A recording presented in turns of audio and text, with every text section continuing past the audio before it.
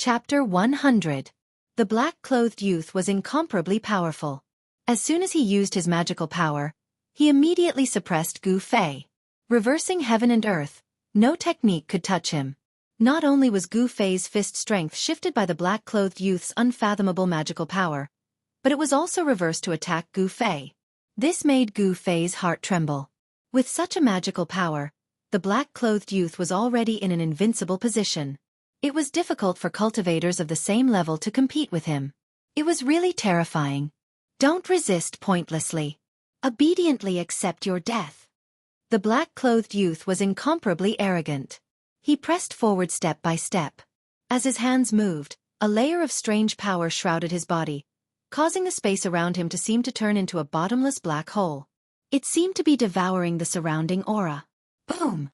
Gu Fei smashed down from the top of the tree, causing the forest to explode. Although he was forced to retreat, his long hair fluttered in the wind. His fighting spirit was like a rainbow.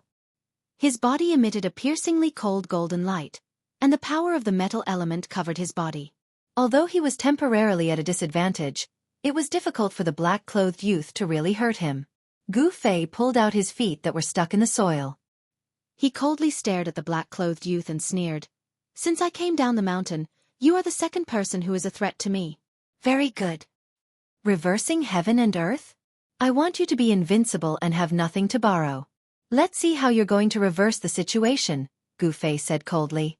His words were also filled with incomparable confidence. Although the black-clothed youth was strong and the magical power he displayed was said to be unparalleled among experts of the same level, in Yi Shiwen's opinion, it was not invincible. Gu Fei was worthy of being a warrior born to fight. After just one move from the black-clothed youth, he immediately knew how terrifying this magical power was. At the same time, he also thought of a way to deal with this magical power. It was a very stupid way. Shameless boasting. The black-clothed young man's expression immediately changed when he heard this. He shouted loudly and waved his hands. Green energy threads shot out from his hands like silk and wrapped around Gu Fei. Hundreds of green energy threads quickly cut through the void. There was a sizzling sound, like sharp blades cutting through the void, cutting the void into thousands of pieces. Humph! Gu Fei sneered. He operated his Xianxia and restrained all the power within his body. The dazzling golden aura also entered his body in an instant. However, his skin became even more sparkling and translucent. Tiny rays of light flowed on his skin. His body seemed to be cast from fine iron, and he exuded a strong sense of oppression. The black-robed young man had a cruel sneer on his face. He waved his hands and hundreds of green threads instantly spread out in the air, forming a huge net that enveloped all directions, sealing off all paths of retreat for Gu Fei. The green energy net came down from above, and the trees around Gu Fei were instantly cut into thousands of pieces as soon as they were covered by the energy net. The green threads seemed to be sharper than divine weapons. "Are you going to die this time?" The black-clothed young man was very pleased with himself.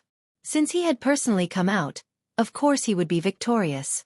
However, before he had the time to be happy, his expression changed. Something's wrong. How can Gu Fei be so calm in the face of such a killing move? The black-clothed young man was a little surprised. At this moment, Gu Fei did something that shocked the black-clothed young man. It was an action that made the black-clothed young man feel incredulous. Gu Fei. Not only did he not dodge, he pushed his feet on the ground, and with an indomitable momentum, he soared into the sky and punched towards the energy net that enveloped him. There was no glaring aura surging out, nor was there any powerful energy ripples. It was just an ordinary punch. However, under the disbelieving gaze of the black-clothed young man, the energy net formed by the interweaving green threads collapsed the moment it came into contact with Gu Fei's fist. The razor-sharp energy threads did not hurt Gu Fei at all, but a large hole was torn open in the energy net.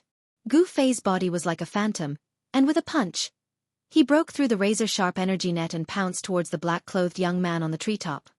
His movement technique was as fast as lightning, and in an instant, he appeared in front of the black-clothed young man. Ha! Gu Fei let out an angry roar, and the bones in his body crackled. A strong wave of yuan qi exploded from his body, and he directly punched towards the black-clothed young man's chest. Reversal of heaven and earth. The black-clothed young man was shocked. He knew that he had made a mistake. He had underestimated the opponent in front of him who was younger than him. The black-clothed young man was a young expert, and his cultivation had already reached the peak of the 9th level. He was just one step away from the transcending mortality stage. On the other hand, Gu Fei was just a young expert. There was a gap in age, and his cultivation time was also shorter than the black-clothed young man. Therefore, when he faced Gu Fei, the black-clothed young man had the capital to be arrogant. Unfortunately, he did not expect that Gu Fei was not an ordinary cultivator, but a martial artist. The black-clothed young man was indeed a young expert with incomparably rich combat experience. His hands moved, and waves of unpredictable divine power were produced, trying to reverse the power of Gu Fei. However, his divine power, which had always been successful, failed this time. He could not shift Gu Fei's fist force at all. No matter how he tried to block or shift, Gu Fei's fist still struck forward. The black-clothed young man was shocked. He realized that Gu Fei's fist did not emit any fist force at all. The cleverest housewife could not cook without rice, and there was no energy for the black-clothed young man to block or shift. Bang! Gu Fei's fist blasted on the black-clothed young man's hands that were crossed in front of his chest. At this time, the fist force still did not burst out. The fist was like a heavy hammer, fiercely smashing on the black-clothed young man's arms. The power was distributed throughout the whole body, and it did not leak out. It was all restrained within the body, between the muscles, bones, blood, and flesh. Although it did not leak out of the body, the power of Gu Fei's fist did not diminish because of this. Instead, it just happened to restrain the black-clothed young man's divine power. Wah! The black-clothed young man's eyes protruded out. How can this be? The black-clothed young man was blown back 20 feet by Gu Fei's punch. He staggered on the top of the tree and almost fell from the tree. On his arms, where Gu Fei punched, the bones in his arms felt like they were about to break. The pain made him break out in a cold sweat, and there was a burst of blood in his chest and abdomen, and his internal organs were also shaken. The situation changed in an instant. Gu Fei stepped on the top of the tree and chased after him. He was not in a hurry to attack. Instead, he looked coldly at the black-clothed young man. Who exactly are you? Gu Fei did not want to get into a fight without knowing what was going on. How is this possible? What kind of cultivation method is this? Could it be? The black-clothed young man did not answer the question. Instead, he tried his best to calm the surging aura in his chest. His eyes stared fiercely at Gu Fei. The black-clothed young man's entire body emitted a fierce murderous aura that made people's hearts palpitate. It could be seen that his killing intent towards Gu Fei was not concealed at all. Martial, Gu Fei said indifferently. Although his tone was calm, his entire body emitted a majestic aura. The posture of an expert who looked down on the world was completely displayed. Martial? Could it be? You are the long-lost successor of the martial sect? The black-clothed young man said in shock. He thought of the long-lost power. The path of martial arts had gradually declined. In today's world, true martial artists had probably long disappeared. This was because martial arts cultivation methods were very difficult to master. On the contrary, Dao techniques were easy to learn and master. As long as one's muscles and bones were not bad, one could cultivate Dao power. Even if one could not become a true expert, one could still live a long life. In the world of cultivation, the attraction of cultivating Dao to become an immortal was far greater than practicing martial arts in any era. However, a successful martial artist was a nightmare for cultivators of the same level. This was because among cultivators of the same level, martial artists were much stronger than other cultivators. This was why the black-clothed young man was so shocked. Martial sect? I don't know what you are talking about. However, if you want to kill me, you must be prepared to be killed by me. Gu Fei said coldly. Then, without another word, he used the desolate steps. With one step, he appeared in front of the black-clothed young man and threw another punch at him. Chapter 101. He was at the 9th heaven of the awakening realm. Even among the young experts in the cultivation world, he could be ranked among the top. However, this black-clothed young man with the strength of the 9th heaven was completely suppressed by Gu Fei. He seemed to have no strength to fight back. Gu Fei punched fiercely. He used the 8 desolation steps at an extremely fast speed, leaving a series of afterimages in the air, bombarding the black-clothed young man and forcing him to retreat. This was a clash of pure physical strength. Every punch landed on his flesh. Boundless yuan qi surged within Gu Fei's body. Every inch of his flesh contained a vast amount of energy. His entire body was like a piece of divine metal that had been tempered hundreds and thousands of times. His skin flickered with a sparkling brilliance. "Aren't you very arrogant? You want to kill me? You are not qualified," Gu Fei said coldly. Loud noises kept erupting. Gu Fei's body movement technique was like wind and lightning. The power of each punch was stronger than the one before. By the 9th punch, the black-clothed young man finally could not bear it anymore. A trace of blood flowed out from the corner of his mouth. Gu Fei's words deeply pierced the arrogant black-clothed young man, causing him to be enraged and roar incessantly. However, in a battle, strength determined everything. How is this possible? How can there be a young expert like you in the Haotian trading group? It's really hateful. The black-clothed young man's eyes turned red. He madly struck out with the power of magic power, trying to reverse the outcome of the battle.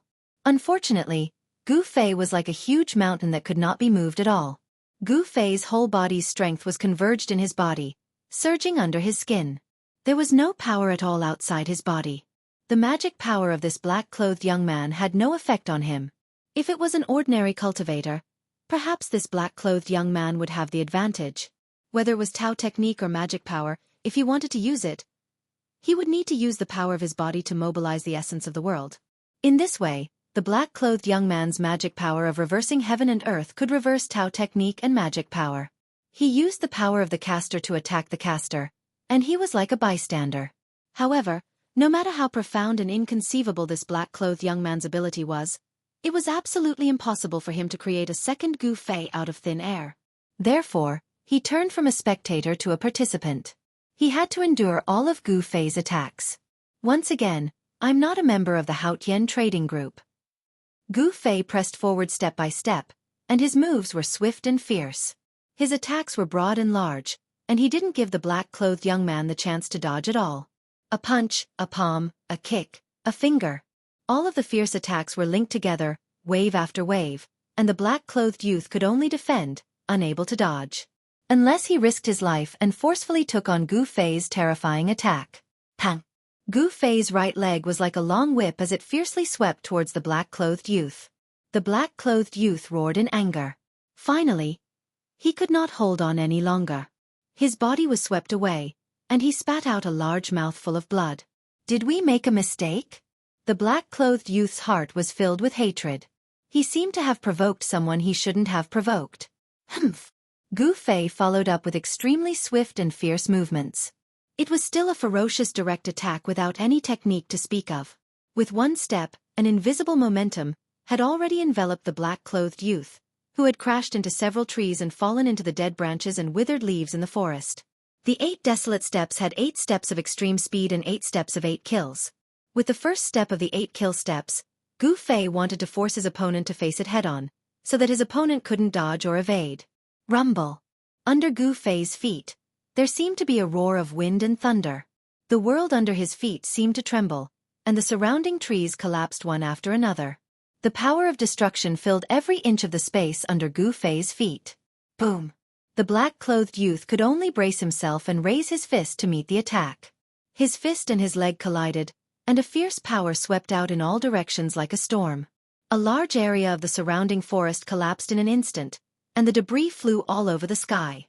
The trees that were further away also fell down in a circle. 8 steps, 8 kill steps. With only the first step, Gu Fei directly stepped on the black-clothed youth, and only half of his body was left above the ground. If you are arrogant, I will be even more arrogant. If you are arrogant, I will be even more arrogant. However, if you don't have the strength to be arrogant, then everything will be a joke. Gu Fei flew backwards, and with a backflip, he took another step towards the black-clothed youth below. As Gu Fei took this step, the space under his feet really trembled, and transparent ripples spread out.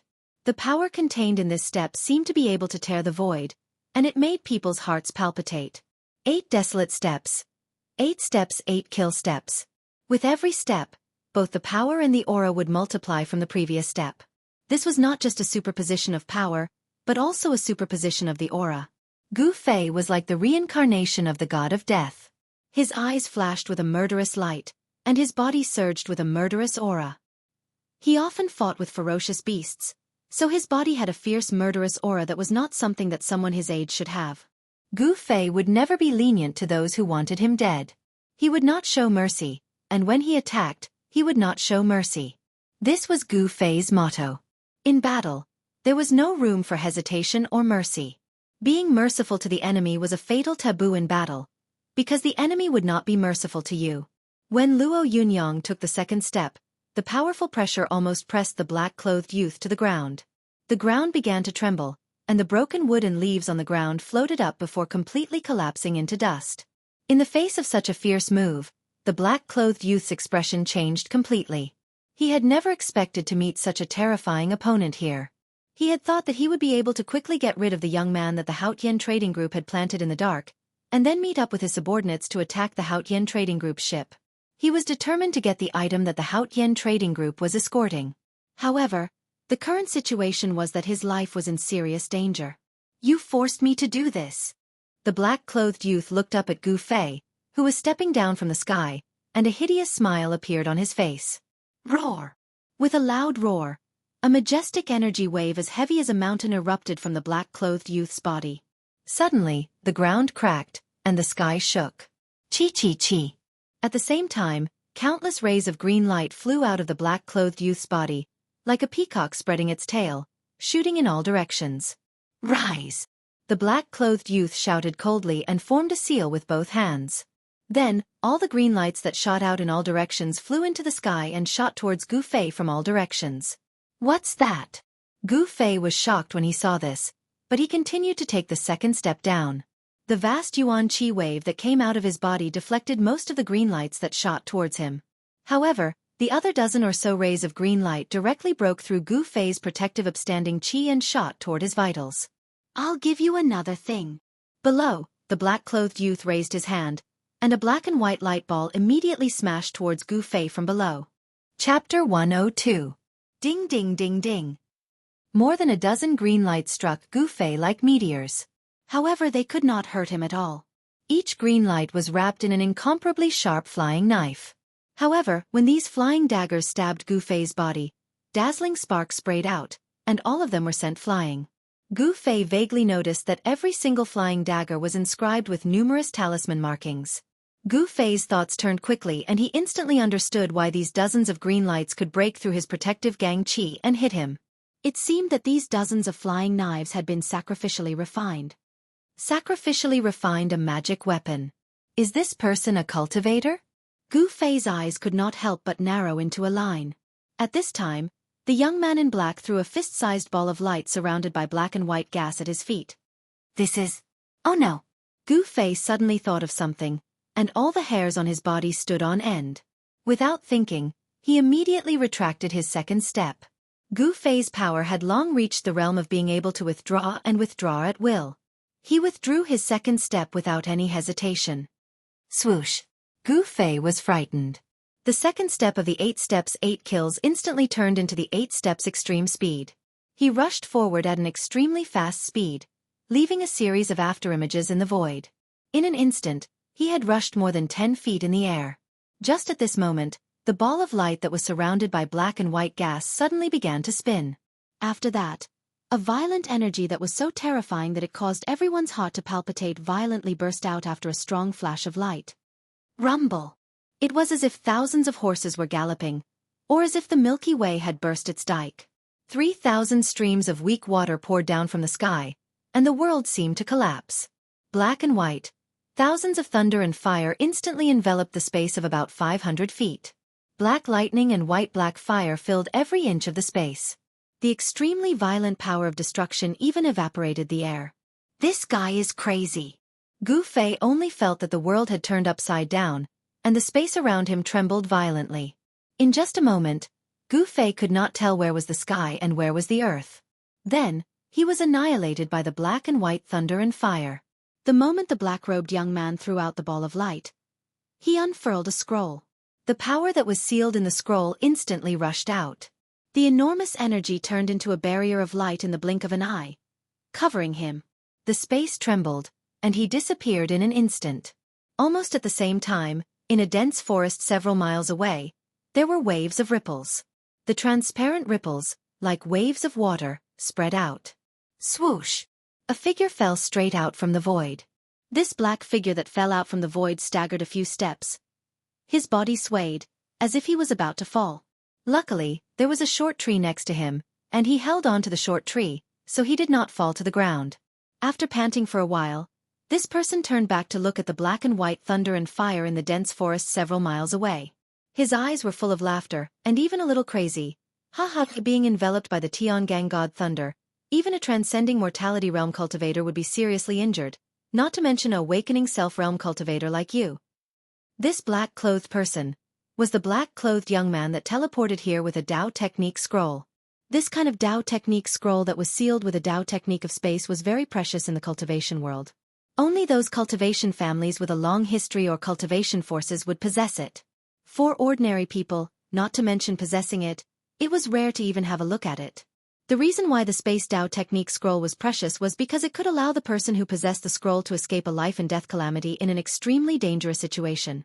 And the Tiangang god thunder that the black-clothed young man spoke of was also very famous in the cultivation world. It was a powerful lightning bead that was refined by a Dao Technique expert with supreme Dao power, using the astral lightning of the 9 heavens and the yin lightning of the earth, one hard and one soft, one yang and one yin, using the power of yin and yang lightning to refine a powerful lightning bead. When this Tiangang god thunder bead was released, it was a black and white ball the size of a fist, and the yin and yang qi condensed within it instantly turned into thousands of yin and yang lightning.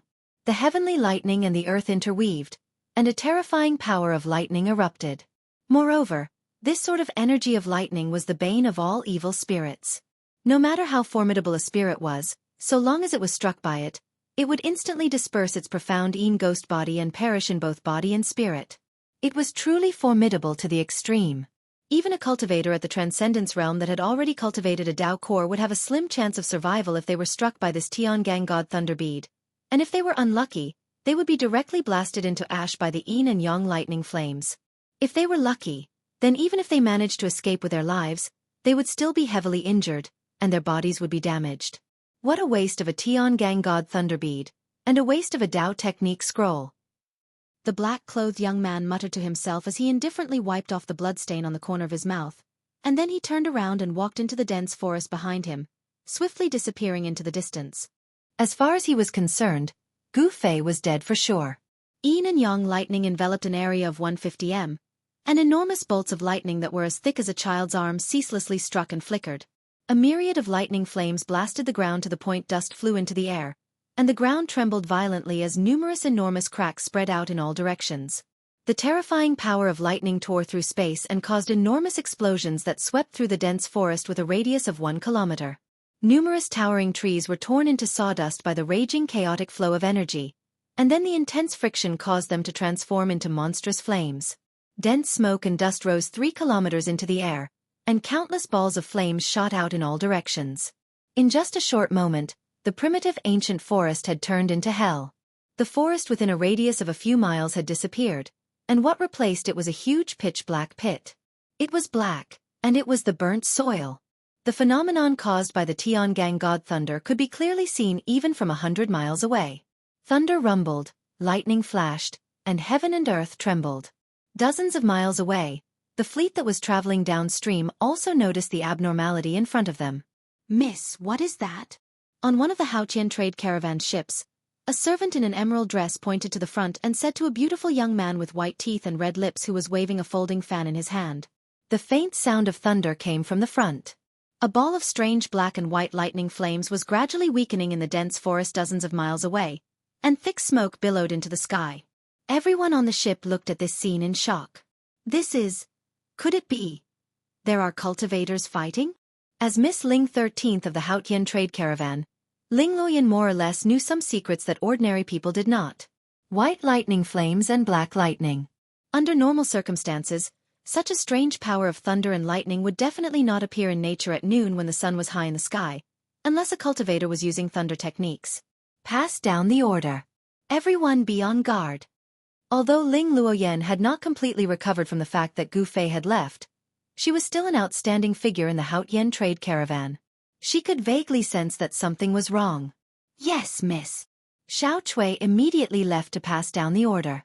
Soon, the 3 Haotian trade caravan ships were shrouded in a tense atmosphere.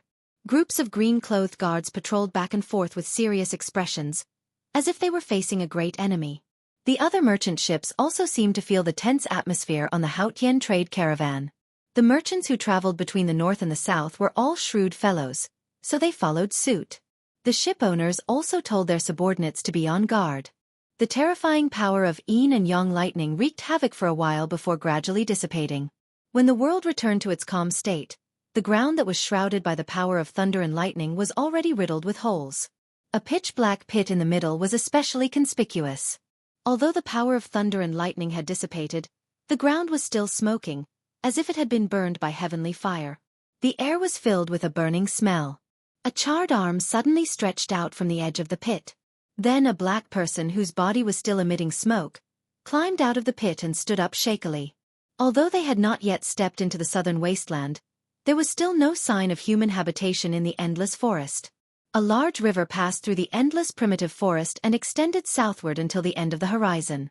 On both sides of the river was an unbroken stretch of primitive mountain forest. In a beautiful valley, a waterfall emitted a deafening sound as it fell straight down from the cliff, forming a deep pool in the valley. The valley was green and the valley was green. The valley was full of flowers and strange grass. Outside the valley, the roars of wild beasts lingered, and the figures of fierce beasts flashed from time to time. On a big rock next to the waterfall, a ragged man with fluffy hair was sitting cross-legged. This man's body was charred black like charcoal.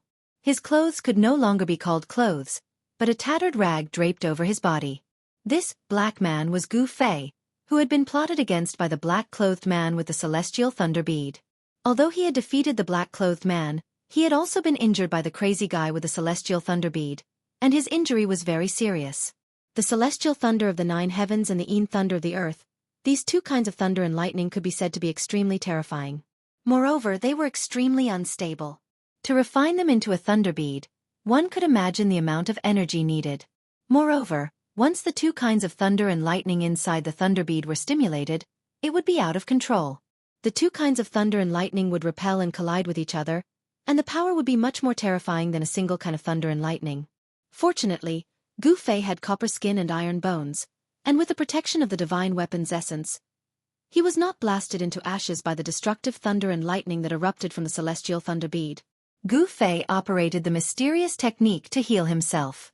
A misty glow emitted from his body, and his skin, which was burnt black by the thunder and fire, began to flicker with a sparkling luster. The world's essence converged from all directions and surged toward Gu Fei's body. Chapter 103. The flowers and trees in the valley trembled slightly, and spots of green light drifted out from the plants. Gu Fei's body was like a bottomless black hole, crazily absorbing all the life qi in the surroundings. Only when the sun set and darkness descended on the earth again did Gu Fei's body burst out with a bright light. The bright light was like a 5-colored flame burning. Crack! A subtle sound came from Gu Fei's body, and his pitch-black skin began to crack. Very soon, Gu Fei's body was covered with cracks like a spider web, like a delicate porcelain breaking. All of Gu Fei's flesh and bones trembled slightly, and the charred, necrotic skin gradually fell off his body, revealing crystal-clear skin that emitted a misty brilliance like suet-white jade. The Tai Chi diagram on his body gradually disappeared, turning back into yin and yang qi and entering his body.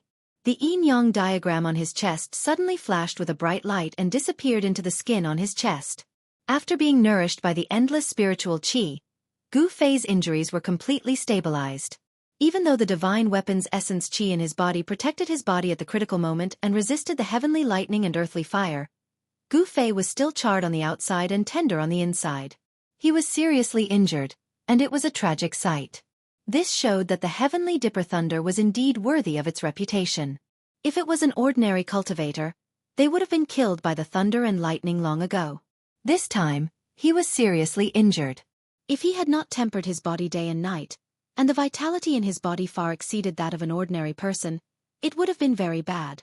Even his cultivation might have been affected, and he would have needed a long time to recuperate. Where did that guy come from? He seems to be targeting the Haotian merchant team.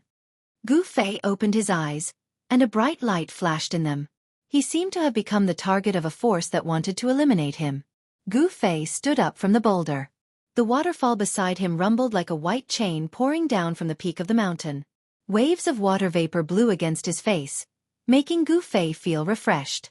The mountain range was filled with spiritual qi, especially the rich wood power. It was truly a good place to recuperate. Gu Fei surveyed his surroundings. Under the hazy moonlight, the valley was very calm. But outside the valley, the roars of beasts could be heard from time to time. The outside was not a friendly place. I wonder if the people of the Haotian trading group can deal with those mysterious fellows. I'm afraid that girl has already arrived at Bluestone Town. Gu Fei muttered to himself. He knew that with this delay, the Haotian trading group's merchant ship had already left and might have already arrived at Bluestone Town. The girl he was talking about was the 13th daughter of the Ling family, Ling Luoyan. Squeak, squeak. Suddenly, a crisp chirp came from outside the valley. Following that, Gu Fei saw a tiny silhouette flash by the entrance of the valley, and a little beast charged into the valley at lightning speed. The small beast was only the size of a fist. The most mystical thing about it was that there was a vertical scar on its forehead, as if there was a vertical eye growing on its forehead. Three-eyed mink? Gu Fei could not help but feel happy when he saw this small beast.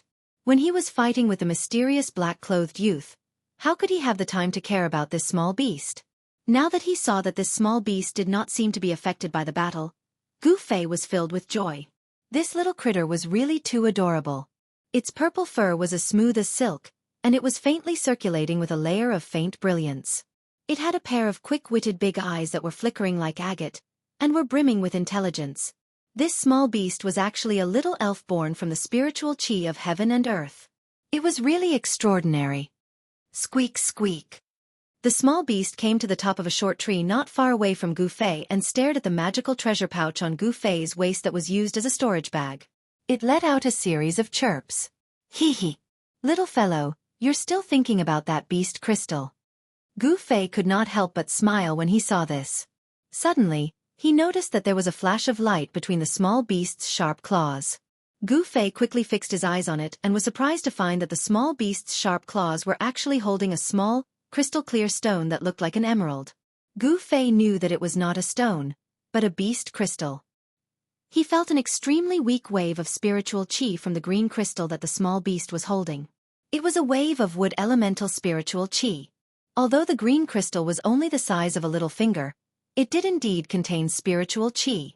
He didn't know where this little critter found this beast crystal.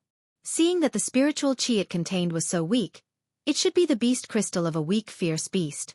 Could it be that this little beast killed a fierce beast and obtained this beast crystal from the fierce beast's body? If that's the case, this small beast is too shocking. When Gu Fei thought of this, his heart could not help but tremble. Squeak, squeak. The small beast suddenly grabbed the small beast crystal and gestured at Gu Fei. Little fellow, what are you trying to do? Gu Fei said with a smile. This was really a psychic small beast. Unfortunately, it could not speak, so Gu Fei had no idea what it wanted to express to him. The small beast seemed to be a little anxious as it chirped and constantly used its little claws to point at the magical treasure pouch on Gu Fei's waist. The clothes on Gu Fei's body were tattered, but the magical treasure pouch on his waist was still considered intact and was not damaged by the power of thunder and lightning. The magical treasure pouch refined by a great cultivator of the Imperial Void Realm was not so easily damaged. After curiously looking at the small beast jumping and gesturing for a while, Gu Fei seemed to know what this small beast wanted to do. It seems to want to exchange that beast crystal with me? Gu Fei hesitantly took out the khaki-colored beast crystal from his magic treasure pouch. The beast crystal was the size of 2 adult men's fists. It was emitting a faint khaki-colored light and a huge spiritual yuan fluctuation immediately spread out. Squeak, squeak. When the small beast saw that Gu Fei took out the beast crystal, it immediately chirped happily and waved its 4 claws. Whoosh! A purple shadow flashed and the small beast pounced towards the beast crystal in Gu Fei's hand like lightning. Gu Fei did not stop it. He only felt a shake in his hand and the small beast flashed away again. He looked down and sure enough, on top of the beast crystal in his hand, there was another small piece missing. Gu Fei smiled helplessly and saw a green crystal rolling beside his feet. It was the beast crystal that contained a trace of Jupiter and spiritual qi that the small beast had taken out. Such a weak spiritual qi could hardly attract Gu Fei's interest. However, He still bent down and picked up the small, sparkling and translucent beast crystal that was like an emerald and placed it together with the earthy yellow beast crystal into the magical treasure pouch. When Gu Fei was about to continue sitting cross-legged on the big rock and circulate his qi to heal his injuries, suddenly a cold and gloomy aura came from the direction of the entrance of the valley. Gu Fei was startled and quickly flew behind the waterfall.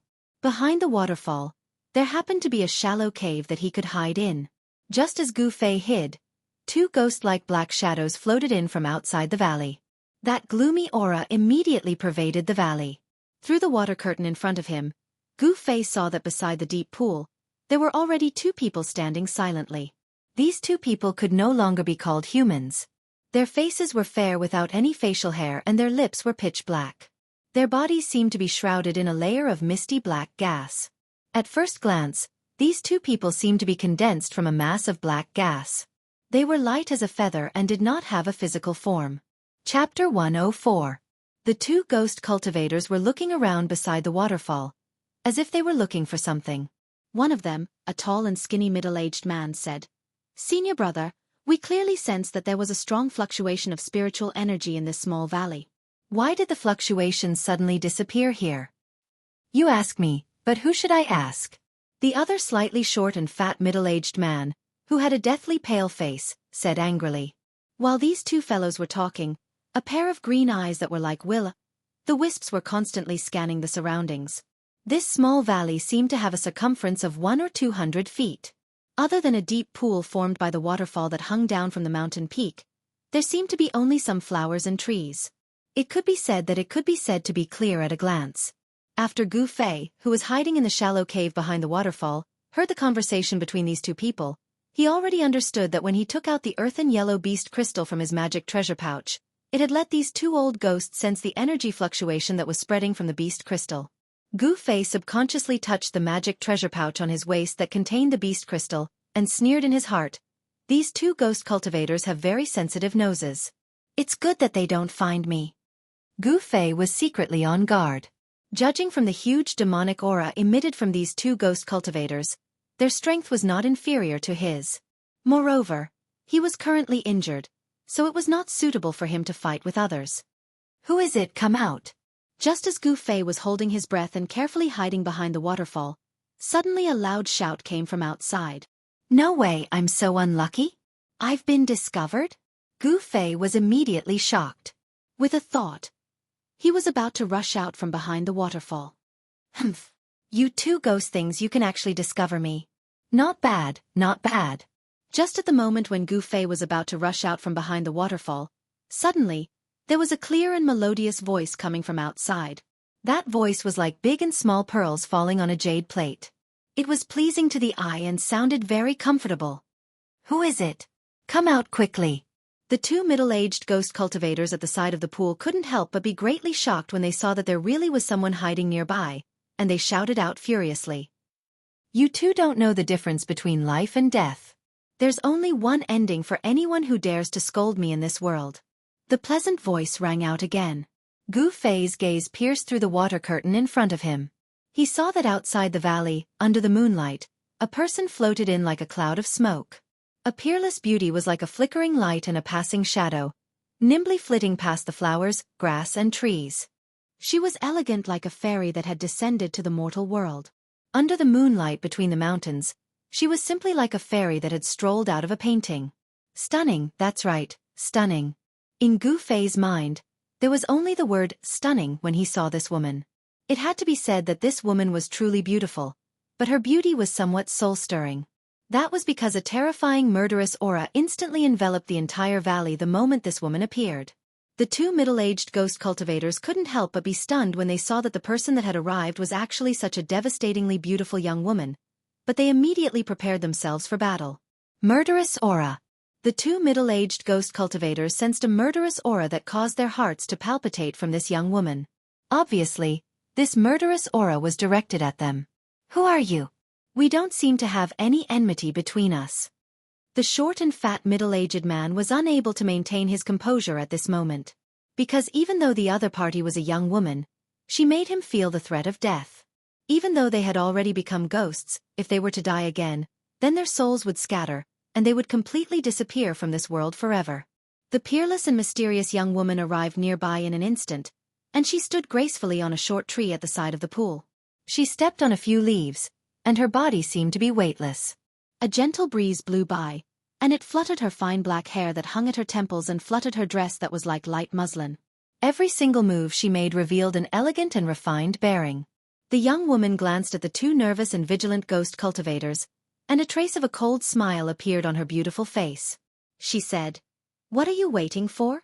Aren't you going to kill yourselves? Don't tell me you want me to do it myself?" The short and fat middle-aged man looked at the beautiful young woman standing on the top of the short tree in front of him and said coldly, "We're from the Ghost Palace of Plentiful City."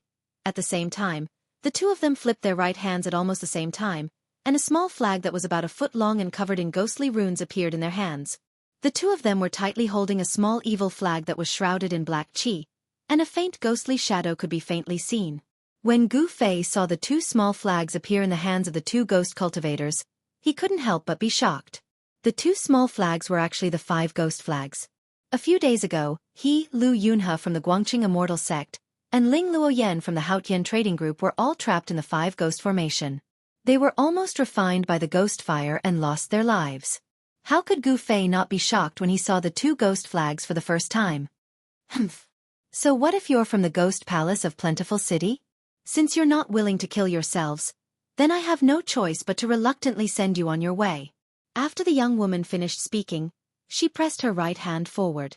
At the moment when the young woman's palm pressed forward, the 2 middle-aged ghost cultivators looked at each other and waved the 5 ghost flags in their hands at the same time.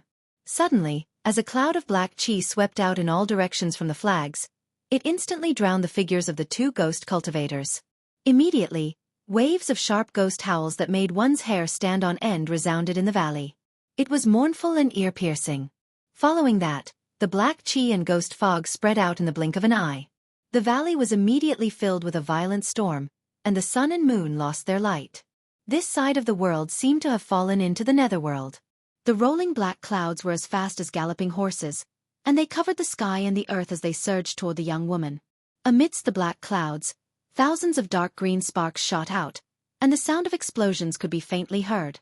It was as if a sky was raining stars. It was the extremely and poisonous ghost flame lightning. If an ordinary cultivator were to come into contact with one of these dark green sparks, their bones and flesh would immediately melt and turn into a pool of yellow water. Even the origin spirit that was condensed in the Naiwan Palace would be burned into ashes by the ghost flame lightning. It could be said to be extremely sinister. Behind the waterfall, Gu Fei, who saw this scene, couldn't help but break out in cold sweat for the beautiful young woman. These 2 ghost cultivators had obviously been waiting for a long time. Once they attacked, they used their full strength, and they hoped to kill this mysterious young woman in one go. However, the wishful thinking of these 2 ghost cultivators was destined to fail. The young woman's right hand that pressed forward erupted with a vast wave of energy. After that, a large hand of raging flames rushed out from the young woman's palm, and it instantly enlarged to the size of a house. The vast and mighty raging flames burned the surging black qi and ghost fog into light smoke, and the thousands of ghosts and spirits in the ghost fog dispersed at the same time. Chapter 105. The surging black smoke and ghostly mist were caught by a faintly discernible and seemingly transparent fire net. The fire net spread out in all directions, and the black smoke and ghostly mist were immediately wrapped up like dumplings. The sharp and ear-piercing ghost howls shook the entire valley. Only now did the 2 ghost cultivators who were hiding in the black mist realize that they had provoked someone they shouldn't have provoked. They roared again and again in the ghost mist, releasing layers of Xianxia ghost qi, wanting to break the seal of the fire net. A myriad of ghastly green ghost flames shot out from the roiling ghost mist and collided with the flaming net, causing a myriad of dark green specks of ghost flames to spread out, and the sounds of explosions were dense like a string of pearls. The dark baleful energy that erupted out was like a raging sea that pounced towards the flaming net in unison. Chi! Chi! As soon as the green ghost flames and Xianxia ghost energy pounced on the fire net, they immediately emitted bursts of green smoke and dissipated into nothingness. Gu Fei, who was hiding behind the waterfall, couldn't help but be shocked when he saw the scene outside. He had tasted the power of this Xianxia ghost flame. It was extremely sinister and powerful. However, when the thousands of ghost flames hit the fire net didn't even have the slightest tremble. It was still gradually shrinking inwards. It was actually refining the thousands of ghosts with its unpredictable firepower. That beautiful girl actually had such a magical ability. This made Gu Fei couldn't help but look at her in a different light. Roar! Why did you attack us? Aren't you afraid of offending my plentiful city ghost palace? A mournful roar came from the ghost mist that was trapped in the fire net. The girl standing on the top of the short tree next to the pool smiled indifferently. There was a trace of disdain on her face. She opened her red lips and said, "Others are afraid of your plentiful city ghost palace, but I am not. Even if the ghost emperor of plentiful city came, he wouldn't dare to do anything to me." This girl's background seemed to be not small. She actually dared to look down on the plentiful city ghost palace. The ghost emperor of plentiful city was a terrifying expert who had cultivated the immortal ghost body. Gu Fei was secretly shocked. Although it was his first time going down the mountain, it didn't mean that he hadn't heard of the name of the ghost emperor of plentiful city. This old ghost was extremely legendary in the cultivation world. With his own strength, he created the ghost cultivation Tao among the 4 great cultivation systems of Buddhism, Taoism, Fiendish, and Demon. He became a hero and fought with Buddhism, Taoism, Fiendish, and Demon. This ghost emperor of plentiful Dao was a peerless genius that was rarely seen throughout the ages. In this world, there weren't many people who dared to look down on ghost emperor Fengdu. "Who the hell are you?" The 2 ghostly cultivators who were trapped in the fire net were startled and asked hurriedly. The 5 ghost pennant was actually unable to break through the fire net. It seemed that they were doomed today. The fire net was miraculous. It was still gradually shrinking inwards. The flames emitted from it were very different from ordinary flames. They seemed to be transparent, faintly discernible, and not fierce at all. They seemed to be a kind of divine flame that was in between existence and non-existence, between tangible and intangible. But what was certain was that the divine flame emitted from the fire net was definitely not the Buddhist demon refining fire, nor did it seem to be the Taoist 3 true fire. However, the power of this divine flame was definitely not inferior to the Buddhist demon refining fire or the Taoist 3 true fire. It might even surpass them. "You have eyes but can't see. Who can you blame?" The corner of the girl's mouth rose and she smiled disdainfully. Then, she formed a mysterious spell with both of her hands. The fire net suddenly burst into flames. The unpredictable firepower surged out and burned everything around it. There wasn't any terrifying heat wave, but the flowers and trees in the valley began to wither. The water in the pool began to bubble and evaporate. All the fish floated on the surface with their white bellies. Gu Fei, who was hiding behind the waterfall, didn't feel any heat. However, he felt that his blood and qi were actually boiling. The fire seemed to be burning inside his body. It made him sweat profusely and his whole body was boiling hot. It was really strange. "Spare me, miss, spare me." In an instant, more than half of the surging black gas and thick ghostly fog were refined. The fire net had shrunk to less than 10 feet. Vaguely, one could see 2 figures shrouded in ghostly fog under the fire net. They were faintly discernible in the ghostly fog, waving a large banner in their hands anxiously. Layers of dark ghostly qi surged out from the 2 large black banners. In the hazy ghostly fog, there were thousands of ghostly shadows wandering and howling. It was a creepy sound. "Humph! How dare you offend me? Death cannot wipe out your crimes. Obediently accept your death." The beautiful girl's face was as cold as ice. The coldness in her words was suffocating. She formed a spell with both of her hands and shot out a vast amount of fire origin power at the fire net. Sizzle! The ghostly fog that was shrouded by the fire net was refined into wisps of light smoke. The thousands of ghostly creatures in the ghostly fog screamed as they were burned to death by the divine flames. The fiery net was still shrinking. The 2 ghostly cultivators were frantically begging for mercy. However, the young lady turned a deaf ear to the pleas of the 2 ghostly cultivators.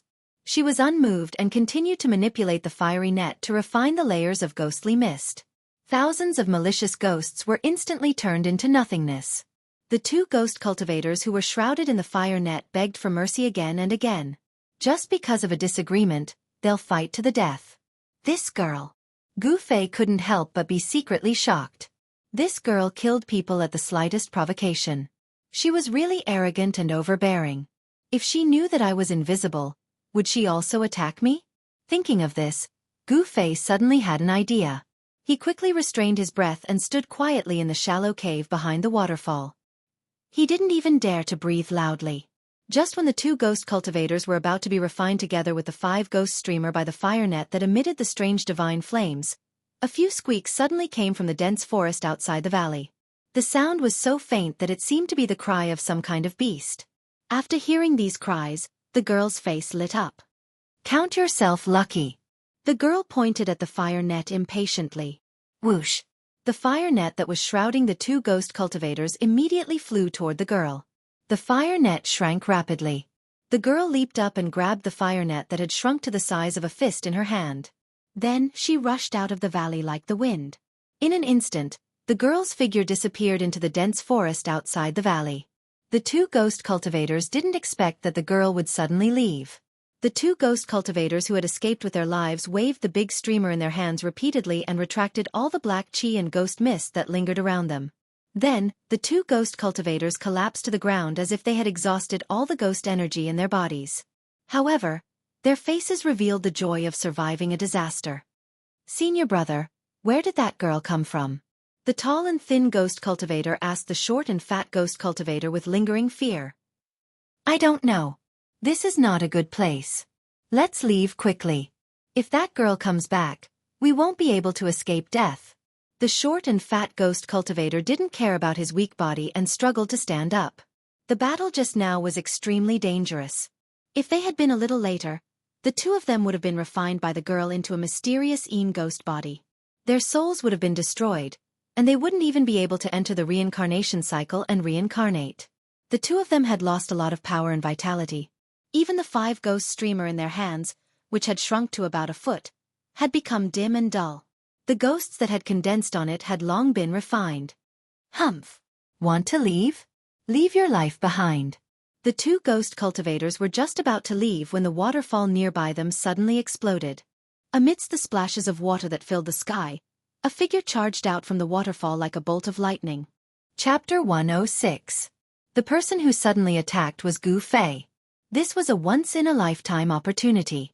These 2 ghost cultivators had almost been completely refined by the mysterious girl, and their vitality was greatly injured. This was the time when they were at their weakest. Boom! Using the 8 desolate steps, he shook open the water curtain in front of him and rushed out from behind the waterfall. With just one step, Gu Fei appeared in the sky above the 2 of them like a god of war. Without any hesitation, Gu Fei directly struck the 2 of them with his most powerful attack. The golden light swept down like a surging golden wave, and the terrifying Yuan Qi caused heaven and earth to tremble. No! The 2 ghost cultivators were scared out of their wits by this sudden turn of events. They only had time to let out an extremely mournful howl before their ghostly bodies were blasted apart by the terrifying power that surged down and turned into 2 puffs of black smoke. The mysterious ghost Qi was extremely and extremely cold. The 2 balls of black gas that exploded instantly turned the surroundings into a world of ice and snow. Even the deep pool was suddenly condensed with a thick layer of ice. Within the 2 balls of black gas, there were 2 green lights that looked like ghost fire. They rolled and surged up into the sky, trying to escape. A centipede died but did not fall down. Even though Gu Fei had shattered their ghostly bodies and could not condense them, the soul fires of the divine ghost flames that the 2 ghostly cultivators had condensed from their 3 souls and 7 spirits did not dissipate just like that. The 2 spots of green light that looked like ghost flames were the spirits that the ghost cultivator had condensed from his 3 souls and 7 spirits. Only by dispersing the spirits could he kill the ghost cultivator and make him vanish into thin air. "Want to leave? Unless the sun comes out from the west." Gu Fei sneered. His body emitted a piercingly cold golden light, leaving a series of afterimages in the air. He directly pounced into the mysterious ghost Qi and covered the 2 balls of ghost fire with his hands. In the next moment, the 2 balls of ghost fire and the ghost cultivator's god were grasped in Gu Fei's hands. When Gu Fei held the 2 soul fires and the ghostly flames of the god, he suddenly felt a terrifying chill pass through his hands. His hands, which were filled with the power of the fire element, actually felt a little numb.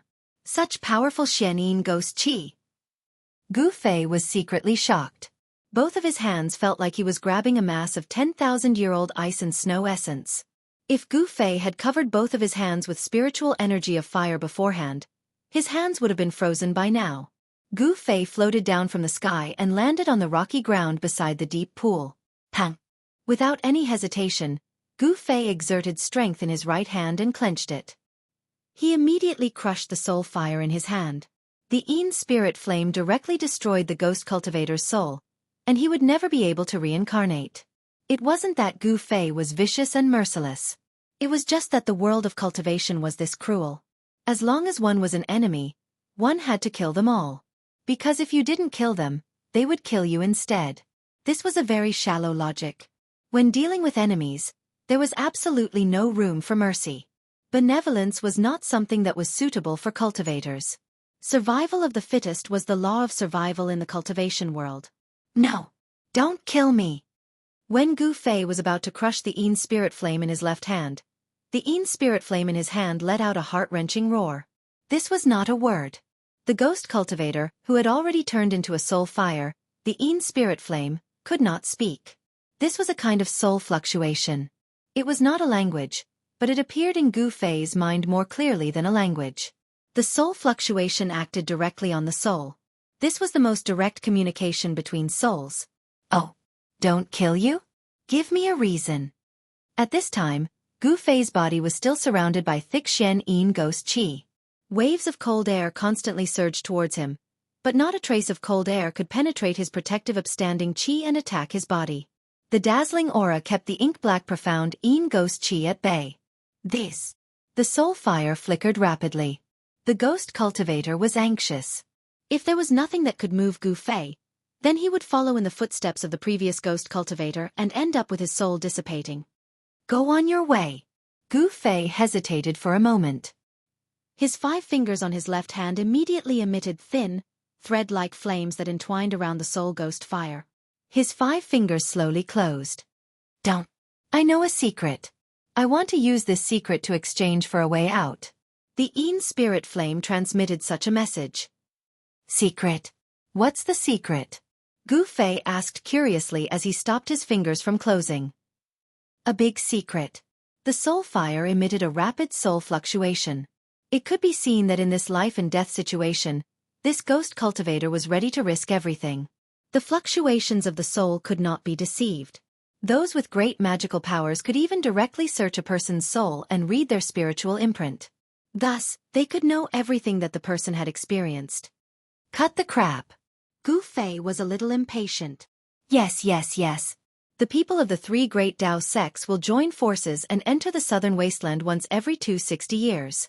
This time, our plentiful city ghost palace received news that there is a strange place in the southern wasteland that opens every 260 years. The people of the 3 great Dao sects enter the southern wasteland to go to that strange place. Hearing this, Gu Fei's face suddenly became a little ugly. He pondered for a moment and then asked, could it be that you are here for the people of the 3 great Dao sects?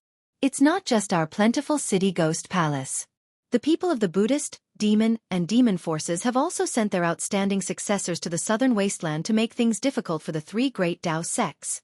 This ghost cultivator wanted to exchange for a chance of survival, so he told everything he knew without holding anything back.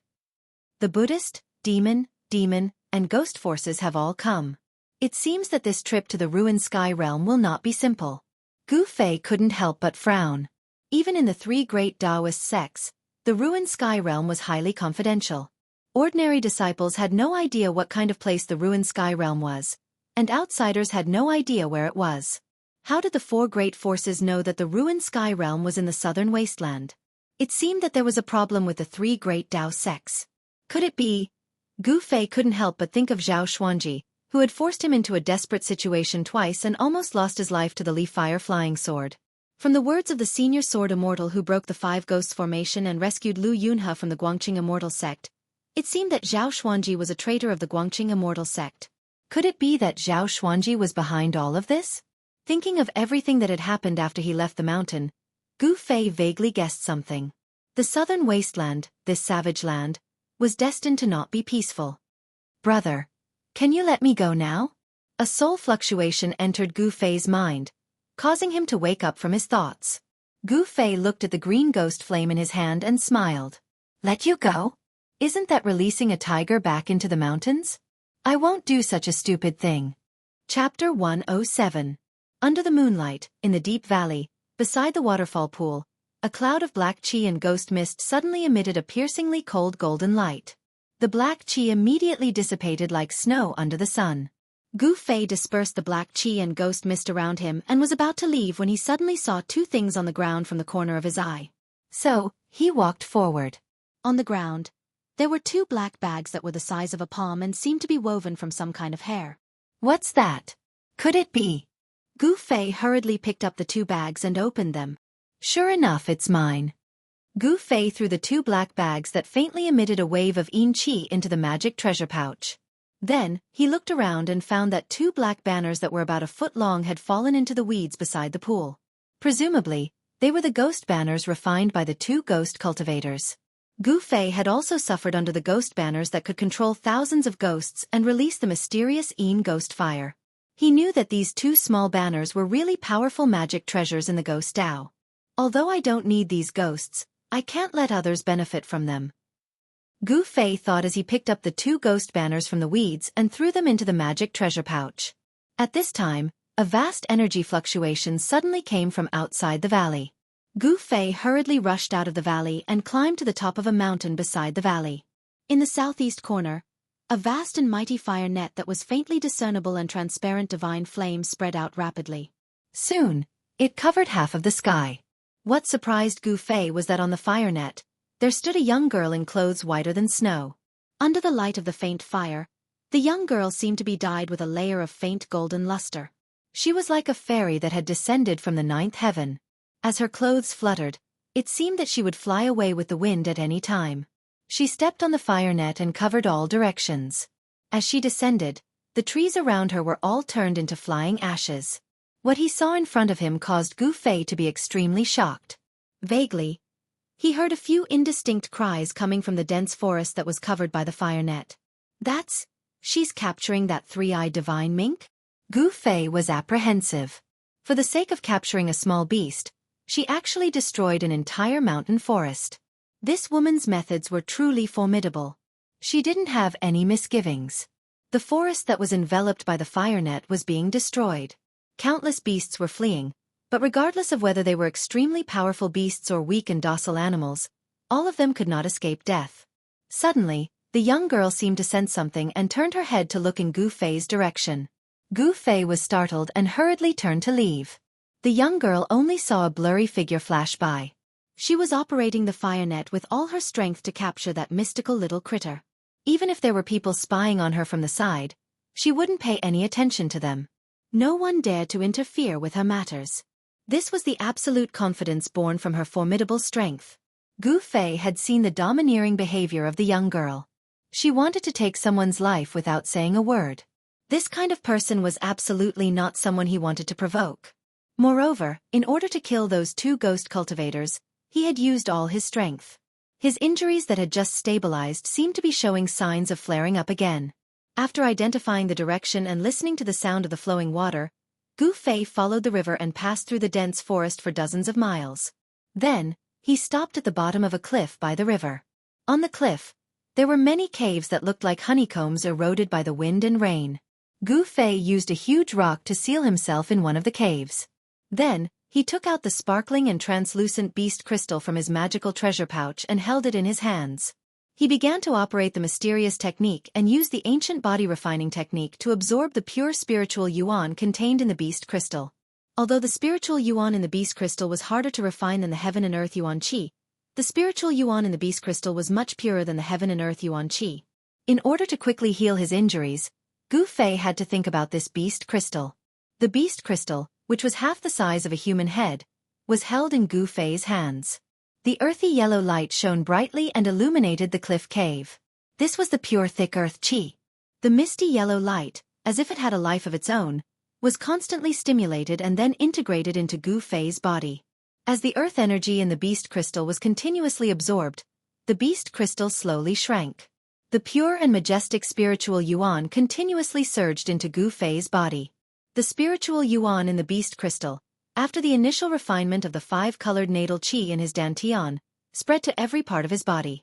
All the muscles, bones and flesh in his body unconsciously trembled slightly, slowly refining the spiritual yuan that was transported to every part of his body, and then melting it into his own yuan qi. Gu Fei was shrouded in the misty yellow light. The earth energy flowed ceaselessly and finally gathered in Gu Fei's body. After one night, the beast crystal had shrunk by more than half, and it looked to be the size of a child's fist.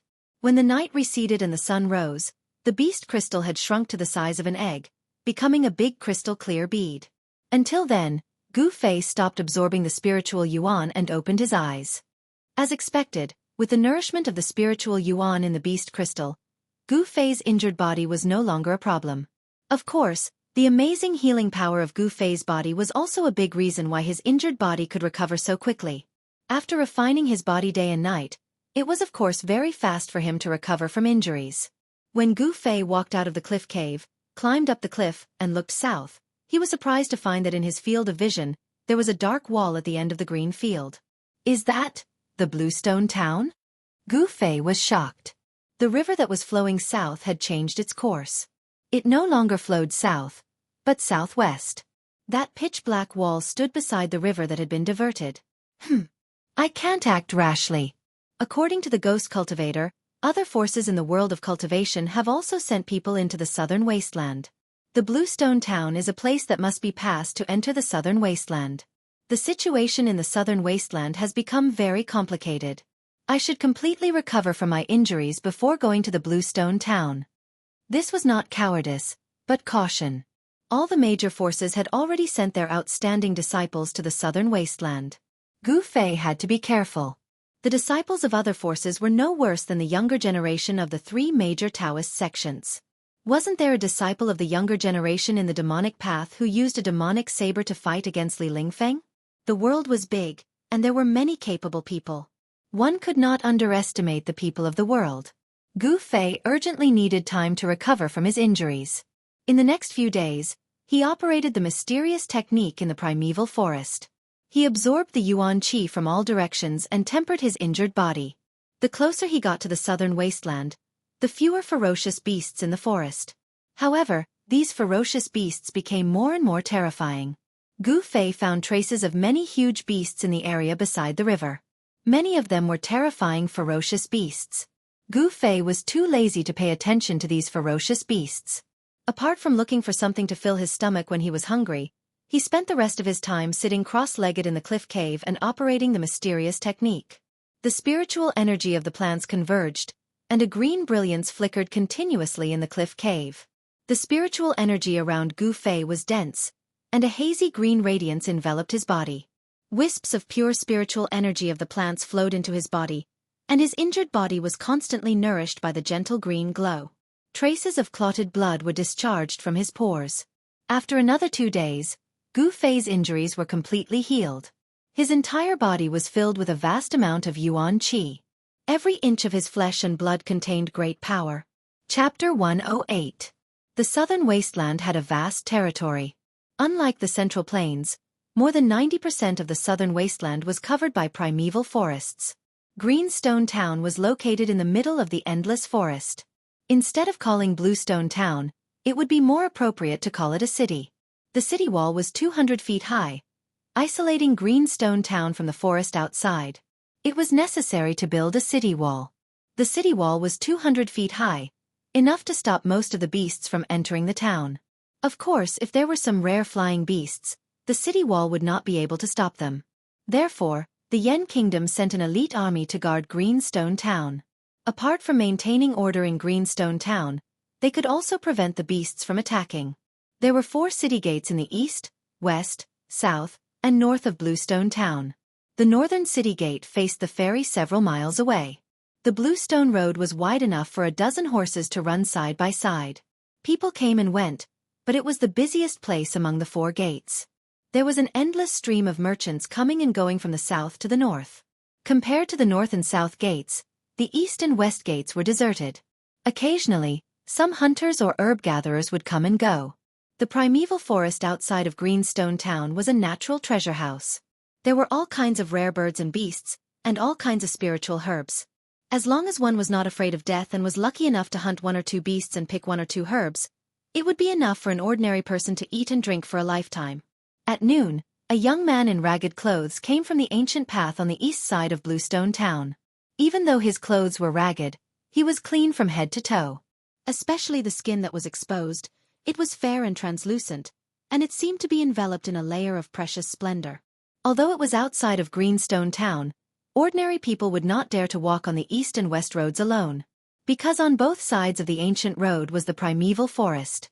From time to time, beasts would jump out of the forest, threatening the safety of passers-by. But this did not affect Gu Fei. Greenstone Town was located at the border between the Central Plains and the Southern Wasteland. It was a transit station. The population was at least more than 100,000, almost comparable to a medium-sized city. This was the characteristic of the Southern Wasteland town. Because the area was too vast, the primeval forest was dense, and the beasts were rampant.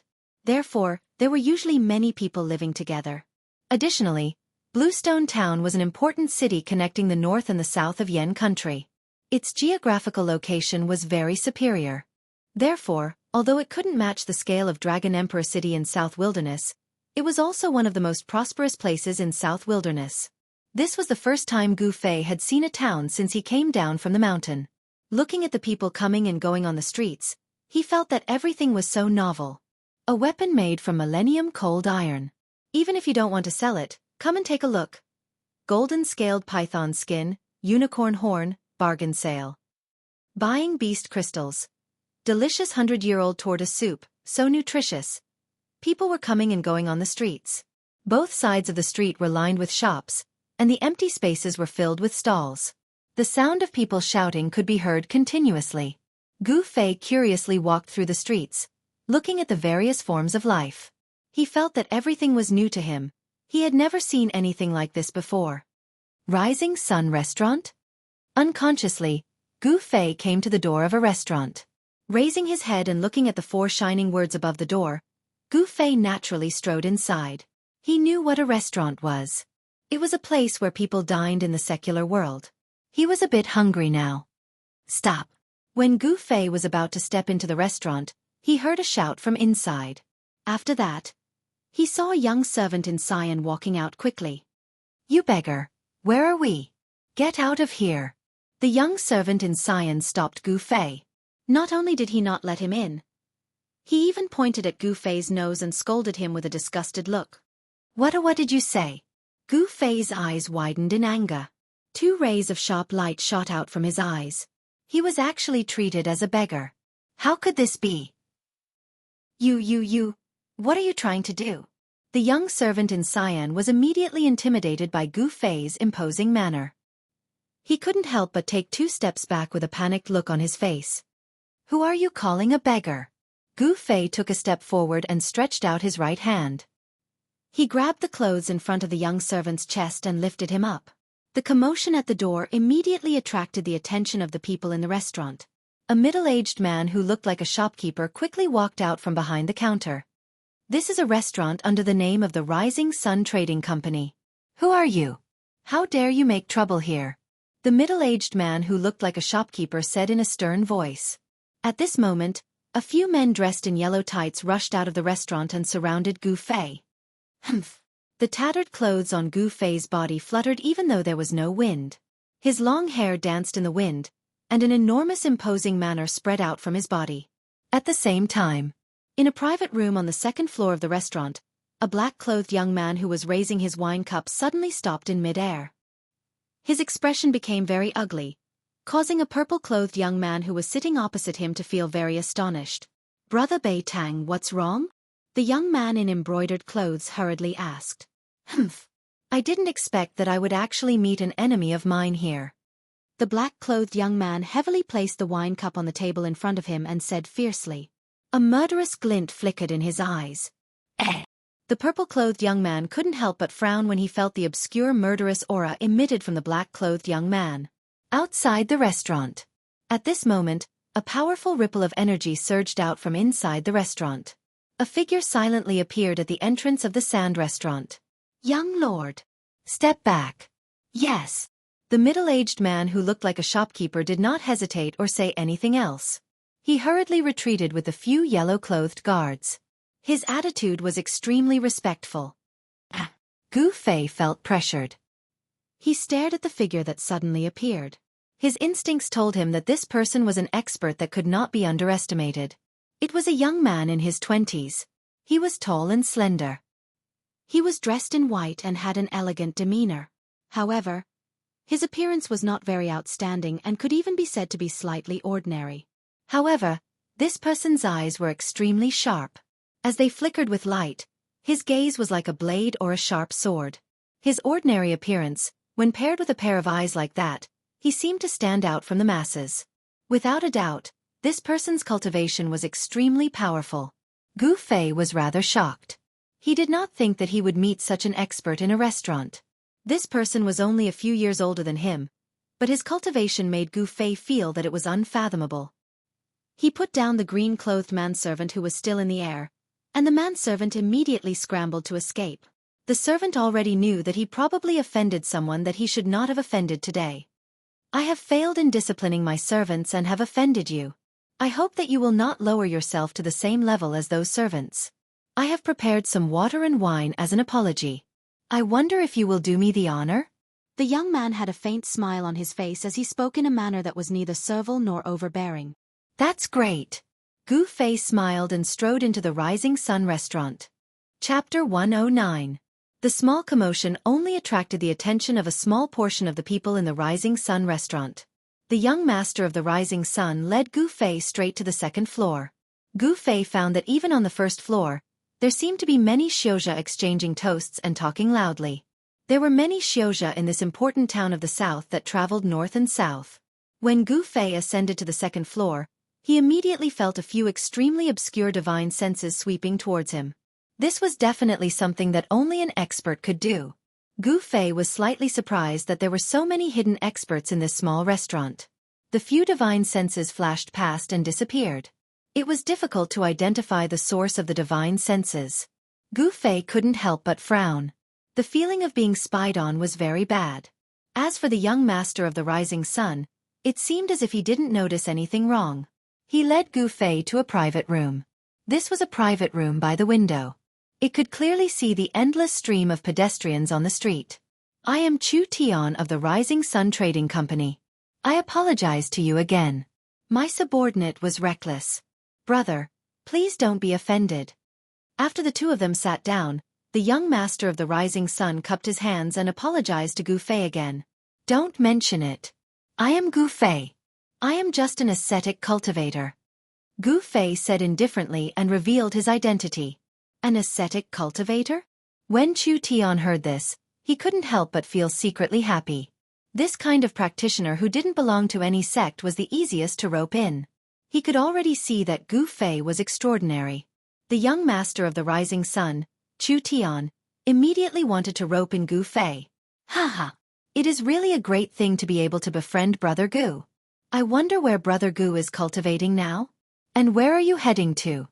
Chu Tian asked. Gu Fei took a sip of the fragrant tea, then said, People like us, the 4 seas are our home, we go wherever we go. Now, I want to go to the southern wasteland to see for myself. Now, Gu Fei was more cautious. The current situation in the southern wilderness was complicated, and there were many people who were against the 3 great Taoist sects. If people knew that he was a disciple of the Taishan sect, he was afraid that it would cause unnecessary trouble. There were still over 20 days before the opening of the ruins' heavenly realm. Gu Fei didn't want to cause any trouble on the way to Dragon Emperor City in South Wilderness. To the southern desolate land? Chu Tian said happily. Our Rising Sun Trading Company is also going to the southern desolate land. Aren't we going the same way? Brother Chu is also going to the southern wasteland? I see that the people of the Haotian merchant group are also heading to the southern wilderness. Why are there so many people rushing to the southern wilderness? Gu Fei asked. Haotian caravan? Brother Gu also knows about the Clear Sky merchant group? Chu Tian's expression became a little strange. What's so strange about that? Gu Fei said calmly. Even a cultivator like Brother Gu, who is dedicated to cultivation, also knows about the Haotian merchant group. Our Rising Sun Trading Company is far inferior to them. Chu Tian sighed, but he looked a little gloomy. At this moment, the door of the private room was pushed open. Gorgeous maids in palace attire walked in, carrying stacks of delicacies in their hands. This kind of enjoyment and treatment could only be experienced by the customers in the private room. Brother Gu is not a businessman, So of course you don't know the reason. This season of the year is the most abundant season in the southern wasteland. Not only our Yen kingdom, but also the other three empires, many merchants come to the southern wasteland to purchase goods. The Haotian Merchant Group is a competitor of our Rising Sun Trading Company. I see. No wonder Chu Tian's expression became a little ugly when he heard about the Haotian Merchant Group. It turns out that the two sects are enemies. After the maids placed the dishes on the table, they left. The last maid closed the door of the private room. Only Gu Fei and Chu Tian were left in the private room. Brother Gu, please. Although Bluestone Town is not as prosperous as the Central Plains, there are many rare birds and beasts. The delicious dishes cooked with them are hard to find elsewhere. As he spoke, Chu Tian stood up and filled the wine cup in front of Gu Fei. The wine in the cup was dark green and fragrant. Its color was like amber, and it was thick. It was a rare wine. Gu Fei did not comment. He only smiled and drank the wine in one gulp. This young master of the rising sun, Chu Tian, wants to win me over, but he has made a mistake. If I was really a cultivator without a sect, I might be moved by his sincerity. I have to admit that Chu Tian is indeed bold, broad-minded, and has some tricks up his sleeve. Compared to Ling Luoyen, Chu Tian was more like a businessman. However, after drinking the wine, Gu Fei's expression changed immediately. Roar! Bastard! You deserve to die! He stood up abruptly and attacked Chu Tian with his palm. A dazzling light surged forward, and the big table in front of him was instantly shattered into sawdust. Brother Gu! Such a sudden and unexpected event caused Chu Tian to be greatly shocked as well, and he hurriedly retreated while his hands moved about, causing a myriad of sawdust to form a barrier before him. Bang! The ferocious force pushed Chu Tian into the wall behind him. The entire restaurant seemed to shake, and the wall behind Chu Tian suddenly cracked like a spider's web. At this moment, Gu Fei's face turned black, and his body trembled as if he had been poisoned. It was obvious that the wine that Gu Fei drank was poisoned. Gu Fei was inexplicably shocked and angry. After pushing Chu Tian back with his palm, he staggered a few steps, and his body was on the verge of collapse. He never would have thought that Chu Tian would be so sinister. Rousing the Yuan Qi in his body, Gu Fei forced all the wine out of his body through his pores. However, what seeped out of his body was not wine, but traces of pitch-black and smelly liquid. The pitch-black liquid dripped from his body. Sizzle! White smoke rose from the ground, showing how strong and overbearing the poison was. Even the floor was corroded. Gu Fei took a deep breath, and the muscles, bones, and internal organs in his body immediately let out a muffled explosion. His muscles, bones, and organs all released all the Yuan Qi in his body without reservation, suppressing the spread of the poison. Seeing Gu Fei in such a state, Chu Tian was also dumbfounded. Pang! At this moment, the door to the private room was suddenly smashed, and two people walked in from outside. It's you. When Gu Fei saw the young man in black, his eyes immediately turned red, and the muscles on his face could not help but twitch. The two people who came in were two young men, one dressed in black, the other in white. Both were handsome and elegant, and their eyes were like cold stars. They looked at Gu Fei and Chu Tian with a faint smile.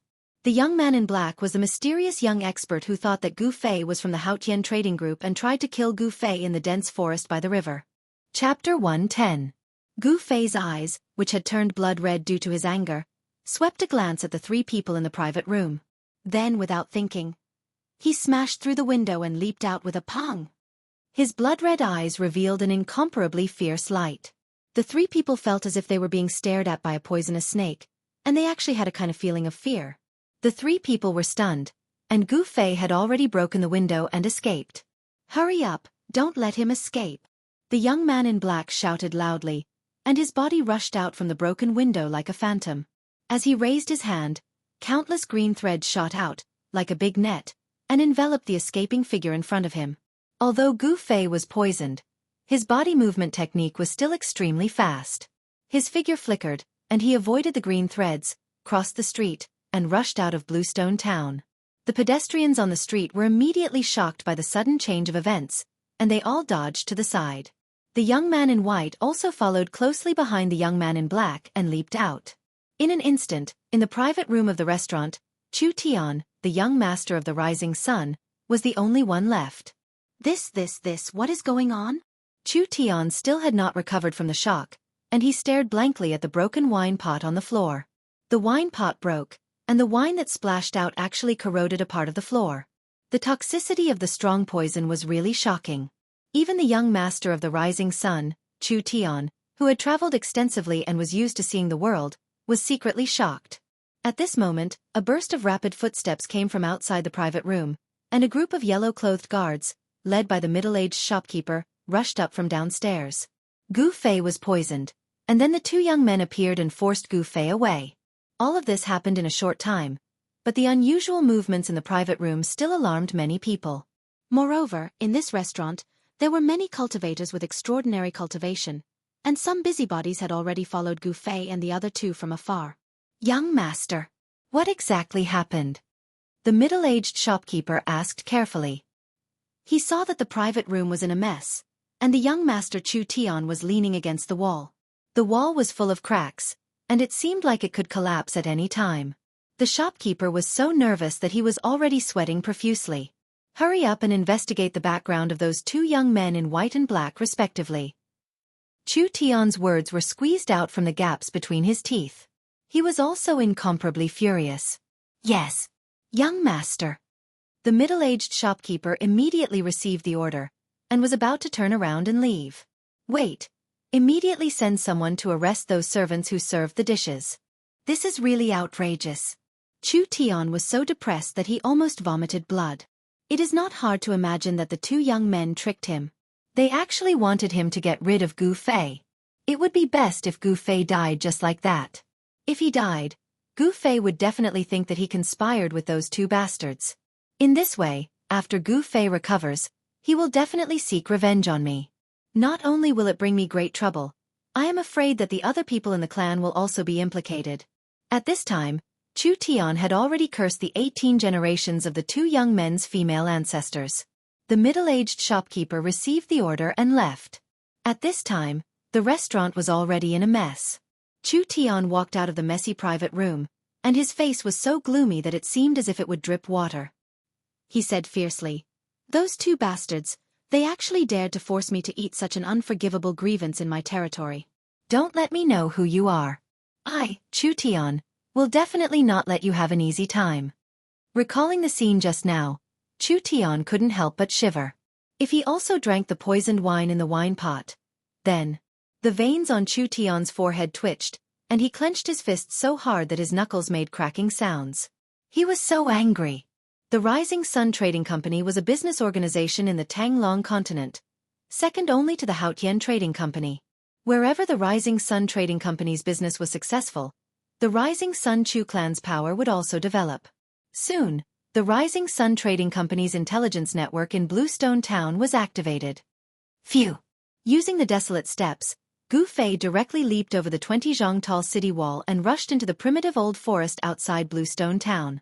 Behind him, two figures, one black and one white, were in hot pursuit. At this time, Gu Fei felt as if his abdomen was being cut by tens of thousands of small knives.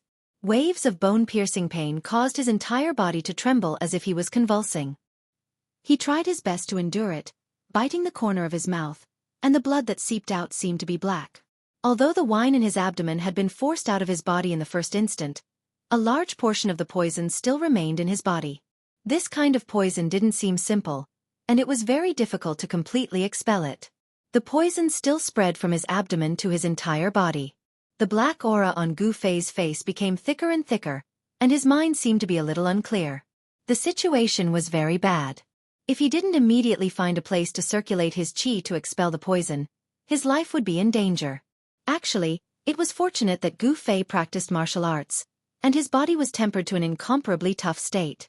His muscles, bones, blood, and flesh all contained a vast amount of essence, which could temporarily suppress the spread of the poison. If it was an ordinary practitioner, the poison would have already spread throughout his entire body, and he would have died. Gu Fei, obediently accept your death, and we might leave your corpse intact. The black-clothed young man's cold voice came from behind. He had already known Gu Fei's identity from the white-clothed young man. Gu Fei must die. Otherwise, it would be very troublesome for them, and it might even bring about a calamity that would destroy their clans. Swoosh! A white figure flashed in front of him, and one of them had already rushed ahead and intercepted Gu Fei. Gu Fei was suffering from a strange poison, and he needed to suppress the poison in his body with his mysterious qi, so his movements weren't as swift as before. In the end, those two people still caught up to him. Now, he could only fight with his life on the line. Only by facing death would he have a chance of survival. Pang! Gu Fei wielded his palm like a saber, and a bright aura shot out from the edge of his palm. The saber light exploded, and directly chopped towards the person in front of him. Under the saber qi, the trees in front of him were constantly shattered. Humph! A trace of disdain flashed in the eyes of the person in front of him. He also wielded his palm like a saber, and similarly chopped out. A saber light. Swoosh! With a sound, it tore through the void, and instantly collided with Gu Fei's saber light. Boom! As if two thunderbolts violently collided, a burst of dazzling light burst out, and a terrifying saber qi swept out. The surrounding trees suddenly collapsed, turning into sawdust that flew out in all directions. Gu Fei's hair danced wildly, and his eyes were like cold lightning. With his injured body, his strength was greatly reduced, and he couldn't compete with the person in front of him. He was directly forced by that person's saber to cough up blood and retreat. Behind him, there was a large net made up of green energy threads that were as sharp as blades. It had already sealed off all his escape routes and was closing in on him from behind. Wherever the energy net passed, the grass and trees were all cut into thousands of pieces. Gu Fei soared into the sky, and took a step in the air. Both of his hands brandished a dazzling saber light, and cut open the energy net that was coming towards him, and rushed out of the heavy encirclement. Chapter 111. The scorching noon sun hung high in the sky, scorching the earth. However, the endless primitive forest outside of Bluestone Town did not feel hot at all. Towering trees with lush branches and hundreds of Jianghu vines climbed and twined, casting a large shade in the forest. Boom! Boom! Boom! In a forest dozens of li away from Bluestone Town, trees were constantly falling, and branches and leaves were flying everywhere. The birds nearby were frightened and flew away in a panic. The beasts in the forest were scrambling to escape. There was a chase going on here. Two figures, one in black and one in white, were emitting waves of terrifying energy. They were unleashing powerful attacks towards a fleeing figure in the forest ahead of them. The pursuers were handsome, but their faces were murderous. They were two young experts. The one being chased was a greenish-purple youth in ragged clothes who looked like a beggar. The black-clothed youth stretched out his right hand, and countless green threads rushed out of his palm and rushed forward. The green threads were like rain, like sharp blades that cut through the void.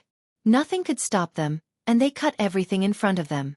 Regardless of whether it was a large tree or a path of flowers and grass, they were all cut into thousands of pieces by the green threads.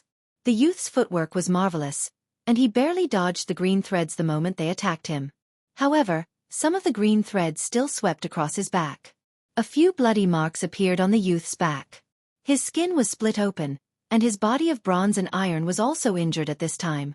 It showed that the black-clothed youth's magical power was extraordinary. What a pity! The black-clothed youth could not help but curse a few times when he saw that his attack had failed again. The white-clothed youth placed his hand on the hilt of the saber at his waist, ready to launch a fatal attack at the fleeing person at any time. The saber at the white-clothed youth's waist was not an ordinary item. The scabbard was engraved with mysterious talismans, and there was a faint brilliance flowing on the talismans. Even so, an extremely obscure murderous saber qi still passed through the scabbard that was sealed by the talismans.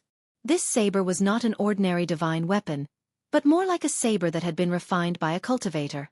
Moreover, it was obvious that not an ordinary cultivator could refine such a murderous saber. The talisman on the scabbard seemed to be suppressing the spirit of the divine saber. Without a doubt, if this godly blade were to be unsheathed, it would shake the heavens and the earth. Perhaps even the heavens and the earth would lose their color because of this godly blade. This was definitely a great killing weapon. The white-clothed youth's hand was covered in sweat as he held the saber. His eyes were fixed on the figure moving through the dense forest in front of him. He didn't draw his saber because he couldn't find an opportunity to kill in one strike. He had his own difficulties. Even with his ability, he could only use this divine blade 3 times a day. In other words, he could only use it 3 times. After 3 strikes, if the enemy did not die, then he would be the one to die. Because at this moment, His cultivation had been completely exhausted by those 3 slashes. At this moment, his life and death were in the hands of the enemy. "You two despicable and shameless bastards, as long as I don't die today, you can just wait to die." Gu Fei was enraged as he desperately ran through the dense forest. The strange poison in his body was acting up, and for a moment, he felt as if thousands of ants were biting his muscles, bones and flesh. That feeling made him go crazy. But the next moment, he felt as if thousands of small knives were stabbing his body. The pain was so painful that his vision turned black and he almost fainted. Endless pain was ravaging his nerves and destroying his will. But he gritted his teeth and endured it. No matter how much pain he suffered, he still maintained a trace of consciousness in his mind. He couldn't fall like this. If he did, then he would be doomed eternally. Roar! With a roar of grief and indignation, Gu Fei suddenly pounced forward like a crazy wild beast. A few green threads brushed past him and took away a few drops of blood on his body. The power of the mysterious black-robed man's divine ability was not small. With a wave of his hand, he could shoot out green energy threads that were as sharp as blades. After Gu Fei was poisoned, he could no longer use the essence of the divine weapon that had been smelted into his body. His body that had been tempered hundreds and thousands of times was swept by the green threads. It was as if he was cut by a divine weapon. Faint traces of blood appeared on his skin. Although the flesh and bones weren't really injured, it did indeed injure Gu Fei.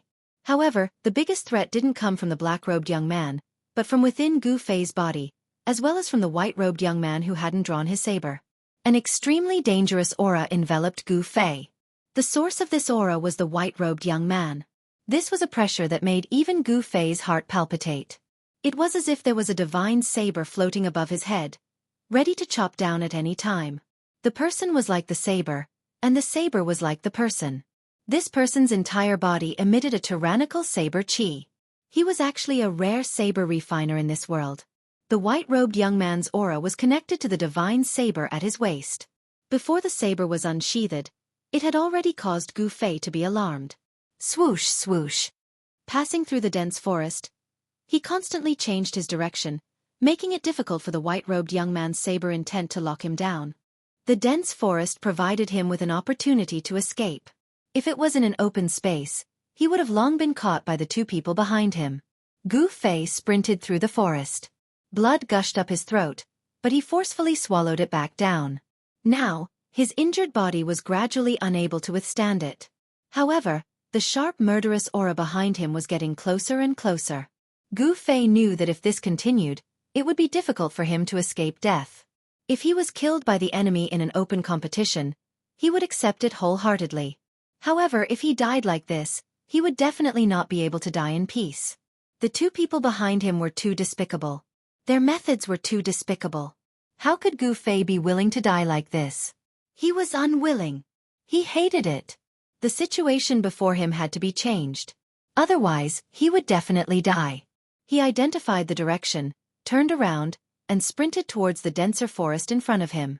Although there were no roars of beasts in other areas, there were traces of ferocious beasts. Only this direction was empty. There was not a single beast in such a large forest. This was enough to explain 2 things. First, there were no signs of beasts here. There were no ferocious beasts living in this area. Second, there was a powerful and terrifying ferocious beast living here, causing the nearby ferocious beasts to not dare to set foot in this ferocious beast's territory.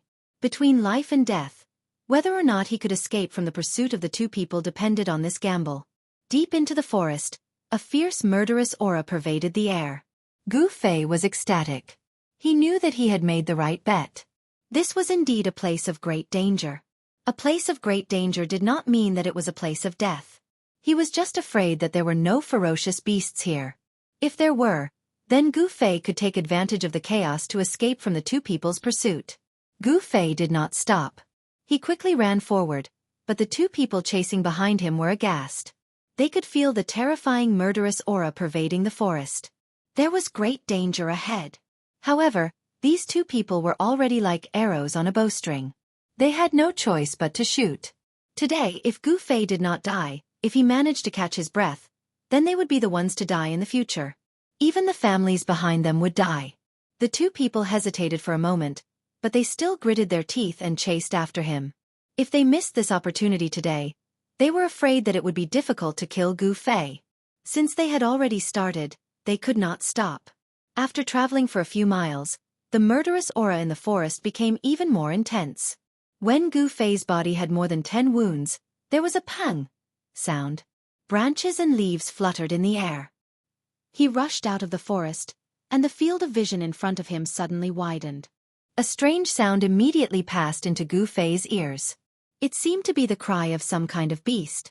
It seemed that there was more than one sound, but many sounds. A very noisy cry came from not far in front of him. Without thinking, Gu Fei crouched down and immediately rushed in the direction of the noisy cry. Voila, voila.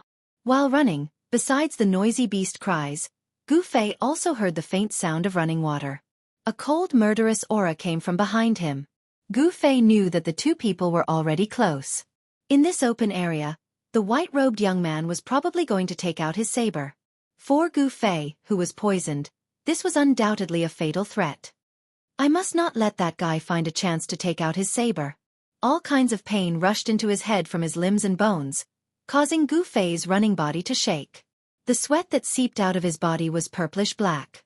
This was a sign that the poison in his body was constantly being forced out. His body, which had been tempered day and night by the essence in his body, was far stronger than what Gu Fei had imagined. As he ran, the primal qi in his body was continuously stimulated through his blood, flesh, tendons, and bones. As his tendons, flesh, and blood trembled, not only did they transmit wave after wave of primal qi, they also continuously expelled the poison from his body through his pores. The purplish-black sweat dripped onto the places that Gu Fei passed.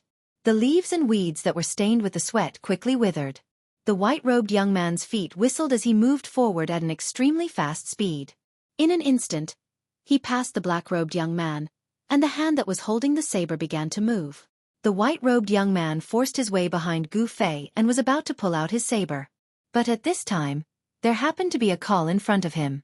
Without thinking, Gu Fei immediately dodged behind the colonel. "How dare you!" When the white-robed young man saw this, he couldn't help but hate. A rare opportunity to take out his saber had disappeared right in front of his eyes. Gu Fei turned around the call and saw that there was a large lake about 200 or 300 feet in front of him. The lake water was still emitting hot steam. There were many fiery red shadows that looked like little people swimming and playing in the lake water. The noisy beast cries came from ahead. That is. Gu Fei's mind was shaken as a fierce aura assaulted him. There were many fiery red figures. There were about a dozen of them in the lake.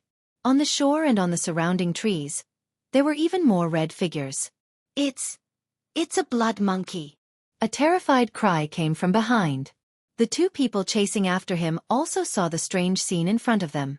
Chapter 112. Is this fella crazy? The two young men who were chasing after Gu Fei were shocked when they saw Gu Fei charging towards the blood monkeys that numbered in the thousands. The crimson monkeys were rare beasts that lived in groups. If it was a single crimson monkey, these two young experts could easily kill it. However, if it was a large group of crimson monkeys, then it would be a nightmare. Even ants could bite an elephant to death, not to mention a powerful beast like this. At this moment, a series of sharp roars came from the opposite side of the mountain, breaking the tranquility of the mountain in an instant. Many fiery red shadows were moving quickly on the mountainside. The murderous aura of the blood monkeys covered the sky and covered the earth. The three men's expressions changed. The two young men in black and white immediately stopped in their tracks. They finally understood why no ferocious beasts dared to set foot in this area. Although they really wanted to kill Gu Fei, protecting their own lives was more important. At this moment, the thousands of blood monkeys were alarmed. More than a dozen strong fiery red shadows leaped from the treetops and pounced towards them. The blood monkeys were like flashes of fire in the forest. The blood monkeys were moving at high speed. They were not tall and looked like 7 or 8 years old children. Their bodies were covered in blood-red fur that flashed with a demonic red light. 4 of their claws lightly touched the branches and leaves, and they were sent flying 3 to 4 feet away. The blood monkeys were extremely agile. In just a moment, more than a dozen blood monkeys had rushed forward and surrounded Gu Fei, baring their fangs and brandishing their claws. They looked extremely ferocious. The blood monkeys were violent and had a strong sense of territory. Against ferocious beasts that dared to invade their territory, They would attack in groups and use their sharp claws to tear the beasts into pieces. Although they were small in size, the blood monkeys were extremely strong. They could tear lions and tigers apart, and their sharp claws could pierce through metal. No one dared to underestimate a large group of blood monkeys. Roar! Gu Fei let out a muffled roar from his throat. Then, relying on his copper skin and iron bones, he charged directly into the group of blood monkeys. Squeak, squeak. 7 or 8 blood monkeys were knocked down by Gu Fei, and Gu Fei's clothes were torn to shreds by the blood monkey's sharp claws, leaving black and red scratch marks on his body.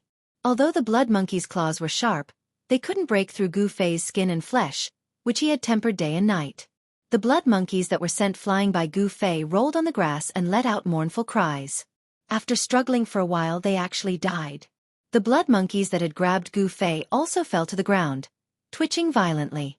After a while, they all died. The strange poison in Gu Fei's body had actually poisoned the blood monkeys. This was something that no one had expected. When the remaining blood monkeys saw Gu Fei charging over, they all retreated, not daring to touch Gu Fei. These blood monkeys were able to become fierce beasts, but they also had some intelligence. The other blood monkeys had already rushed over from all directions.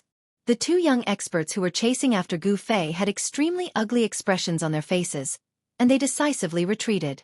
Even so, they were already surrounded by more than 10 blood monkeys. The black-clothed young man decisively waved his hands, and green energy threads shot out from his fingers towards the blood monkeys that were leading the way. Chi chi chi. The blood monkeys that were entangled by the green energy threads were all shredded into pieces, and bursts of blood mist burst out. However, once these blood monkeys saw blood, they became even more frenzied, and they pounced on the 2 without any regard for the consequences. Rip! One of the white-clothed youth's sleeves was torn off. Evil creature! The white-clothed young man roared and swept his right leg horizontally. Bang! He directly swept away the blood monkey that had torn off his sleeve. However, just as one blood monkey was sent flying, another one pounced on him. This kind of strange blood monkey was extremely agile and had a pair of sharp claws that could pierce through stone and gold. It was a very strong attack power, and it was not a good thing to fight against a large group of blood monkeys. Escape! The black-clothed young man and the white-clothed young man were not ordinary people, and they acted decisively. Knowing that it was impossible, they immediately retreated. The black-clothed young man killed 7 or 8 blood monkeys, and the white-clothed young man rushed out of the encirclement of the blood monkeys. Without any hesitation, they spread their legs and ran. Suddenly, an extremely sharp beast's roar came from the mountainside. A blood shadow flashed, and a huge blood shadow leaped 4 to 5 zhang and chased after the black-clothed young man and the white-clothed young man.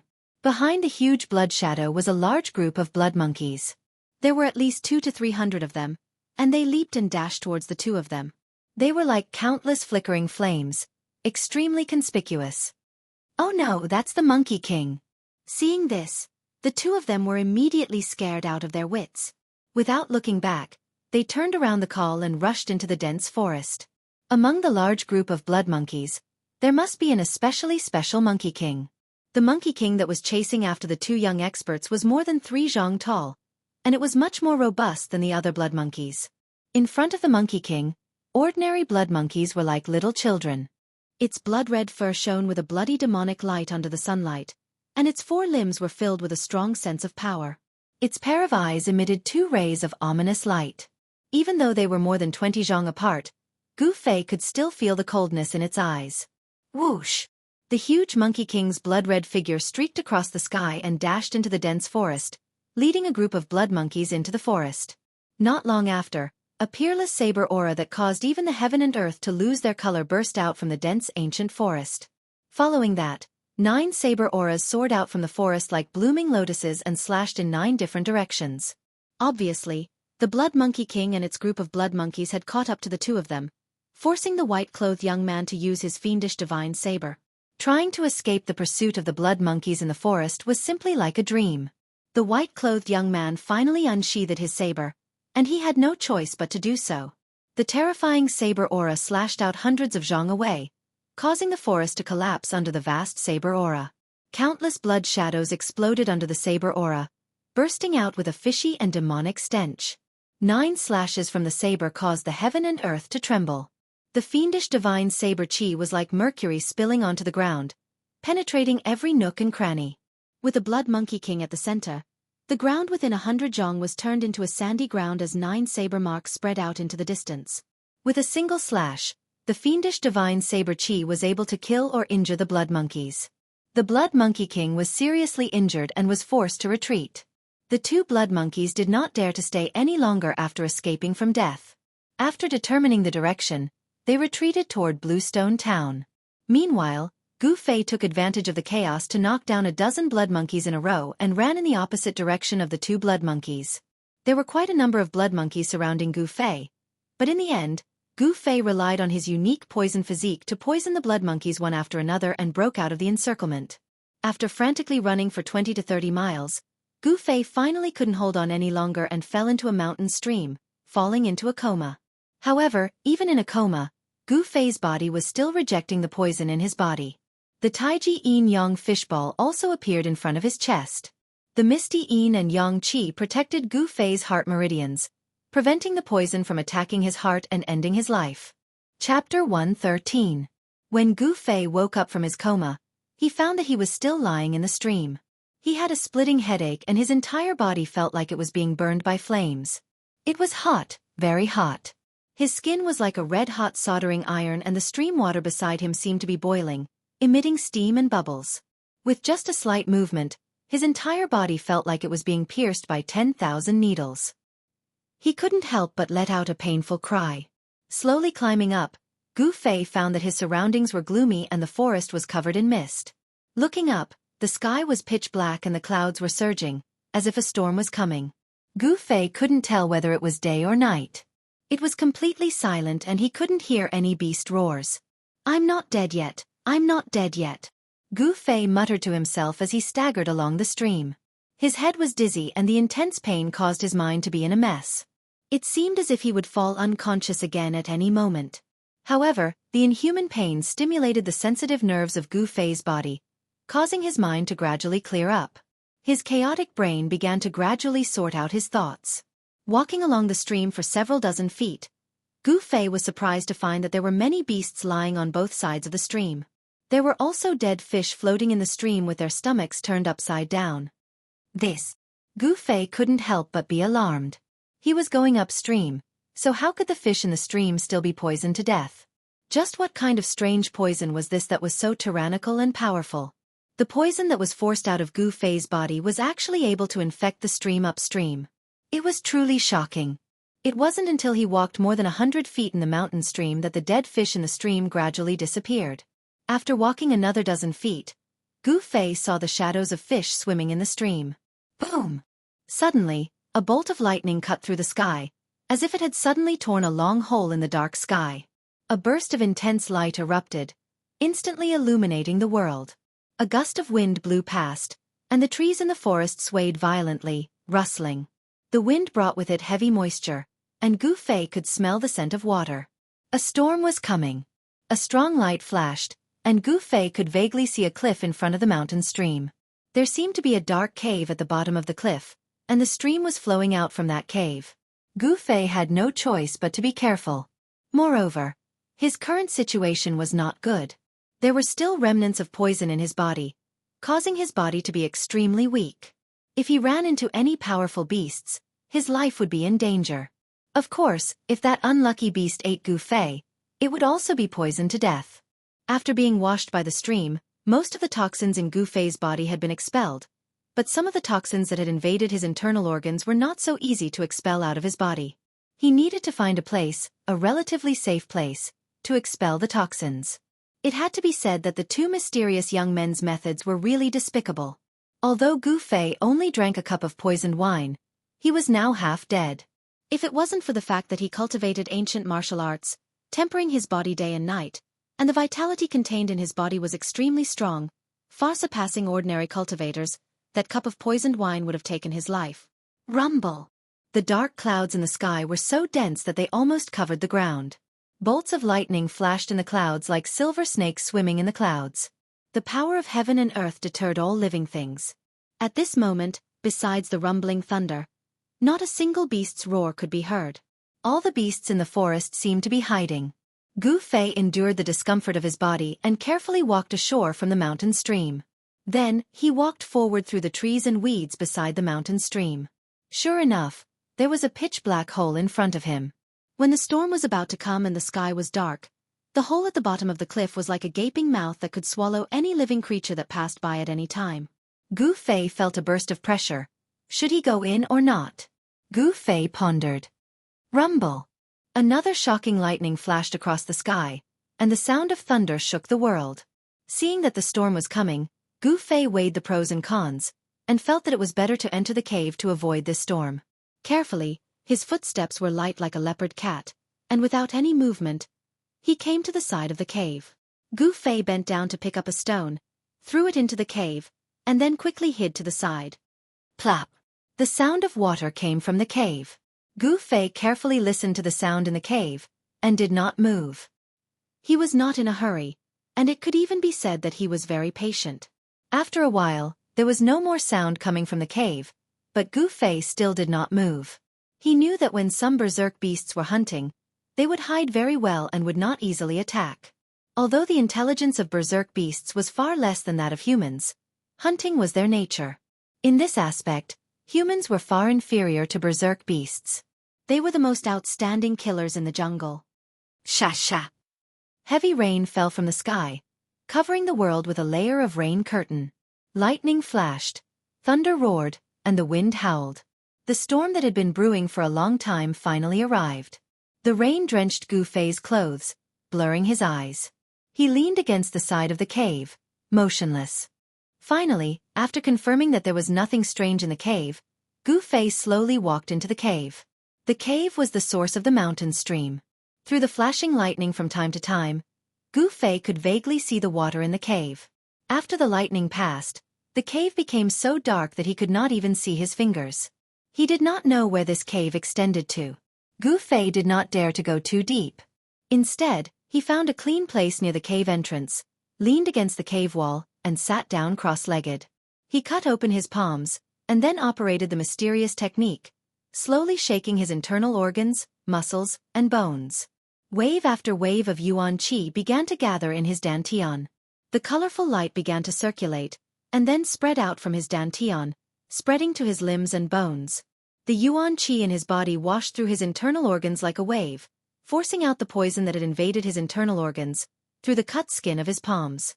Gradually, with the circulation of yuan qi in Gu Fei's body, the surrounding spiritual energy also began to slowly gather towards him, seeping into his body, causing the heat all over his body to begin to ease. As time passed, traces of poisonous blood began to seep out from Gu Fei's palms. It was purplish-black blood, and besides the stench, the poisonous blood also carried a faint fragrance, like the fragrance of some kind of flower. While Gu Fei was in the cave operating the mysterious technique to expel the poison, in a courtyard in Bluestone Town, a room next to a lotus pond emitted a bright light. A black-clothed man wearing a straw raincoat and a bamboo hat braved the heavy rain and hurriedly walked in from outside the courtyard. He bypassed the lotus pond and went straight to the room that was still lit.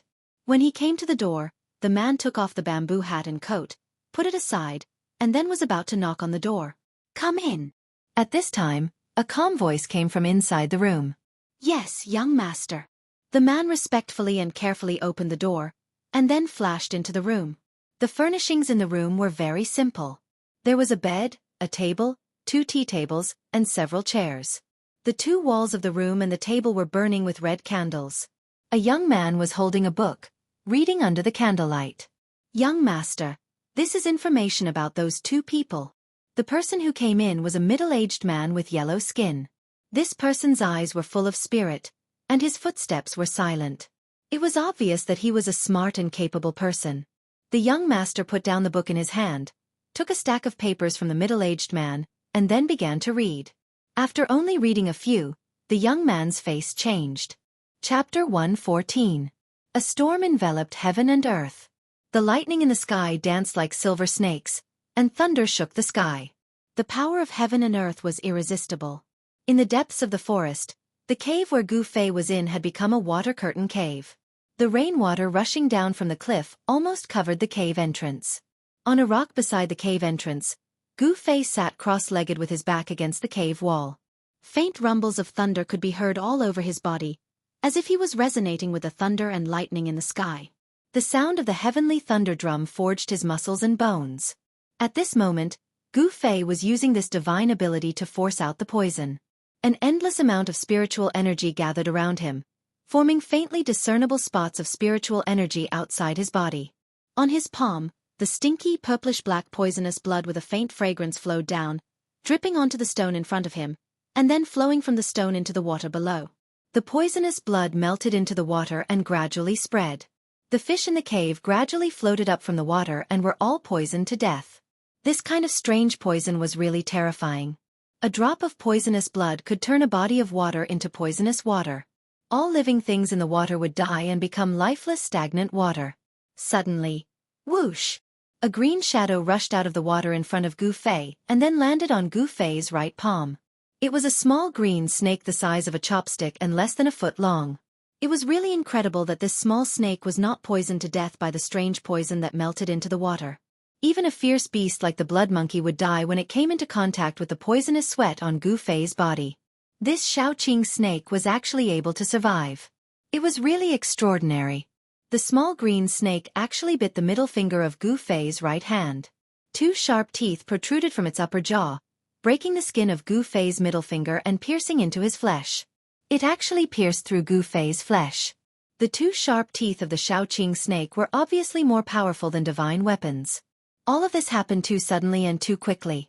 By the time Gu Fei was alerted, the Xiaoqing snake had already bitten his middle finger. Gu Fei's heart skipped a beat, but immediately after, the unvented heat in his body, the astonishing heat produced by the evaporation of the strange poison in his body, suddenly seemed to have broken through a gap and poured out from his middle finger. The bite of the Xiaoqing snake seemed to have opened a gate, allowing the heat poison in Gu Fei's body to escape. Gu Fei immediately felt a cooling sensation throughout his body. His skin, which was so red that it looked as if it was about to drip blood, began to gradually fade and his body temperature began to drop. What kind of snake is this? Gu Fei did not make any move. He calmly sized up the little green snake that was biting his right middle finger. The dim cave did not hinder his vision. With Gu Fei's current cultivation, as long as there was a little light, he could clearly see everything around him. He saw that the little snake was covered with small green scales, and there was a faint green luster flowing on the scales. The entire slender snake body seemed to be carved out of jasper, crystal clear. However, what surprised Gu Fei the most was that there were two small protrusions on the small head of the Xiaoqing snake. The protrusions were not scales, and the color was not green, but a faint silver, which was not obvious.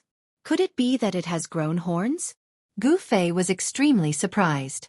If it really had grown horns, then this Xiaoqing snake was not an ordinary snake. It was said that there were some strange beasts in the world that inherited a trace of the bloodline of ancient holy beasts. If the trace of bloodline in their body could be stimulated, and if it was enlarged infinitely, the power of ancient holy beasts could be reproduced. Could it be that this Xiaoqing snake was actually a holy snake with a trace of the bloodline of a real dragon? If that was the case, the potential of this Xiaoqing snake was simply unlimited. Returning to its ancestry, with the body of a snake, the holy snake with the bloodline of a real dragon. Even after thousands of generations, the bloodline of a real dragon was extremely thin, but there was still a chance of returning to its ancestry. Of course, the process of returning to its ancestry was definitely full of dangers, and it was bound to go through thousands of hardships. It was a magnificent feat that was 1 in a million. Although Gu Fei guessed so, it was only his wishful thinking in the end. No one knew whether this Xiaoqing snake had the bloodline of a real dragon or not. However, even so, this Xiaoqing snake also showed an extraordinary side. It was actually sucking the remaining poison in Gu Fei's body. Fine purple-black poisonous qi as thin as hair converged towards the two sharp teeth of Xiaoqing snake which pierced into Gu Fei's middle finger along Gu Fei's middle finger. Less than an hour later, as if the Xiaoqing snake had been full of the poisonous blood, it slithered off Gu Fei's palm and coiled up on a stone beside Gu Fei, remaining still. This bizarre little snake seemed to be refining the poisonous blood as a wisp of vague spiritual source seemed to be flowing over its cyan body. Gu Fei was shocked to find that a small part of the remaining poison in his body had been sucked away by the Xiaoqing snake. The bloody color over its body had faded away as it gradually recovered its strength. It seems that it will take me a few days to completely remove the remaining poison in my body. Dragon Emperor City, Ruin Heavenly Realm. I'd better not waste time. Gu Fei couldn't help but worry about it. He didn't know whether Dan Chenzi had already arrived at Dragon Emperor City with Li Lingfeng, Ziyu, and the others, or whether they would wait for him. No matter what, he had to go to Dragon Emperor City. Gu Fei faintly felt that the trip to Ruin Heavenly Realm might be an opportunity for him to break through his destiny. He would not give up until he was in despair. Among the 9 meridians of Taishien's sect, Green Spirit Peak had been declining for hundreds of years. Not only were they ridiculed by their peers, but even few people in the top 3 Taoist sects mentioned Green Spirit Peak. It seemed that people in the cultivation world had forgotten about the existence of Green Spirit Peak in Taishien's sect. Gu Fei had a heavy burden on his shoulders. Whether he liked it or not, as the only successor of Green Spirit Peak, the heavy burden of revitalizing Green Spirit Peak naturally fell on his shoulders. He couldn't avoid it even if he wanted to. The storm raged for several hours before it gradually weakened. When the clouds and rain dispersed, endless starlight sprinkled down from the sky. At this time, it was already night time. Dripping sounds could be heard everywhere, and the air was filled with water vapor. Gu Fei's body seemed to be rippling with a layer of the world's yuan qi, which was the power of water of the 5 elements. The essence of heaven and earth that Gu Fei absorbed mainly consisted of wood essence, earth essence, and water essence, while the fire essence and metal essence were much thinner. The 5 elements inside and outside resonated with each other. Using the 5 elements inside his body to guide the 5 elements of heaven and earth into his body, Gu Fei's body seemed to be injected with endless vitality. His injured body that had been ravaged by the strange poison gradually recovered its vigor. Gu Fei had already recovered some of his cultivation strength. If he didn't encounter any powerful fierce beasts, he could easily protect himself in this endless primeval woods. Gu Fei continued to agitate the essence in his body, gathering the spiritual yuan of heaven and earth to refine his injured body. He slowly forced the remaining poison out of his body like silk. It was not until the sun rose in the east that he woke up. The moment he opened his eyes, the Shaoqing snake on the rock sensed that something was wrong. It raised its head vigilantly and flicked its tongue. Gu Fei smiled indifferently. He didn't have any hostility towards the Shaoqing snake. Instead, he stood up and took off the tattered clothes on his body. Then he got down from the rock and walked into the water to wash himself. Chapter 115. At noon 3 days later, on the avenue leading to Dragon Emperor City in South Wilderness, a fleet of vehicles was moving forward while the horses were roaring. There were many boxes or bags of goods on the big carriages being pulled by 4 horses side by side. After counting carefully, there were 20 to 30 such big carriages. The carriages were guarded by over 100 mercenaries who were holding weapons in their hands with dumbfounded looks. On both sides of the avenue were dense primitive woods. Some fierce beasts might jump out of the woods at any time. Therefore, these mercenaries dared not be careless. There was a carriage in the middle of the fleet. Its window was covered with a cloth curtain. Nobody could see clearly who was sitting inside. That person inside was also very mysterious. Even when the fleet stopped for a rest and lunch, that person didn't get out of the carriage. What made those mercenaries confused was that this boss Zhang, a salt merchant from Central Plains, treated the person inside the carriage very respectfully. He always came back from the front of the fleet to greet the person inside the carriage. The leader of this group of mercenaries was a man with a full beard and a short stature. He was lean and strong, and wherever his skin could be seen, his muscles were like coiling dragons, full of power. This bearded man was clearing the way in front of the fleet with boss Zhang, a salt merchant from Central Plains. With a pitch-black huge axe on his shoulder, the bearded man was humming a folk song, which made him look majestic. Heh. Boss Zhang, what's the background of that person in the carriage behind us? The bearded man smirked as he asked a slightly fat middle-aged man in brocade clothes, who was riding a tall horse on his side. I can't tell you. Boss Zhang said mysteriously with a smile. Boss Zhang, we're old friends. Your goods have been escorted by this old who and a bunch of brothers over these years. As we're familiar with each other, please tell me something. The bearded mercenary leader old whose curiosity was aroused by boss Zhang. This bearded man was the head of a mercenary organization among numerous mercenaries who were active between Bluestone Town and Dragon Emperor City. There were many such mercenary organizations in Bluestone Town. This bearded man was a bit famous in the circle of mercenaries. Merchants traveling from south to north, unless they were strong and had a large number of specially trained guards, they would have to hire mercenaries to protect their goods. However, the price of hiring a group of mercenaries was not low. This trade route in the southern wasteland was not peaceful at all. No merchant dared to walk in the southern wasteland without hiring mercenaries. Without the protection of mercenaries, not only would their goods be robbed by bandits, even their lives would be threatened. In the southern wasteland, killing people and robbing them was a common occurrence. Spending some money to hire dozens of mercenaries to protect the safety of the goods and people was still very worthwhile. Hee. This person is my benefactor, he saved my life. Boss Zheng laughed. When the bearded man heard this, he couldn't help but ask, what happened? Could it be that Brother Zhang encountered those robbers who killed and robbed people? Yes. We didn't encounter bandits, but a herd of beasts, and it was a large group of bloodthirsty wolves, said Boss Zheng. Bloodthirsty wolf pack? The bearded man couldn't help but suck in a breath of cold air. The bearded man had traveled between Bluestone Town and Dragon Emperor City for many times. Of course, he knew the power of fierce wolves. They were a group of ferocious beasts that ate humans without spitting out their bones. Did that man save you from the wolf pack? The bearded man asked in disbelief as he widely opened his eyes. Boss Zheng nodded and couldn't help but think of an evening 2 days ago. At that time, when his convoy was less than 50 miles away from Bluestone Town, they encountered a pack of bloodthirsty wolves that suddenly rushed out of the dense woods. Over 100 fierce wolves as large as calves were enough to tear them apart and devour them. Even their bones might not be left. When they were in a hopeless situation, a man appeared. This man showed his great battle strength and easily killed the bloodthirsty wolf king among the wolves, scaring them away. Therefore, Boss Zheng went forward to express his gratitude. After a short talk, Boss Zheng knew that this youth was also heading for Dragon Emperor City. Therefore, he enthusiastically invited this youth in white clothes to go with them so that they could take care of each other on the way. Of course, this Central Plains salt merchant, Boss Zhang, also had his own selfish motives. This young man could kill the wolf king among the wolves as easily as taking something out of his pocket. With this young man in the convoy, he did not have to be so worried.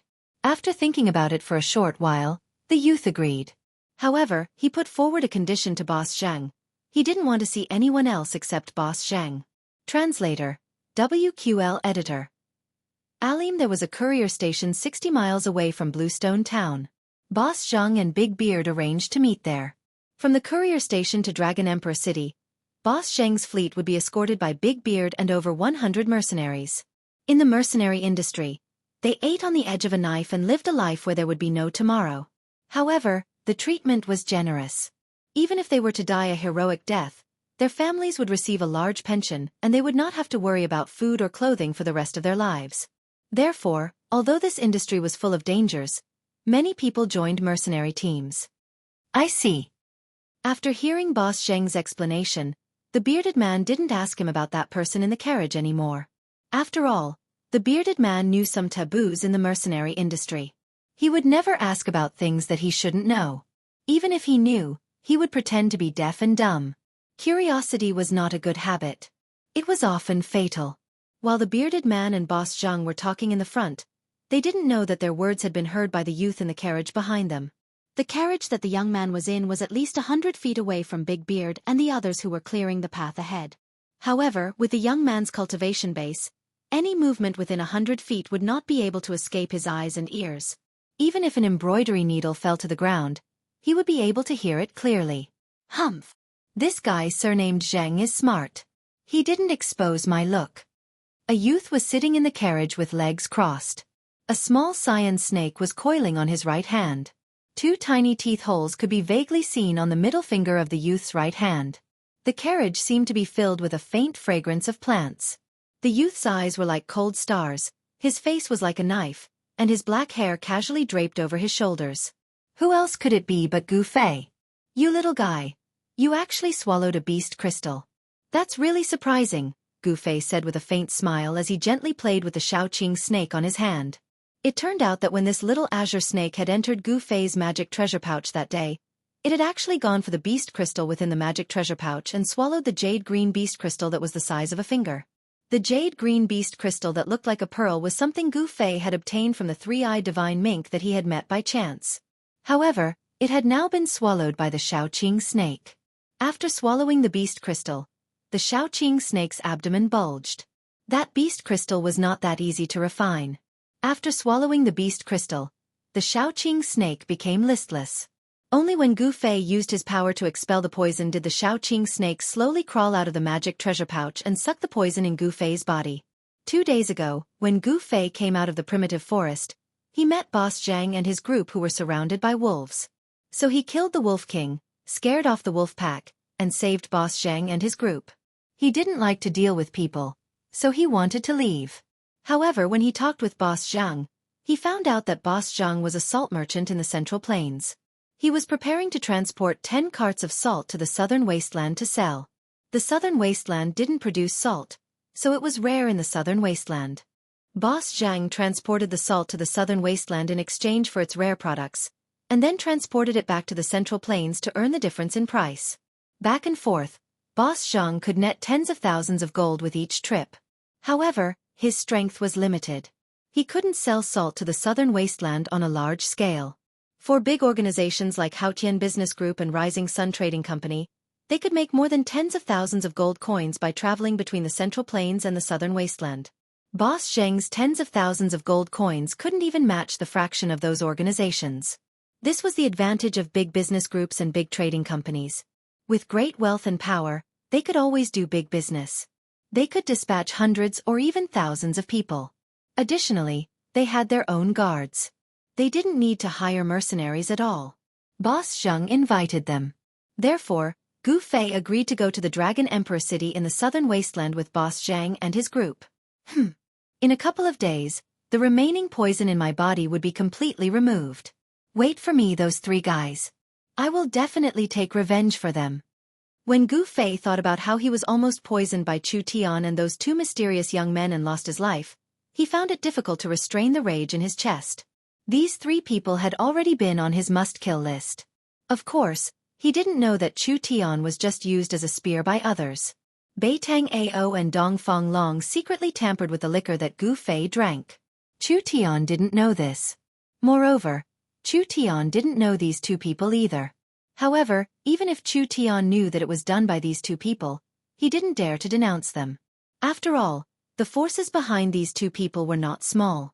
The abdomen of that Xiaoqing snake was still bulging. That beast crystal had not been completely refined. After sucking the poisonous blood, the green snake lazily crawled back into the magic treasure pouch on Gu Fei's waist. This little guy didn't seem to be shy with strangers and wasn't afraid of Gu Fei.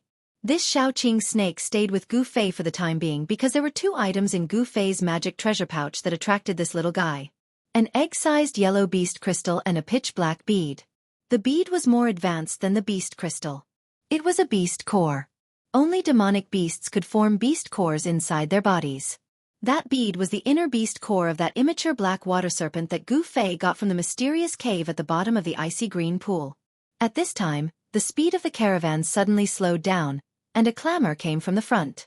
Gu Fei peered through the curtain and saw a large group of people with flags fluttering in the wind a few dozen meters ahead. Rising Sun Trading Company, Chu? Gu Fei vaguely saw the following words on the flags. At the sight of these words, Gu Fei's pupils instantly contracted. Chapter 116. The scale of the Rising Sun Trading Company's caravan was very large. There were about 300 to 400 yellow-robed guards wearing soft armor and purple headbands on their foreheads, riding on tall horses. Furthermore, the horses that the yellow-robed guards rode on were not ordinary horses. They were black-armored war steeds, and they were all 1 in 1,000 excellent steeds. Only a great force like the Rising Sun Trading Company could possess black-armored war horses, which were comparable to the heavy cavalry of the 3 empires. Of course, the yellow-robed guards of the Rising Sun Trading Company did not dare to wear armor, boots, and helmets in public. This was because doing so would be a great taboo of the 3 empires. The empires could turn a blind eye to the training of guards in private. However, if they trained soldiers in private, it would be a different matter. They could be accused of conspiring at any time and be punished with the extermination of their entire clan. Even so, these 300 to 400 yellow-robed guards of the Rising Sun Trading Company could rely on the black-armored war horses to break up and defeat thousands of bandits in an instant, even if they encountered them. This was not an exaggeration. TSK. Look at their equipment. That's what you call excellent equipment. Big Beard, who was carrying a huge axe, licked his lips when he saw the black-armored war horses under the yellow-robed guards. The envy in his eyes was revealed without any concealment. Banners fluttered, carriages roared, and horses roared. This was simply a march, not a caravan. The Rising Sun Trading Company's ostentatious display was big enough to deter the few bandit forces that had designs on them. Hee hee, Brother Beard, if you are envious, you can join the Rising Sun Trading Company. With Brother Beard's strength, isn't it a piece of cake for you to be the commander of the guards? Boss Jiang said with a smile. Bah, bah, bah. To be someone else's slave? Do you think I'm stupid? I'm not that cheap. Big Beard said while glaring. This Big Beard was obviously a person who would rather be a beggar than a slave. Big Beard and the others slowed down the speed of the caravan and followed the Rising Sun Trading Company from a distance. The smoke and dust in front of them blew over from time to time, but they did not mind it. Instead, they chatted and laughed in a relaxed manner. It seemed that following behind them and eating their dust was also a pleasure. Even the big bearded man hung the big axe on the saddle, tore open the leather armor on his chest, and chatted with Boss Zhang. They talked about everything under the sun, and spittle flew everywhere. This was because the Rising Sun Caravan's people were clearing the path in front of them. If anything happened, the people in front of them would shoulder the burden. Therefore, Big Beard and the others naturally did not need to be so nervous. In the carriage of the Central Plains salt merchant, Boss Zhang, Gu Fei did not bat an eyelid, although he really wanted to rush forward, drag Chu Tian out, and slap him to death. However, now was not the time. He had to endure it. His strength had not fully recovered, and the remaining poison in his body had not been completely purged. He could not unleash the full power of his martial arts. I'll let you live for 2 more days. Gu Fei forcefully suppressed the anger in his chest. He had no choice but to do this. He had to kill Chu Tian in his peak state, because Chu Tian was not simple. If he failed to kill him in one strike and allowed him to escape, it would be a source of trouble in the future. Needless to say, South Wilderness was really vast. After walking on the avenue leading to Dragon Emperor City for 2 days, Zhang Tai could vaguely see a huge city at the end of the endless primeval woods like a wild beast in the prehistoric wilderness. That was Dragon Emperor City in South Wilderness. Nobody knew when Dragon Emperor City was built, not even the old fogies on the continent. Perhaps Dragon Emperor City had existed for a long time. As a result, people's memory about Dragon Emperor City had been eroded by the merciless time. It was said that Dragon Emperor City had existed in South Wilderness since far ancient times. However, this rumor couldn't be verified. Even the oldest classics on the continent didn't record when this huge city appeared. The setting sun was as red as blood, which dyed all the clouds in the skyline into fiery red, forming brilliant fiery clouds. On the avenue, the fleet of carriages stretched for miles. Noisy people and horses neighed. In front of the fleet was the most powerful and well-equipped Rising Sun caravan with fluttering flags. 300 to 400 yellow-robed guards were riding black-armored battle horses and guarding the carts of goods in an awe-inspiring manner. After the Rising Sun caravan were 7 to 8 small caravans that had gathered on the road over the past 2 days. In this way, the fleet of carriages stretched for miles on the avenue. Actually, these small caravans behind the Rising Sun caravan had the same idea as Boss Zhang, the salt merchant from the Central Plains. They were all using the Rising Sun caravan's power to intimidate others. By staying close to the Rising Sun caravan, they could avoid robbers by relying on the power of the Rising Sun caravan. Over the past 2 days, Gu Fei, who was hiding in the fleet of Boss Zhang, finally got rid of all the remaining toxins in his body and recovered to his peak state. He planned to launch an attack tonight. Chu Tian dared to use despicable methods to harm him. His actions were unforgivable. Only by using Chu Tian's blood could he quell his anger. The light between the heavens and the earth receded and darkness gradually descended. Night came quietly. The endless stars in the sky were like shy girls slowly removing their veils, sprinkling down endless starlight. After a day's journey, the people and horses were tired. When night fell, the fleet of carriages that stretched for miles also stopped. They set up camp by the roadside and lit bonfires. Some people directly walked into the forest by the roadside and hunted a few wild animals, or untied their rations from the carriages and swallowed them with coarse wine.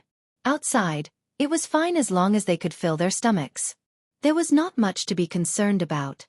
While no one was paying attention, Gu Fei slipped out of the carriage and entered the dense forest by the roadside. He passed through the dense forest. His movements were like a phantom, like a ghost, avoiding the people's eyes and ears as he quickly moved forward. In the campsite of the Rising Sun Caravan, a large purple tent was set up. The tent was brightly lit and there were 2 guards standing at the entrance. Inside the tent, 2 people were leisurely playing chess. One of the 2 people playing chess was a young man in luxurious clothes, and the other was a middle-aged scholar in green clothes, holding a feather fan and silk scarf. How many people have been bewitched by you 19 times? I lost again. Mr. Ning's chess skills can be said to be unparalleled in the present age. I admire you. The young man in luxurious clothes stared at the chessboard and pondered for a long time before finally saying these words. The scholar in front of the young man gently waved his feather fan. 3 strands of black beard hung down to his chest, his face was as white as jade, and his phoenix eyes and long eyebrows made him look strange and elegant. When he smiled, he gave people a feeling that he was extraordinary. The middle-aged scholar, Mr. Ning, was about to speak. Suddenly, his expression changed and he waved the feather fan in his hand toward the chessboard on the table. The chessboard immediately flew up, and the black and white chess pieces on it fell to the ground. The chessboard went around the young man and blocked his back. The engraved lines on the chessboard seemed to come to life, rushing out and crisscrossing each other, like a net being laid out. Chapter 117. Under the curtain of night, the campsite of the Rising Sun Caravan was very peaceful. The guards and workers were cooking and feeding the horses as usual. However, when a white figure appeared, the tranquility of the campsite was instantly broken. A white figure dashed out from the primitive jungle beside the main road like lightning. Before the guards could react, the white figure had already appeared beside the big tent in the center of the campsite. He directly broke open the tent and stepped into the tent. Boom! The campsite of the Rising Sun Caravan was instantly in an uproar. The yellow-robed guards who had woken up turned pale with fright. They picked up their weapons and rushed towards the tent in the center from all directions. However, at this moment, there was a scene in the tent. A cold-looking young man with long hair fluttering in the wind and a murderous aura was punching towards the young man in embroidered clothes who was sitting beside the table in the tent. The pneuma was vast and mighty, and the misty 5-colored aura surged forward like a surging river. Pang! The dust on the ground seemed to have been lashed by a whip, rushing up and spreading in all directions. All of this happened too suddenly. When the young man broke open the tent and entered, the young man in embroidered clothes was startled by the enemy's attack. He turned pale with fright and stood up from the chair. However, the response of the middle-aged scholar opposite the young man was extremely fast. When the young man broke open the tent, the feather fan in his hand swept across the chessboard in front of him. The chessboard immediately burst out with misty light, bypassing the young man in embroidered clothes and moving forward to block the young man in embroidered clothes. The 19 vertical and horizontal lines on the chessboard seemed to have come to life. They rushed out from the chessboard and interweaved into a net. The net quickly spread out and caught the young man's incoming fist energy. Seeing this, the young man could not help but be startled. He seemed to have not expected that there was such an expert by Chu Tian's side. However, the young man's fist momentum did not change. His fist was like a meteorite falling from the sky, but also like a meteor streaking across the sky. The green-robed scholar Mr. Ning could not help but be moved at this moment. The newcomer was incomparably powerful and the strength he displayed was frightening. An expert. Definitely a rare expert. The energy net instantly collided with the young man's fist, making a sound like cloth being torn apart. The big net that was trapping him was immediately shattered by the punch. The fist, which was surrounded by 5-colored divine light, broke through the energy net. Bang! It directly hit the chessboard. Buzz! The chessboard shook violently from the punch, and it was sent flying back towards the young man in embroidered clothes who had a shocked expression on his face. Ha! Mr. Ning let out a loud shout. He formed a seal with his hand and pointed at the chessboard that was flying backwards. The chessboard immediately spun and stopped in midair. Gu Fei, is that you? At this moment, the young man in embroidered clothes cried out in alarm, and his mind shook violently. He retreated a few steps and even knocked over the table in front of him. Humph! Chu Tian, today is the day you die. The white-clothed youth who had suddenly charged in was Gu Fei, who had taken advantage of the darkness of the night to seek revenge. Gu Fei, listen to me. This is all a misunderstanding. At this time, Chu Tian had also lost his calm. Gu Fei's unparalleled strength and killing intent made him tremble in fear, and he lost his previous calm. Hee. Misunderstanding? How can there be so many misunderstandings in this world? Gu Fei looked around and said, "Where are those two guys? Call them out." At this time, there was a clamor of people outside. Shouts rose and fell, and heavy footsteps quickly moved towards this place.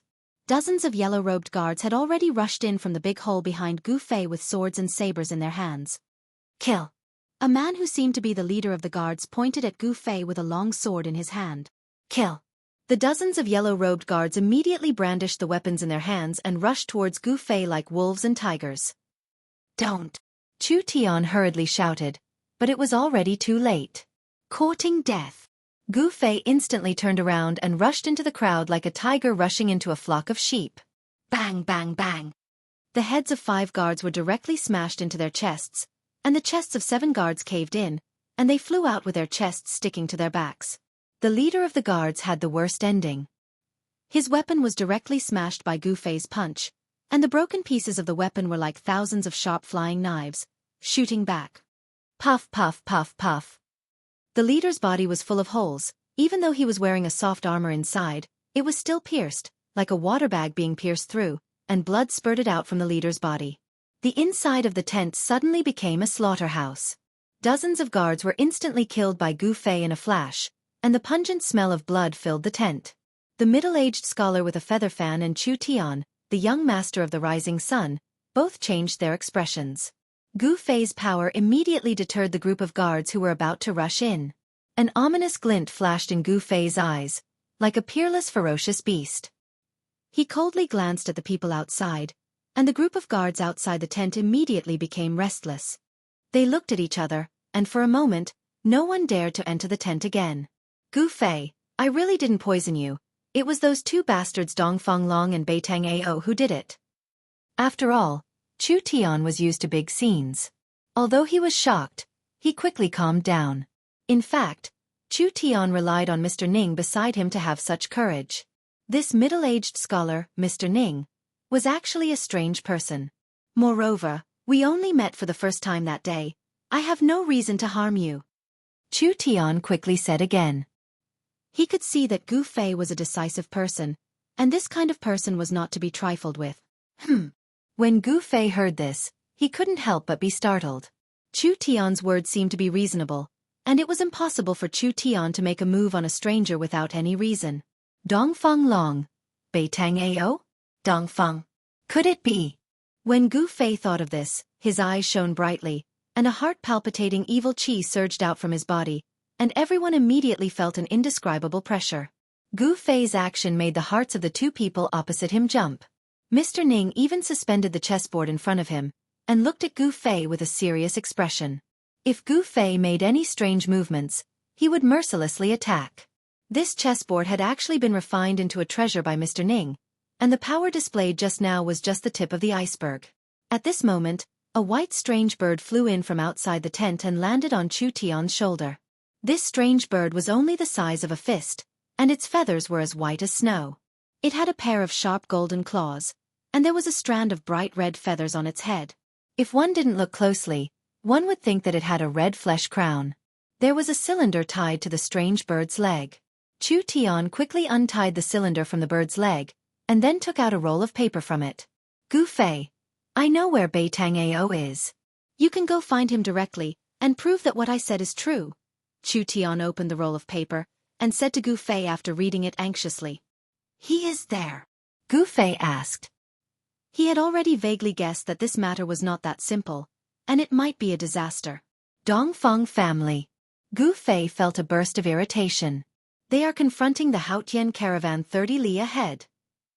Chu Tian said quickly. Whoosh! A strong gust of wind suddenly blew within the tent. Gu Fei's figure had already disappeared from the tent. A white figure quickly rushed out of the Rising Sun caravan's campsite. Chapter 118. Gu Fei left in the blink of an eye. The battle didn't break out. Chu Tian instantly relaxed his tense nerves, making him feel exhausted. Only then did he realize that his clothes had long been soaked in cold sweat. Gu Fei gave him a terrifying feeling. He was like a deity or a demon. Gu Fei was decisive in killing. In a split second, he had killed over a dozen guards with the force of a thunderbolt. Looking at the mess in front of him and the pungent smell of blood rushing into his nose, Chu Tian's face was still extremely pale. He couldn't calm down for a long time. He didn't doubt Gu Fei's determination to kill him at all. If Mr. Ning was not present, he might have died here with a grievance. If he was really killed by Gu Fei, then he, Chu Tian, would have died in vain. The guards that were killed by Gu Fei were in an incomparably miserable state. All of them had their bones and tendons broken, their flesh turned into mud, and their bodies were no longer in human shape. These well-trained guards were nothing more than ants before Gu Fei. Who is this person? Why did you offend such a powerful figure? Mr. Ning waved his sleeve and put the chessboard in front of him into his sleeve. He's called Gu Fei, and he's an ascetic cultivator. However, his identity shouldn't be simple. That Dongfang Long and Beitang Ao seemed to be extremely afraid of him, and they didn't hesitate to use despicable methods to kill him. Chu Tian didn't conceal anything and told Mr. Ning about the sequence of events. Dongfang clan of Eastern Qi and Beitang clan of Southern Yan. When did these two cultivation clans get together? Strange. Who could make them afraid? Mr. Ning slightly waved his feather fan. After listening to Chu Tian's story, he couldn't help but frown. At this moment, on the ancient road leading to Dragon Emperor City, there was a camp about 15 kilometers ahead of the camp of the Rising Sun Caravan. This camp was larger and had more people than the camp of the Rising Sun Caravan. However, at this time, the camp was brightly lit, and the sound of people clamoring could be heard. A group of black-clothed people were confronting hundreds of cyan-clothed guards in front of the camp. They were led by a tall and straight young man in black and a middle-aged man in black with a pale face and no facial hair. Although the young man was handsome and his eyes were like cold stars, there didn't seem to be anything special about him. However, the black-clothed middle-aged man gave people a very strange feeling. Especially his eyes, which were incomparably deep and emitted a dense chill. Cut the crap. Hurry up and hand over that thing, or else... Humph. The black-clothed young man looked maliciously at the white-clothed young man, who was standing in front of hundreds of guards. The corners of his mouth curled into an evil smile. This young man was the mysterious person who had tried to assassinate Gu Fei twice. Beitang Ao, if you know what's good for you, then quickly retreat. Offending our Ling clan won't do your Beitang clan any good. Beside the handsome white-clothed young master stood an old servant in a cyan gown. It was this old servant who spoke those words. Li Zhong, your surname is not Ling. If you're willing to hand over that thing, I might consider sparing your life. At this moment, the black-clothed middle-aged man suddenly stepped forward and impatiently said to the old servant. The black-clothed middle-aged man was filled with a dangerous qi. An extremely obscure strength was surging inside his body. He was like a ferocious beast lurking in the dense woods, ready to launch a fatal strike at any passing prey. Undoubtedly, the middle-aged man's prey were the members of Haotian Ling clan. That handsome young master was Ling Luoyen, who was disguised as a man, while that old servant in a cyan gown was Grandad Zhong. Dragon Emperor City was over 100 miles away from the ancient road. However, Ling Luoyen and the others could never imagine that their caravan could encounter members of Beitang clan outside Dragon Emperor City. Seeing Beitang Ao's unbridled gaze roaming around her body, Ling Luoyen's face turned ashen. She gripped the long sword at her waist, wishing she could rush forward and dig out Beitang Ao's eyeballs to feed to the wild dogs. This person was really too hateful. As the beloved daughter of the head of Ling clan, nobody had ever dared to look at Ling Luoyen in such a blatant manner. She was extremely disgusted by Beitang Ao's gaze. I don't know what you're talking about. I don't have what you want. Grandad Zhong's aged words contained a kind of decisiveness. He looked straight at the black-clothed middle-aged man and emitted a majestic aura as he confronted the powerful enemy in front of him. Although he was old, his battle spirit was not. As a martial artist, Grandad Zhong displayed a kind of fearless spirit. Although the enemy was powerful, he would never hesitate in a battle. You don't know? I think you're just pretending to be crazy. The black-clothed youth, Beitang Ao, stared at Grandad Zhong and said coldly, Since you don't want to hand it over yourself, then I have to take it myself. The middle-aged man said with a cold expression as he stepped forward and wanted to attack Grandad Zhong. Clang! Hundreds of green-clothed guards immediately unsheathed their weapons and pointed them forward. The green-clothed guards of the Haotian merchant group were well trained. Their movements were neat and uniform, and a fierce aura immediately spread out. Obviously, these guards were real martial artists who had seen blood and killed people on the battlefield. The killing intent of hundreds of people gathered together. Even a young expert like Ao could not help but be moved. So what if you have more people? In my eyes, you're just a group of ants. The middle-aged man looked at the hundreds of green-clothed guards in front of him and said indifferently. At the same time, a majestic and heavy energy fluctuation spread out from the middle-aged man's body. He was not being arrogant, nor was he speaking nonsense. This middle-aged man definitely had the strength to sweep away hundreds of green-clothed guards. Grandad Zhong's face was ashen. He knew that he was probably doomed tonight. This middle-aged man was definitely a rare expert in the Beitang clan, and he was not his opponent. The Beitang clan was one of the top cultivation clans in the Yan kingdom. It had a long history, and no one knew what kind of foundation this clan had. They only knew that this clan was definitely not simple. To be able to not be buried in history and continue to be passed down, such a cultivation clan must have something extraordinary. Uncle, why do you need to kill these people personally? It's better for me to get rid of these ants. Beitang Ao said disdainfully. He did not put the people of the Haotian merchant group in his eyes at all. All right. Quickly bring the things over. I don't want to have any more problems. The middle-aged man nodded and retreated. This place was not far from the Dragon Emperor city. It would not be good if they attracted the attention of other experts. Humph. Dang. Beitang Ao strode forward and stretched out his right hand. Pang! A green light burst out from his palm. A large amount of green silk threads immediately shot out from his palm. Like countless tentacles, they entangled towards Grandad Zhong.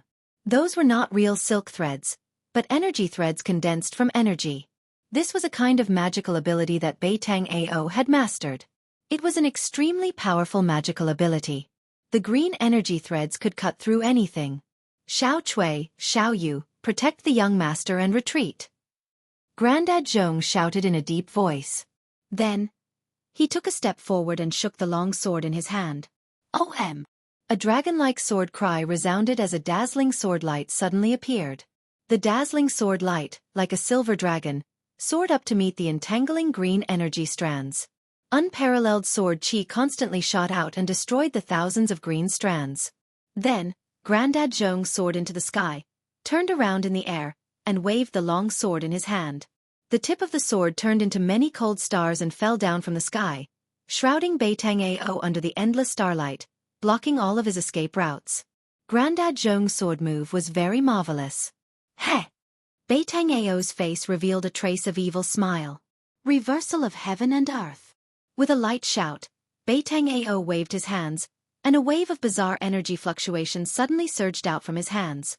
In an instant, Grandpa Zhong felt like the world was spinning. It was as if the universe had turned upside down. In the next moment, a horrifying scene appeared in front of him. Chapter 119.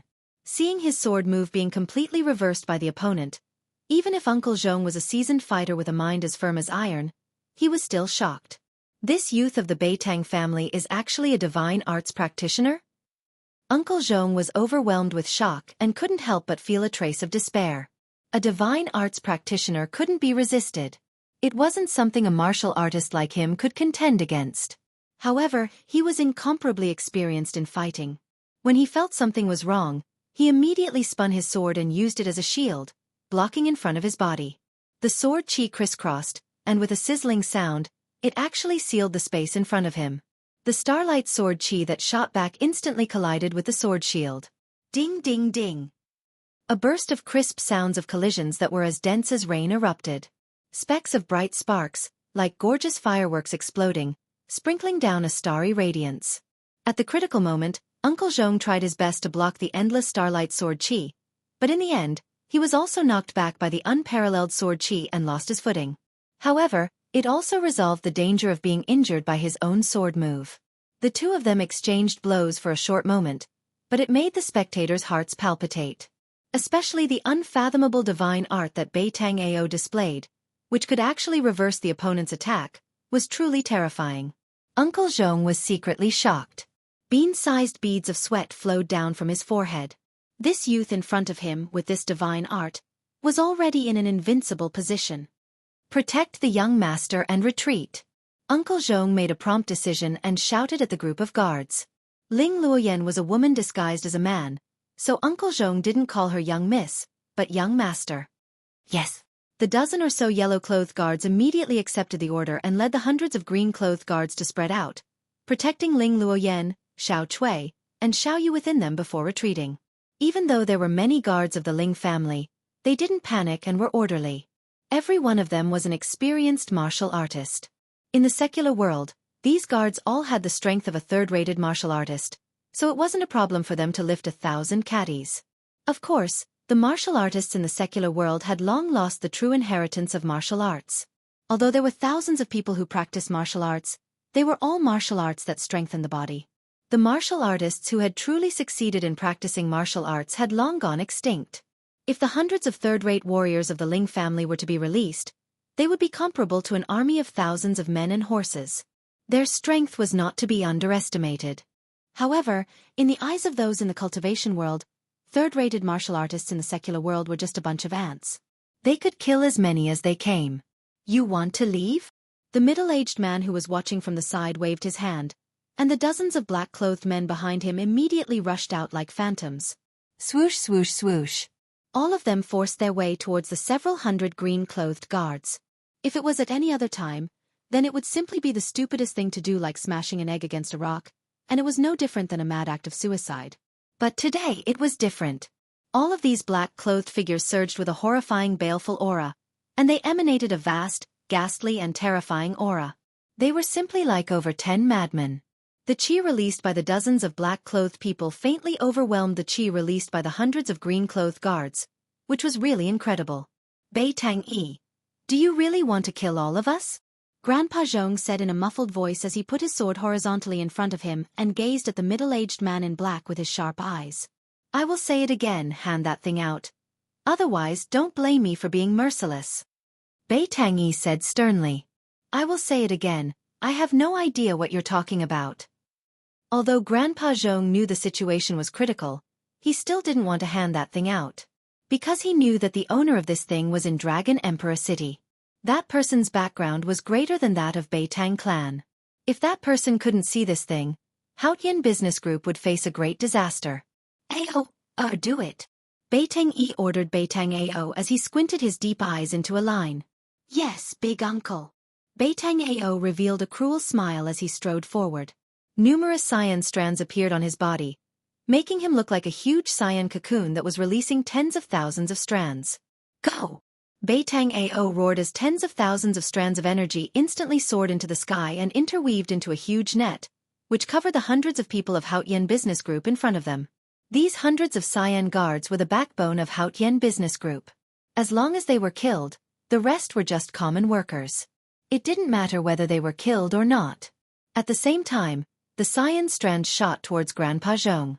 After Grandpa Zhong tried his best to resist them for several times, his long sword was entangled by the cyan strands. Bang!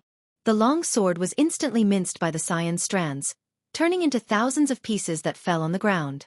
Wah! With a miserable shriek, blood burst out of the cyan light as an arm flew off. That arm was holding a sword hilt. A thin figure staggered backward. You old man, go to hell! Countless cyan strands of energy rushed forward. When hundreds of people were about to be killed, Bei Tang-ao's reckless words were like a bolt from the blue in the ears of the others. With such a remarkable ability, even a powerful army might not be able to defeat this terrifying youth. Bei Tang-ao. Just when everyone was in despair, suddenly, an earth-shattering roar came from the back of the camp. The rolling sound waves were like galloping horses. Hundreds of people's ears immediately buzzed, and the world became silent for a moment. Who is it? Everyone was shocked, especially Bei Tang-yi, whose face suddenly became incomparably solemn. As for Bei Tang-ao, his face even paled. Outrageous, that maleficent star actually didn't die. This is troublesome. Let's kill these people in front of us first. Bei Tang-ao's mind was shaken. The countless strands interweaved into a huge net and shrouded the hundreds of cyan guards. It's him. Ling Luoyan, who was protected by hundreds of cyan guards, was completely dumbfounded when she heard this voice. Everything in the outside world seemed to have nothing to do with her. The person she cared about appeared in her moment of crisis. On the ancient path, a white shadow rushed from behind like the wind and lightning. The speed of the person was so fast that he left a series of afterimages in the void as he passed. In an instant, he came close to them. A mountain-like fluctuation of yuan qi surged over. Even the people of the Beitang clan turned pale. The dozens of black-clothed men were forced to retreat, and their figures were unstable. Damn it! When the person saw the scene in front of him, he was instantly furious. He directly pushed his palm forward, and endless golden light swept forward like a golden wave. Beitang Ao's Xian large net was about to descend on the heads of the hundreds of Xian guards, but the countless strands were all shattered and dissipated under the golden light. Beitang Ao felt as if he was struck by lightning. His body shook violently, and he continuously retreated a few steps. His face suddenly flushed red, and the blood in his chest and abdomen were rolling up and down rapidly. When his divine ability was broken, he suffered a not small impact. The palm power that was like a surging golden wave cancelled out the thousands of strands. Hoo! A gust of wind rose, and the white figure had already arrived in front of Beitang Ao in an instant. He directly punched out. There was no dazzling light, no terrifying yuan qi fluctuation, it was just an ordinary punch. However, this seemingly ordinary punch caused ripples to appear in the space in front of the fist.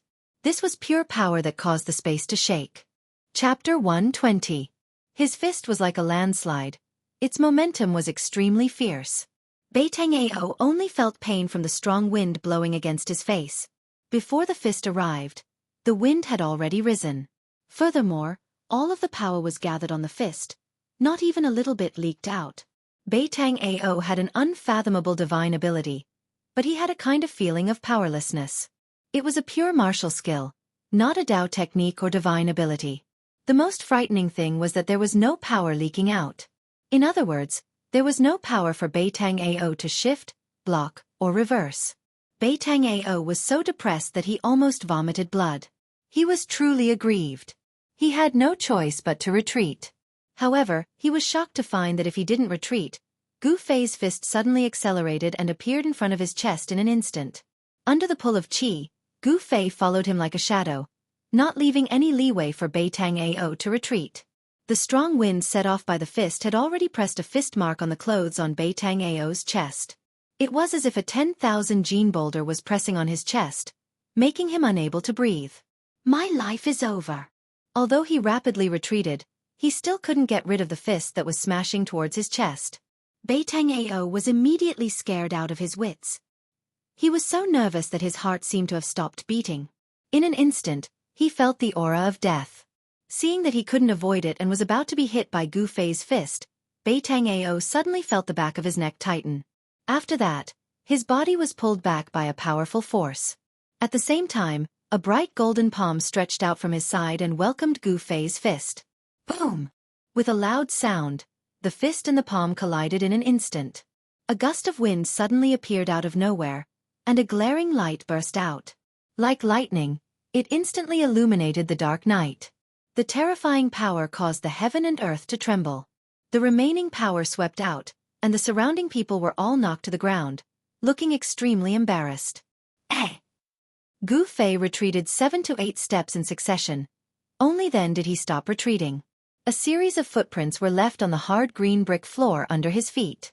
He was very surprised. Someone actually rescued this hateful Beitang Ao from under his fist. At this moment, Beitang Ao felt as if he was riding on a cloud. His collar was pulled by someone, and he quickly retreated. But the vast and mighty power released by the collision between Gu Fei and the person who saved him caused him to suffer a great impact. Not only is this Gu Fei not dead, but he seems to have become even more powerful. He is simply a monster. The corner of Beitang Ao's mouth was overflowing with blood, and his whole body felt as if it was falling apart. The impact of the energy that swept out made him feel as if he was being torn apart. Look after him. That man raised his hand and threw Beitang Ao behind him. A black-clothed man immediately stepped forward and caught Beitang Ao. The person who saved Beitang Ao was Beitang Ao's big uncle, Beitang Yi. Among the people of Beitang family present, only Beitang Yi, who had the highest cultivation, could rescue Beitang Ao from Gu Fei's fist at the critical moment. Who are you? Why did you use such a ruthless move on my nephew? Beitang Yi coldly stared at Gu Fei. From his narrowed eyes, a blade-like sharp gaze would burst out from time to time. This white-clothed youngster in front of him was not old, but his cultivation was incomparably profound. Furthermore, he was able to ignore Beitang Ao's unfathomable divine ability. He was not simple at all. He was not in a hurry to make his move. Beitang Yi did not dare to lower his guard. He was thinking, what kind of person and what kind of power could teach such a powerful young expert? Big uncle. He is the person I told you about. Beitang Ao, who was supported by a black-clothed man, said loudly to Beitang Yi with an ashen face. Didn't you say that he should be dead? Beitang Yi suddenly turned around and swept a glance at Beitang Ao. His gaze was as sharp as a blade, making Beitang Ao not dare to look straight at him. This. Beitang Ao's complexion instantly became deathly pale. He thought of the dreadful consequences of Gu Fei being alive. This would bring enormous trouble to their Beitang family. He had never thought that a person who had been poisoned by the so-called incurable strange poison could still be alive. The people from the Haotian trading group were confused. They did not know what the uncle and nephew were talking about. However, Gu Fei was very clear and understood. Come to think of it, the people from the Beitang family had obviously found out about his identity through some means. However, no matter what, he and the Beitang family were bound to become enemies. At this moment, the hundreds of green-clothed guards from the Haotian trading group had already protected Ling Luoyan and the others and retreated dozens of feet away.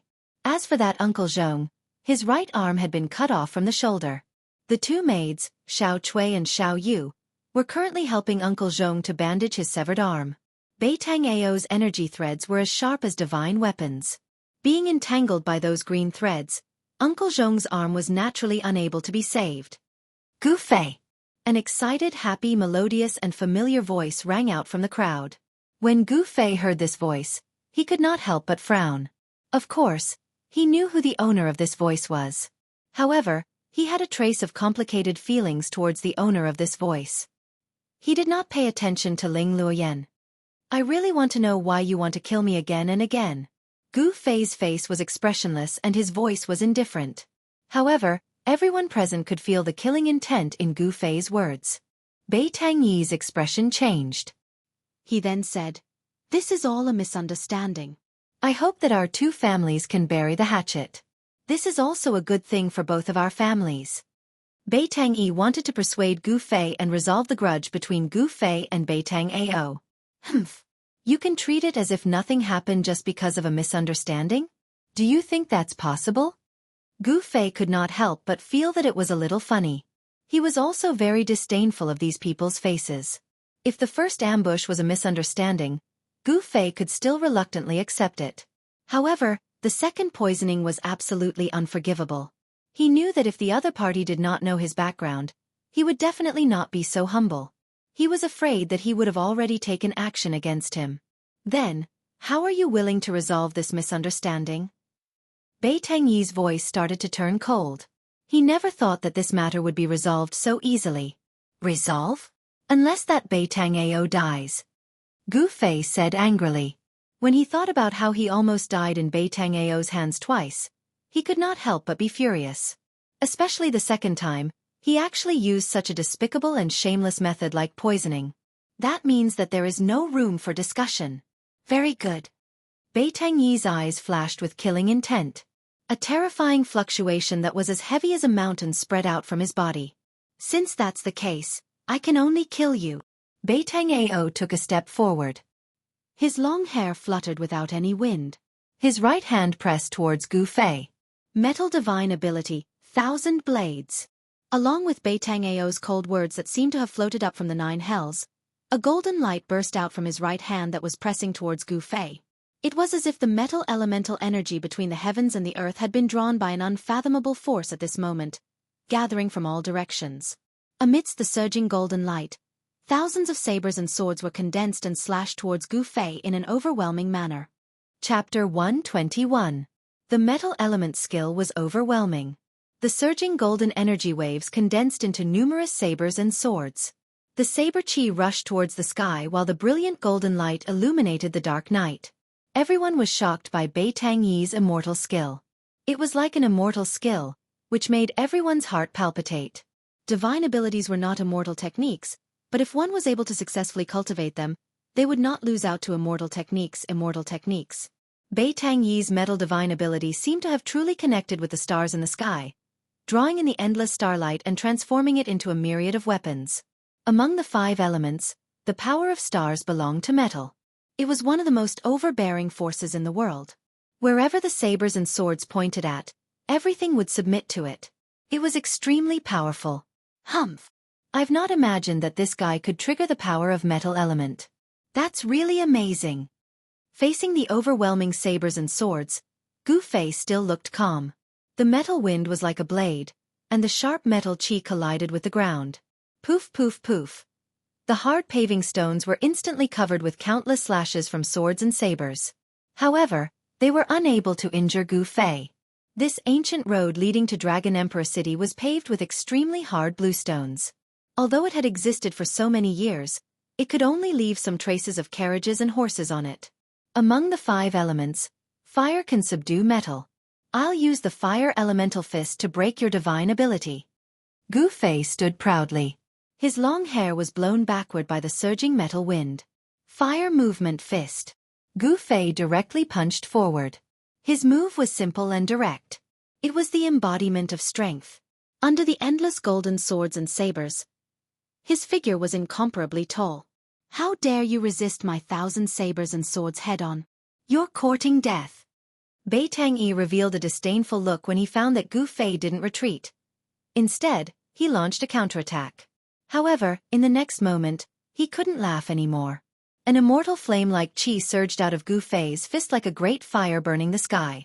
The dazzling red chi surged forward like fire dragons as if they were going to burn all the visible and invisible things in the world.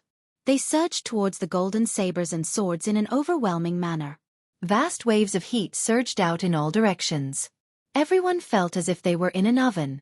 The oppressive heat made it hard for them to bear. The heat didn't seem to come from outside their bodies, but from within their bodies. Gu Fei's punch actually caused everyone present to feel as if their entire bodies were being burned by raging flames. The hundreds of green-clothed guards and the dozen black-clothed men from the Beitang clan were all drenched in sweat as they retreated repeatedly. If he was an enemy, he would never show mercy. If he showed mercy, he would never spare his opponent any chance.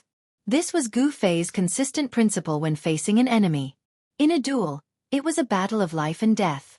The overwhelming golden sabers and swords instantly collided with Gu Fei's fiery fist. A rumbling sound broke out. The sound wasn't loud, but it shook the world. Thousands of golden sabers and swords were shattered into streams of light that streaked across the sky. Finally, they were extinguished in the surging fire. There were flames everywhere and sharp edges everywhere. The strong light that erupted illuminated the world. Especially under the night sky, it was particularly eye-catching. Even hundreds of miles away, it could be clearly seen. Unparalleled strength was colliding, surging, and canceling each other out. A great pressure swept out and shrouded the nearby world. The thousands of sabers and swords formed by the metal element divine power were actually blocked. It wasn't a divine power or a Dao technique, but it was better than a divine power and a Dao technique. The martial arts and combat skills that Gu Fei displayed shocked everyone. When the light dissipated, Bei Tangyi stood in the field without moving. At this time, he could no longer hide the shock in his heart. How was this possible? Gu Fei flew out. He was surprised to find that the black-robed middle-aged man was actually a powerhouse that surpassed the realm of awakening self. He was at the peak of the 8th level of heaven, but it was still difficult for him to contend and he was forced to retreat by the metal element divine power. Although the martial arts and combat skills were not weaker than any Dao technique, the strength of the other party was there. In this battle of combat skills and divine powers, Gu Fei was at a disadvantage. A vast amount of Yuan Qi rushed out of Gu Fei's body, enveloping his whole body in a bright aura. He tried his best to stop his retreat. At this time, behind him was already a dense forest. You are actually unimaginable. Bei Tangyi looked at Gu Fei with a look of disbelief. He seemed to have thought of something, and his expression changed several times. This is Uncle Zhong, who was being protected by a group of guards, was speechless for a long time when he saw the scene just now. At this time he trembled and muttered to himself, "I can't believe. The legend is actually true.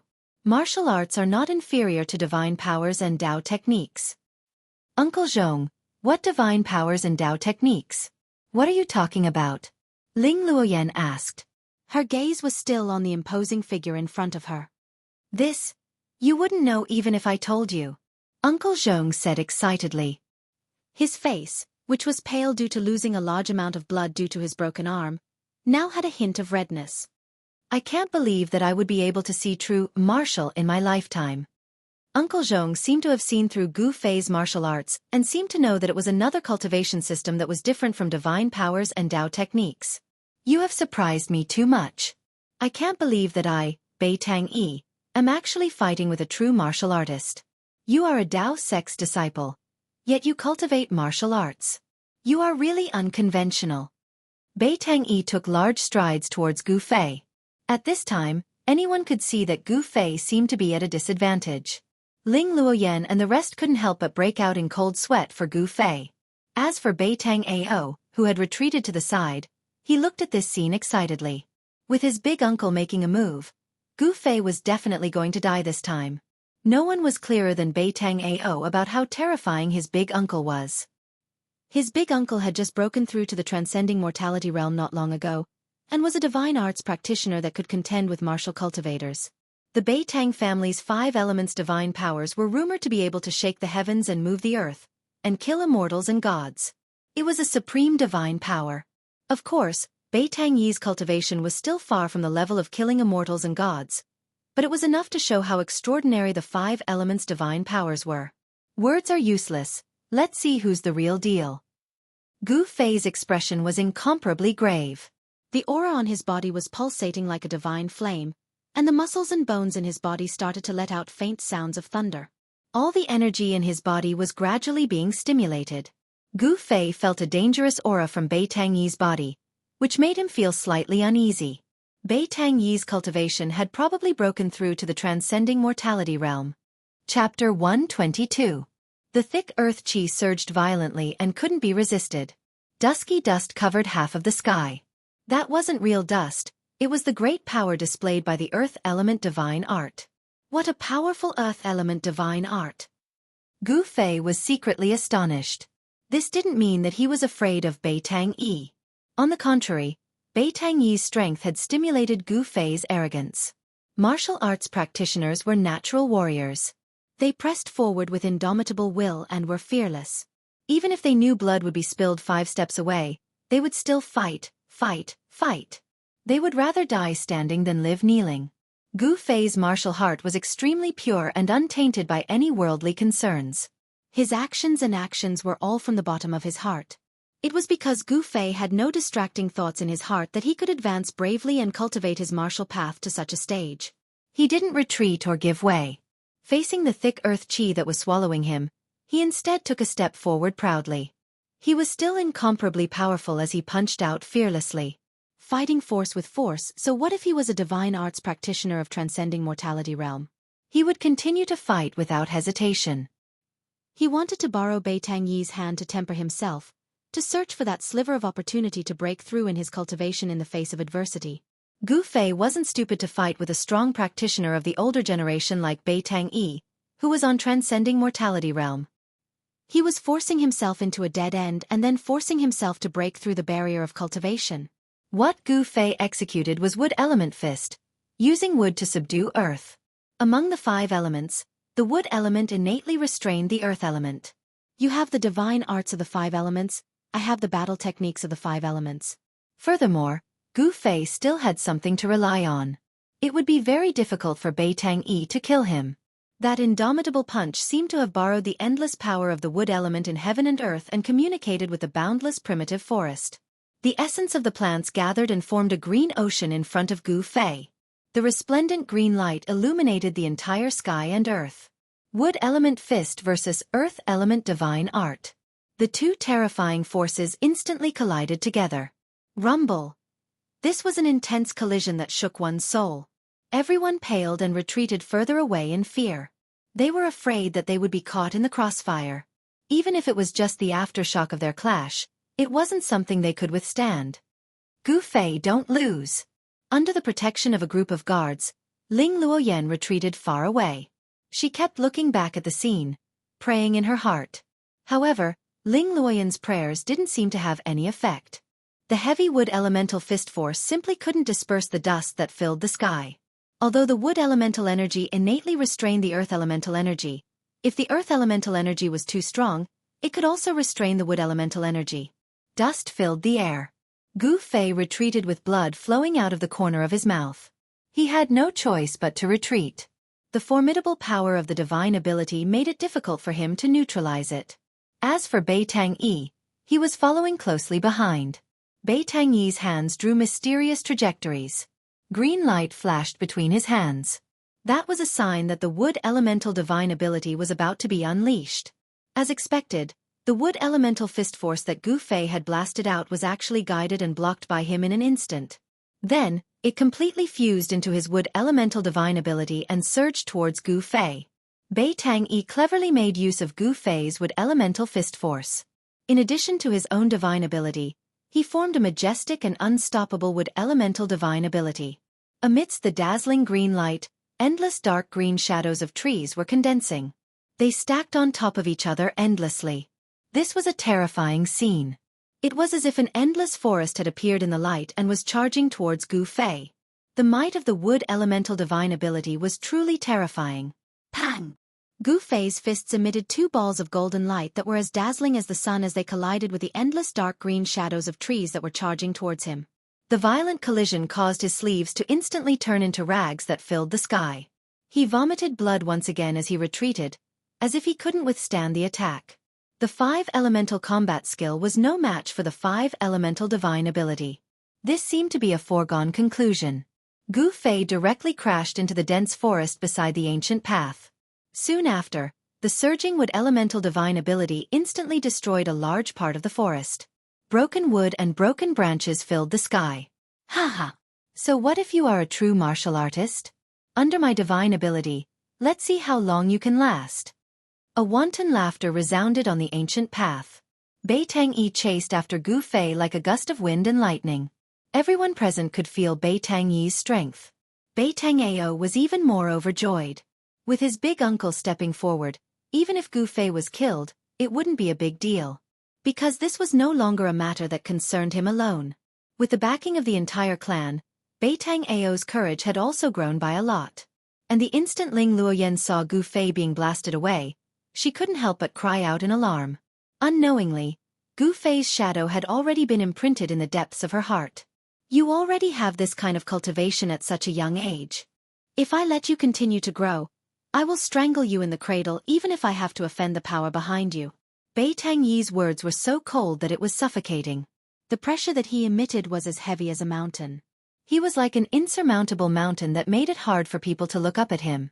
In an instant, he caught up to Gu Fei, who was retreating, and executed the divine ability of the water elemental divine ability. Boom! Gu Fei was sent flying by the huge water dragon that was formed by the endless power of the water elemental divine ability. He smashed through dozens of huge trees. A gush of hot blood surged up his throat, but he swallowed it back down. Traces of blood flowed out from the corner of his mouth. He didn't feel dejected because of this, nor did his heart turn cold because of this. It was very normal for someone at the peak of the 8th heaven to be unable to contend against a divine ability practitioner of the transcending mortality realm. This was the embodiment of absolute strength without any tricks. His defeat wasn't unjust. After the divine ability of the water elemental divine ability, it was the divine ability of the fire elemental divine ability. Thousands of fireballs smashed towards Gu Fei like meteorites with raging flames. The terrifyingly high temperature seemed to even evaporate the air, causing Gu Fei to be unable to breathe. Boom! Boom! Boom! Boom! Boom! One after another, the huge fireballs exploded in the primitive ancient forest, ruthlessly destroying the forest one after another. Gu Fei used the 8 desolate steps to dodge the fireballs. Although he dodged the majority of the fireballs, he was still hit by dozens of fireballs, sinking his body into the sea of raging flames. However, Gu Fei wasn't an ordinary person after all. His muscles, bones and flesh were tempered like a magic treasure. The terrifying flames that could smelt iron couldn't injure him in the slightest. Even though he had rushed out from the sea of raging flames, the violent energy that burst forth when the fireballs exploded also caused a huge impact on Gu Fei. The arms that he used to protect his body felt like they were about to break, causing him to break out in cold sweat from the pain. Even so, Gu Fei still attacked Bai Tang-yi, who was chasing after him, with many dazzling blade lights, attacking Bai Tang-yi. The chi of divine weapon in his body was condensed on his hands. His hands were equivalent to an indestructible divine weapon. His hands struck out destructive lights that were like the edge of a knife.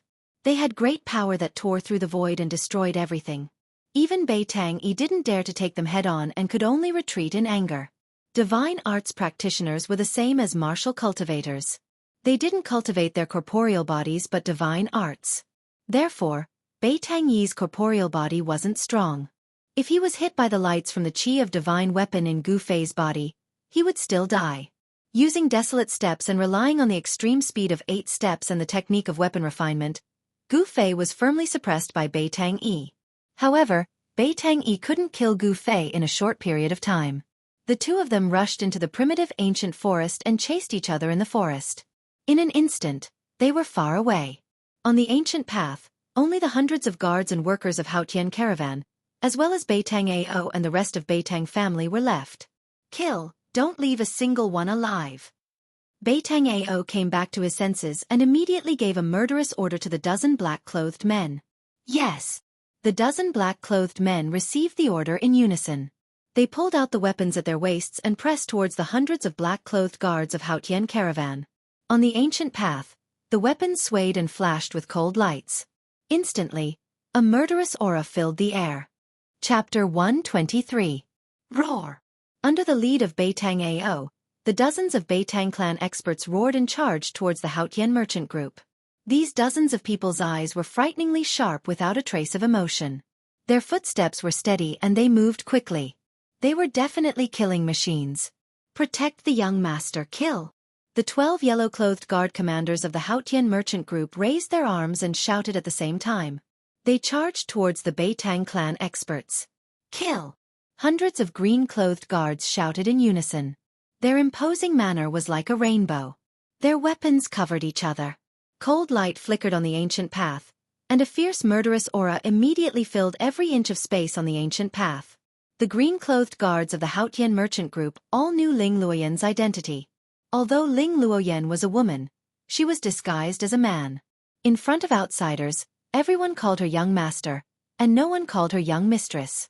Apart from the group of guards who were unafraid of death and charged forward, the other dozens of guards protected Ling Luoyan as they retreated. The workers had already fled in all directions. Pang! Like a dozen whirlwinds, the dozen black-clothed experts of the Bai Tang clan directly crashed into the group of guards. Immediately, blood burst out, broken weapons flew, and then people also flew. Like a broken sack, they were thrown away by a violent force. They died in mid-air. A massacre suddenly broke out on the ancient path under the moonlight. Can't even withstand a single blow. Bai Tang-ao was like a sharp black sword. He was directly among the hundreds of imperial guards. His body emitted a bizarre energy fluctuation. All the weapons that were chopping towards him were inexplicably reversed and chopped the bodies of the imperial guards who were attacking him. Bai Tang-ao was too lazy to care about these guards. With his hands behind his back, he quickly passed through the hundreds of guards. Wherever he passed, the guards beside him all fell to the ground. He did not attack those guards. Those guards were all killed by their own swords. Such an unfathomable divine ability made the group of guards shudder with fear. But no one retreated because of this. No one retreated because of Bai Tang-ao's unfathomable divine ability. The group of green-clothed guards still fiercely rushed towards Bai Tang-ao. Hand over that thing, and I'll leave your corpses intact. Bai Tang-ao swept away his previous sorry state from being forced by Gu Fei, and chased after Ling Luoyan and the others in an extremely domineering manner. The guards who were rushing towards Bai Tang-ao couldn't even touch Bai Tang-ao's clothes with their weapons and died under their own weapons inexplicably. Along the way, the sound of bodies crashing onto the ground could be heard. Fresh blood stained the bluestone on the ancient path, then seeped into the ground through the cracks. The green-robed guards of the Haotian caravan were not on the same level as the experts trained by the Bai Tang clan. Their screams were earth-shattering. The green-robed guards' screams before they died were shrill and ear-piercing. Flesh and blood splattered everywhere. The ancient path turned into a living hell in an instant. Betrayal. When Uncle Zhong saw more than half of the guards he had trained were killed in an instant, he couldn't help but feel extremely angry. Wah! He spurted out a mouthful of blood. Hee hee. Betrayal grinned hideously as he approached Ling Luoyan, Uncle Zhong, and the others. His surroundings seemed to have turned into a black hole, causing others to be unable to sense any of his aura. It was as if he didn't exist. A yellow-robed guard commander pushed his feet off the ground and leaped into the air. The long sword in his hand turned into a dazzling ray of light and slashed towards Betrayal's head. Die! The yellow-robed guard commander roared angrily. His eyes were filled with fury and his face was filled with determination. He knew that this demon-like guy would reverse his move, but he still made his move. Humph. Betrayal sneered disdainfully and continued to walk forward as if he was taking a stroll in the park. Sure enough, before the resplendent swordlight could strike Betrayal, the yellow-clothed Imperial Guard commander felt his wrist fiercely shake. After that, the swift and fierce swordlight that he struck out, under his horrified and inconsolable gaze, turned around and struck towards his own head. It was the same move, the same sharpness, the same indomitable will. Puff! A mist of blood burst out in the air and 2 pieces of a corpse fell from the sky. The yellow-robed guard commander was actually split into 2 halves by his own sword move. Seeing this scene, the 2 maids, Ling Luoyan, Xiao Cui, and Xiao Yu, instantly turned pale with fright. The incomparably bloody scene made their chests feel stuffy and they had the urge to vomit. I don't have time to play with you guys. Betrayal's face revealed an evil smile. Then, his right hand directly grabbed towards the heavily injured Uncle Zhong, completely ignoring the 20 to 30 guards that were protecting Ling Luoyan. The dozens of green-robed guards that were protecting Ling Luoyan, Uncle Zhong, and the others as they retreated were now left with only 20 to 30 people. Even their commander had died tragically. However, it must be said that the green-robed guards of the Haotian merchant group were extremely loyal to Ling Luoyan. Even when facing a terrifying enemy like Betrayal who they knew they couldn't defeat, they still showed no signs of collapsing. None of them dared to escape without permission. Thousands of green energy threads shot out from Betrayal's right hand like silk and entangled Uncle Zhong who was protected in the middle by a group of guards. Chi. The extremely fine green energy threads rapidly traversed in the void, emitting a slight sound of breaking through the air. Everyone's expression changed and they felt despair. Even Uncle Zhong's arm was cut off by this strange green energy thread. This damn thing could even cut weapons. If a person was entangled by it, wouldn't he die without a complete corpse? Just when Ling Luoyan and the others thought that they couldn't escape death, a tiny purple shadow suddenly shot out from the dense forest beside the ancient path. That purple shadow's momentum was very fast. It actually rushed into the midst of the guards in an instant before Betrayal's green energy silk fell on everyone. Everyone only saw a purple shadow flash before their eyes. A large hole was torn in front of Uncle Zhong's chest, revealing the close-fitting clothes inside. Not good. A thought flashed in Uncle Zhong's mind. He spread open the 5 fingers of his left hand and immediately grabbed towards the purple shadow in front of his chest. Although he had lost an arm, his reaction was fast and extremely fast. However, that purple shadow had already used its claws to push against Uncle Zhong's chest and was sent flying. At this moment, everyone could clearly see that this little thing that was moving quickly was actually an extremely cute purple sable that was only the size of a fist. This little sable was different from an ordinary sable. It was much smaller than an ordinary sable, and it had a pair of ruby-like big eyes that were filled with incomparable intelligence. On its forehead, there was a deep purple vertical line that looked like a closed eye. Three-eyed divine sable. When Betrayal saw this little beast, he couldn't help but be moved. What shocked him the most was that this little beast was actually holding a small box in its claws. This was a brocade box that was 3 fingers wide and less than half a foot long. It was covered with talismans that were circulating with spiritual power and seemed to emit a misty radiance. Obviously, this was a box that was sealed by a talisman. The little beast holding this box looked extremely comical, as if it was a child carrying a big stick. It was very awkward. The movement speed of the little beast holding the box had obviously slowed down, but it was still extremely fast. It was like a purple shadow that was rapidly leaping through the crowd, wanting to pounce into the dense forest beside the ancient path. Quickly catch that sable. How could Beitang Ao still care about Ling Luoyan and the others? He waved his right hand, and the thousands of green threads immediately changed direction and enveloped the three-eyed divine sable. Chapter 124. This little marten was the mystical little marten that Gu Fei had encountered previously, the one that fed on the crystal cores of fierce beasts. That night, the mysterious woman used her great divine ability to seal the heaven and earth with a fire net.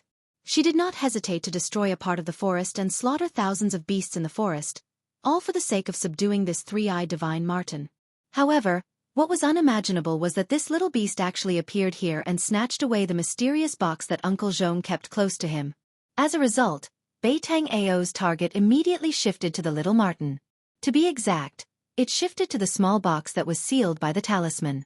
Quickly catch that purple marten. Don't let it escape into the forest. Beitang Ao roared and waved his hands continuously. A large net formed by interweaving green energy threads immediately appeared in the air in front of him, and enveloped the little beast that was leaping and escaping below. Apart from the little beast that was holding the mysterious small box, there were also 7 or 8 Qingyi guards from the Haotian merchant group that were enveloped by the energy net. None of them were spared as they were all sliced into thousands of pieces by the energy net that enveloped them.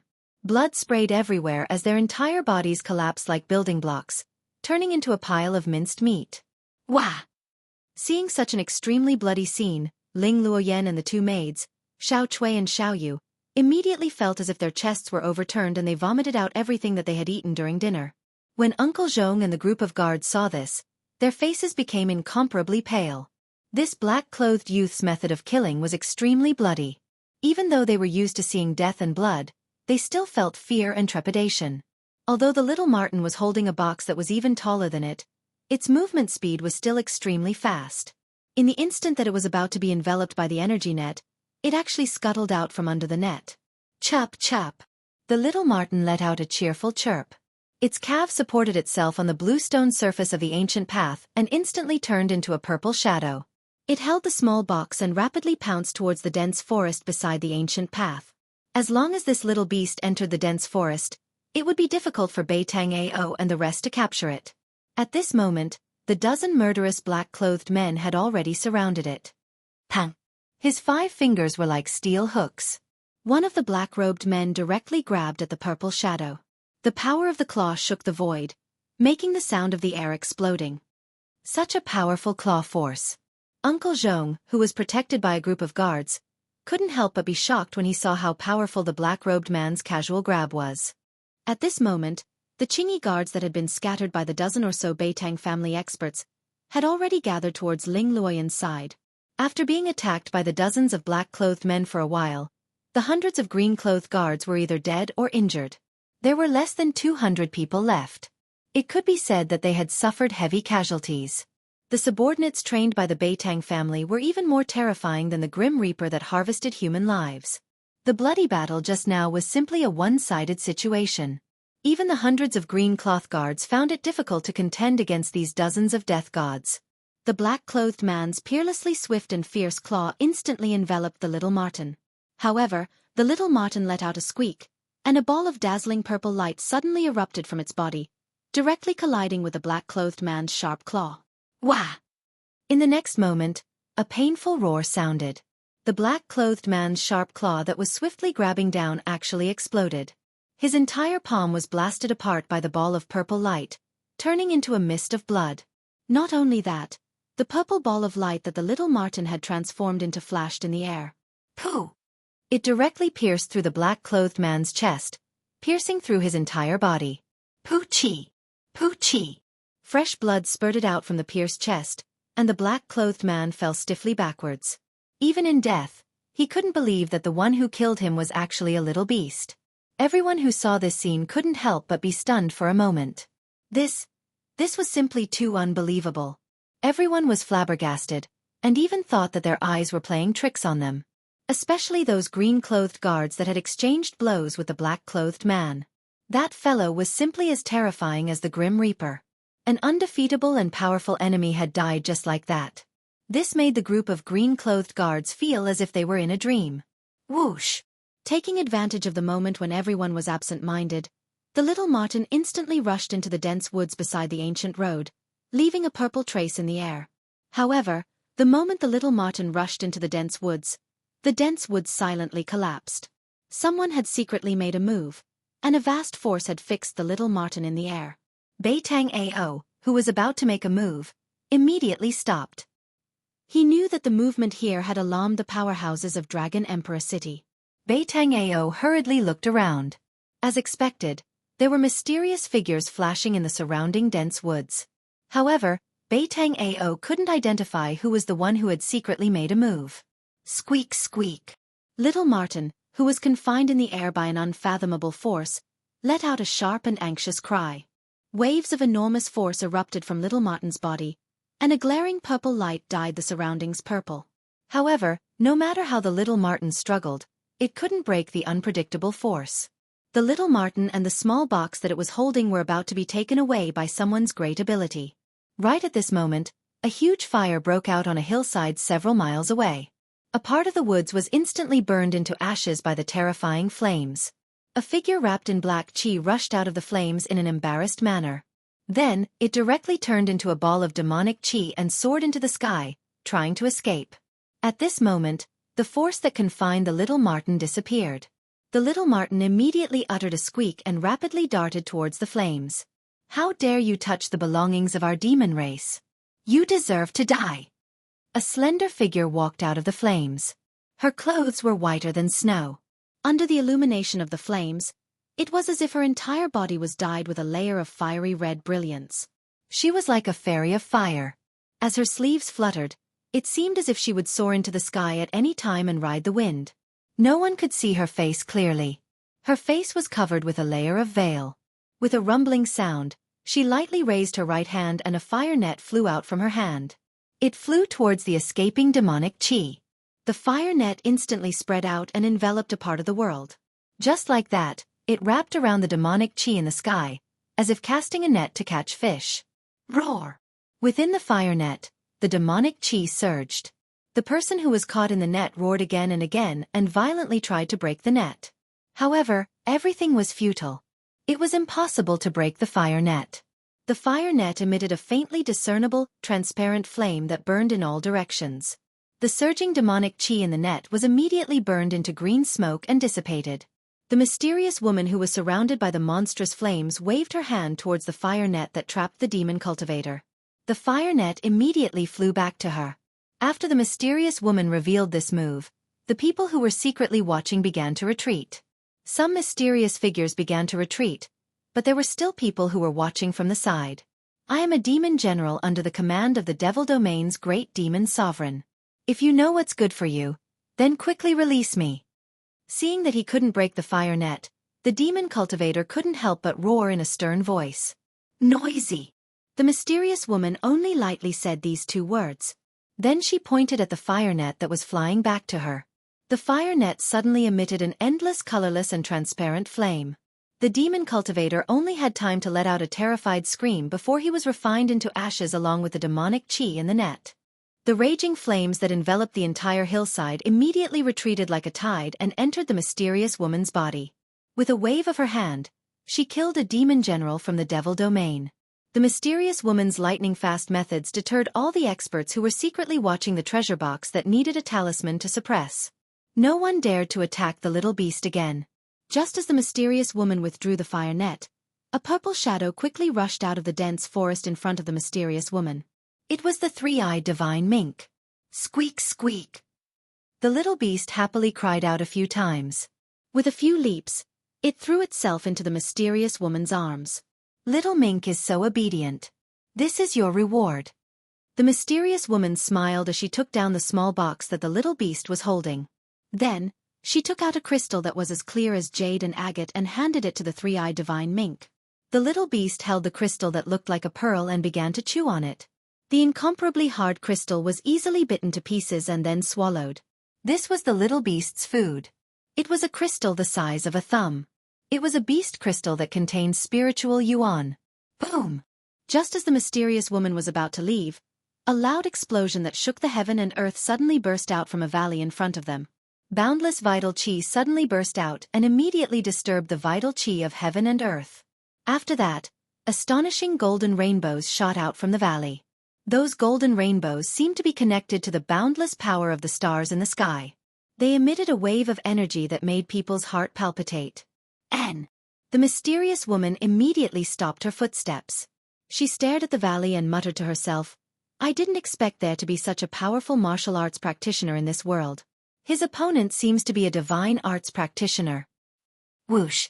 The mysterious woman's figure disappeared in an instant. No one was able to see how she disappeared. "The demon race has appeared again." After the mysterious woman disappeared, these words faintly came out from the darkness. "Let's go." When Beitang saw the mysterious woman taking away the treasure box, he immediately brought his subordinates and rushed into the dense forest. They rushed towards the valley where the loud explosion was coming from. In the valley a few miles away, the battle between Beitang and Gu Fei had already reached the climax. Beitang still held the absolute upper hand and firmly suppressed Gu Fei. But as the battle continued, Beitang was secretly startled because Gu Fei was terrifyingly tenacious. Even after suffering continuous attacks, he still stood up from the ground and wiped the blood stain from the corner of his mouth. Then, he continued to fight with him like a madman. Chapter 125. This was a small valley, a messy little valley. The ground was cracked, the trees were toppled, and the huge rocks were shattered into pieces. Shocking pits of all sizes were scattered all over the valley. In the entire valley, there was no piece of land that was intact.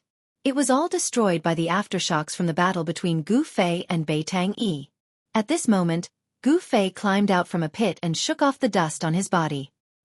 He wiped away the blood on the corner of his mouth and looked indifferently at the figure that was standing on a broken tree stump like a huge mountain. A divine arts practitioner of transcending mortality realm is indeed powerful. However, this person has probably just broken through to transcending mortality realm not long ago. If it's a strong practitioner like Zhao Xuanji, I can only flee at the sight of the wind. Gu Fei thought to himself.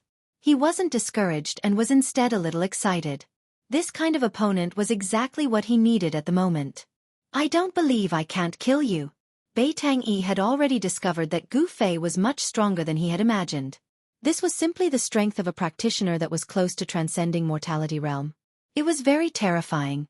A youth, a martial arts practitioner, a young martial arts practitioner that only had the cultivation of awakened mortality realm could actually display strength that was infinitely close to transcending mortality realm. This truly shocked him.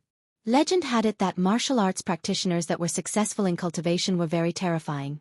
Among the same level practitioners, it was hard to find a worthy opponent. This doesn't seem to be a baseless rumor. Beitang heart trembled. Beitang had long since wanted to kill Gu Fei, but at this moment, his killing intent had already risen to the limit. Gu Fei had to die. Otherwise, if he was allowed to grow, he would become a great enemy of Beitang family. "What other ultimate moves do you have? Show them to me." Gu Fei's battle intent was like a rainbow. His eyes flickered with anticipation. He really wanted to know how strong a practitioner that had just entered transcending mortality realm was. Humph! Beitang snorted coldly and took a step forward. In an instant, he had traversed dozens of yards and arrived above Gu Fei. Rotation of 5 elements, obliterate heaven and earth. Along with Beitang loud shout, a mountain-like energy fluctuation immediately erupted from his body. At the same time, his body surged with colorful rays of light. The rainbow-like multicolored divine radiance seemed to have spirituality. It spread out. Beitang figure disappeared within the resplendent multicolored divine radiance. A huge whirlpool was formed. Boundless power of the 5 elements gathered together, shaking heaven and earth. Everything in the area shook violently, and the broken trees and boulders on the ground all flew into the air. Roar! Gu Fei let out an angry roar and immediately lowered his waist into a horse stance. His feet seemed to have grown roots on the ground, and no matter how the world shook, he still stood firmly on the ground. The vortex formed by the power of the 5 elements finally condensed into a huge 5-colored millstone. This gigantic millstone emitted terrifying fluctuations that caused one's heart to palpitate. As it spun, it obliterated everything. At the same time, a great suction force began to appear, sucking in everything that was enveloped by the millstone before completely obliterating it. Gu Fei's expression was incomparably dignified. He tried his best to resist this suction force. His entire body emitted a blazing aura, and the thick earth energy surged out from his feet, tightly binding him to the ground. Gu Fei seemed to have merged with the earth under his feet. The great suction force of the five elements reincarnation cycle could not pull him into the five elements millstone that was grinding down below for a moment. This guy is starting to go all out. Gu Fei felt a great danger descending upon him. Bai Tang-yi didn't hold back at all. He actually fused the five elements into a five elements great millstone that could destroy everything. He wanted to obliterate Gu Fei. It was easy to imagine how strong Bai Tang-yi's killing intent was. If I still can't kill him like this, then I would be a transcending mortality cultivator in vain. At this moment, the clothes on Bai Tang-yi's body, which had transformed into the great millstone of five elements of extinction, had already been torn to shreds. Blue veins were popping up on his body. He had exerted all his strength, but because he had overloaded his 7 apertures by activating the 5 elements as one divine ability, traces of blood were seeping out. Even if he could successfully kill Gu Fei, his vitality would be greatly damaged. All the experts who were secretly watching this battle were shocked by the profundity of the Bai Tang clan's 5 elements. The power of the 5 elements rotated and obliterated the heaven and earth. If this divine ability was cultivated to the extreme, what kind of scene would it be? The Bai Tang clan was indeed a cultivation clan with an incomparably rich heritage. Some people couldn't help but be vigilant towards the Bai Tang clan of Yan country. The 5 elements formed into the samsara millstone emitted a terrifying aura that could destroy the heaven and earth. This made Gu Fei feel the aura of death. Transcending mortality cultivators were indeed outstanding. Even if he had just entered the transcending mortality realm, this Bai Tang-yi was already very scary. If an ordinary 8th celestial layer cultivator met him, they would only be able to wait for death. However, Gu Fei was not an ordinary 8th celestial layer cultivator. He was a heaven-defying body cultivator. It was his nature to constantly challenge his limits. The stronger he met, the stronger he would become. Only then would he be able to break the shackles of his own cultivation. Divine weapons essence for me to use. Without thinking, Gu Fei guided the divine weapons essence into his hands. Buzz! A sword cry soared to the sky. It was like a crane's cry to the 9 heavens, a dragon's roar. An unparalleled sword energy soared to the sky, causing the heaven and earth to lose their color. This guy! Roar! Bai Tang-yi, who was inside the 5 elements samsara millstone, was shocked when he saw this. He desperately drove the 5 colors millstone to grind down. However, it was not easy to use such a great divine ability that could shake the heaven and earth. Blood flowed from Bai Tang-yi's 7 orifices. His face was as ferocious as an evil spirit. However, it was difficult for him to drive the 5 elements samsara millstone to grind down Gu Fei. However, the speed of the 5 elements samsara millstone's grinding speed had increased by a lot. At this time, the slowly rotating 5 colors millstone was less than 5 zhang away from Gu Fei. The mighty destructive power caused the heaven and earth to shake. Cracks began to appear on the ground. If you can unite the 5 elements, so can I. Gu Fei went all out. He had no choice but to go all out. The 5 elements samsara millstone could only be used with the cultivation of the transcending mortality realm. However, he didn't care so much. The Xianxia in his body rapidly circulated. Yuan qi surged in his flesh and bones like a river. The 5 elements Yuan qi in his body were all stimulated by him and gathered towards the essence of the divine weapon in his hands. He was overdrafting the strength of his body. The consequences of doing so were terrifying. His body would probably suffer irrecoverable injuries. The vast 5 elements Yuan qi fused with the purple essence of the divine weapon. 100 zhang long sword light soared from Gu Fei's hands.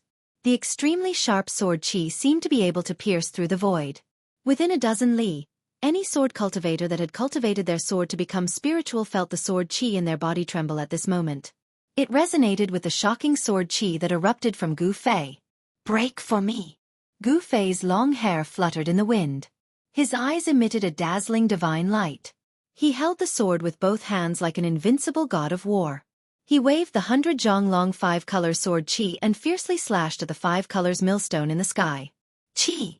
A light sound, like a piece of cloth being suddenly torn apart, emitted an ear-piercing sound. Wherever the sword light passed by, space split. The destructive power of the 5 elements that descended from the sky was immediately split in half by the sword qi that was like a waterfall. Chapter 126. Bei Tangyi and Gu Fei both attacked with all their strength, no longer holding anything back. One was a strong practitioner of the older generation who had just entered Transcending Mortality Realm, while the other was a young martial arts practitioner who was at the peak of Awakening Mortality Realm. No one thought that Gu Fei could win. Jumping levels to challenge a cultivator of a higher realm than oneself wasn't something that didn't happen in the cultivation world. However, challenging a strong practitioner that was a realm higher than oneself was something that had never happened before. No one would be so stupid to challenge an opponent that they couldn't defeat. This was no different from a suicidal action. 5 elements divine arts were said to be able to destroy heaven and earth. When executed by a divine arts practitioner of Transcending Mortality Realm like Bei Tangyi, it was naturally impossible to destroy heaven and earth. However, with the cultivation of Transcending Mortality Realm, he had the upper hand. Boundless power of the 5 elements gathered together, and the huge millstone of 5 elements gave off a terrifying aura as it crushed down on Gu Fei. That imposing manner was also extremely terrifying. In front of Bei Tangyi's ultimate move, Gu Fei had no choice but to risk it all. The divine weapon's essence that had been refined in his body fused with the 5 elements and 5 chi in his body before transforming into a shocking sword rainbow that was 300 yards long and slashed upwards in defiance of the heavens. Pang! Gu Fei's clothes were instantly shattered into thousands of pieces by the sword chi that burst out, revealing his body that seemed to be cast from iron. His dragon-like muscles flowed with a 5-colored luster, giving people a feeling of pressuring strength. The unparalleled sword light was like a beam of divine light that sliced through the void, tearing apart heaven and earth. It directly broke through the destructive storm of the 5 elements annihilation millstone and collided with it. Everything between heaven and earth seemed to have stopped. In that instant, there was no sound, it was terrifyingly silent. In the next moment, a terrifying light that could tear apart heaven and earth burst forth. Boom! The sky seemed to have collapsed and the earth seemed to have caved in. The power of the 5 elements surged violently, and the destructive energy storm swept out in all directions. The entire valley was like a wave as the ground undulated up and down violently. Everything on the ground, the flowers, the trees, the rocks, everything turned into dust, completely turned into dust. Then, this layer of dust was blown into the air by another gust of wind. It covered the sky and covered the sun as it surged outwards, turning the entire place into a grayish haze. It actually created a sandstorm that was absolutely impossible to appear in the southern wasteland in the middle of an endless primitive forest. It was really shocking. The millstone of destruction that could shake an entire region of the world had shattered, and so had the astonishing sword light. At the center of the collision between the millstone of destruction and the sword light condensed from the battle skills of the 5 elements, the violent power of the 5 elements seemed to have turned the region of space into chaos. The pressure that surged out caused the hearts of the people who were secretly watching to palpitate. Bei Tangyi was sent flying more than 300 zhang away by the frightening power that burst out. Only after falling down from the sky did he stagger a few steps and spit out a mouthful of blood. After forcefully executing the 5 elements unification great divine ability, Bei Tangyi appeared to be very tired, and his expression was weary. It was obvious that his vitality had been injured. A warrior of the self-awakening realm had actually injured his vitality. Bei Tangyi was so depressed that he wanted to vomit blood. His face was gloomy, and there was not a trace of happiness on his face. Because defeating Gu Fei was a matter of course. He knew that there were people spying on him in the vicinity. In this battle, it could be said that he was bullying the weak, and it would damage his reputation. And Gu Fei's ending had already been decided. Defeat was a given. The gap of a realm seemed to be an insurmountable chasm. He was defeated miserably. He had already been seriously injured in the battle with Bei Tangyi. He was merely relying on his unyielding fighting spirit to contend with Bei Tangyi. The violent impact had broken both of his arms. He spat out a mouthful of blood, and was sent flying by the energy storm. Like a withered leaf falling from a tree, he rolled and flew out. Rolling and rolling until he was sent flying out of this small valley. Only then did he fall down from the sky, passing through the dense branches. With a pang sound, the withered leaves rushed up, and Gu Fei smashed into the jungle below. Not only were his arms broken, but his sternum had also cracked, as if an exquisite porcelain had been struck by an external force and had shattered. His bones, which had been tempered to be as hard as fine iron, were already covered with a layer of multicolored luster. But now, there were actually cracks on them. It could be imagined how fierce the impact just now was. The moment his back hit the ground, Gu Fei turned over and stood up. Enduring the pain, he staggered into the depths of the jungle. He knew that this place was very dangerous, and he had to leave. The danger did not only come from the Beitang family, but also from those people spying on him in the dark. No one knew whether or not those people would make a move on him. Leaving was the best option. He could no longer fight. That sword strike just now was already his limit. That sword strike had almost drained all the true qi in his body. He was powerless to fight again. However, just when Gu Fei felt that he was about to collapse, a warm current suddenly came from his chest. An extremely powerful force overbearingly rushed into his almost exhausted body, causing his entire body to be shrouded in a hazy black and white light. Just like a dry land welcoming the sweet dew from the heavens, Gu Fei's feeling of collapse suddenly disappeared. His body seemed to have been infused with an inexhaustible strength, causing his spirit to rise. The yin-yang jade pendant, at the critical moment of his life and death, once again showed its extraordinariness. The mysterious jade pendant surged with a huge amount of yin and yang power, nourishing Gu Fei's injured body and suppressing the surging qi and blood in his chest. Swish! Swish! Swish! The yin and yang power rapidly circulated inside his body. Although it was an external force, it still temporarily suppressed Gu Fei's internal injuries, enabling him to perform 8 desolation steps and leave quickly. Sure enough, when Gu Fei rushed into the depth of the primitive forest, over 10 shadows appeared where he had fallen just now.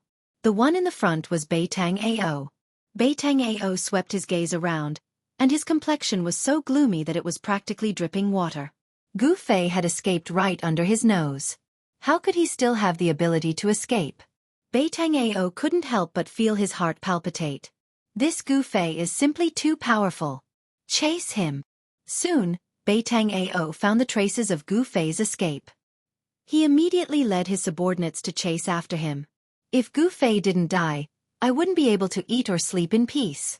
Among those people who were secretly peeping at Zhang Tai, some people also followed Beitang Ao and his subordinates.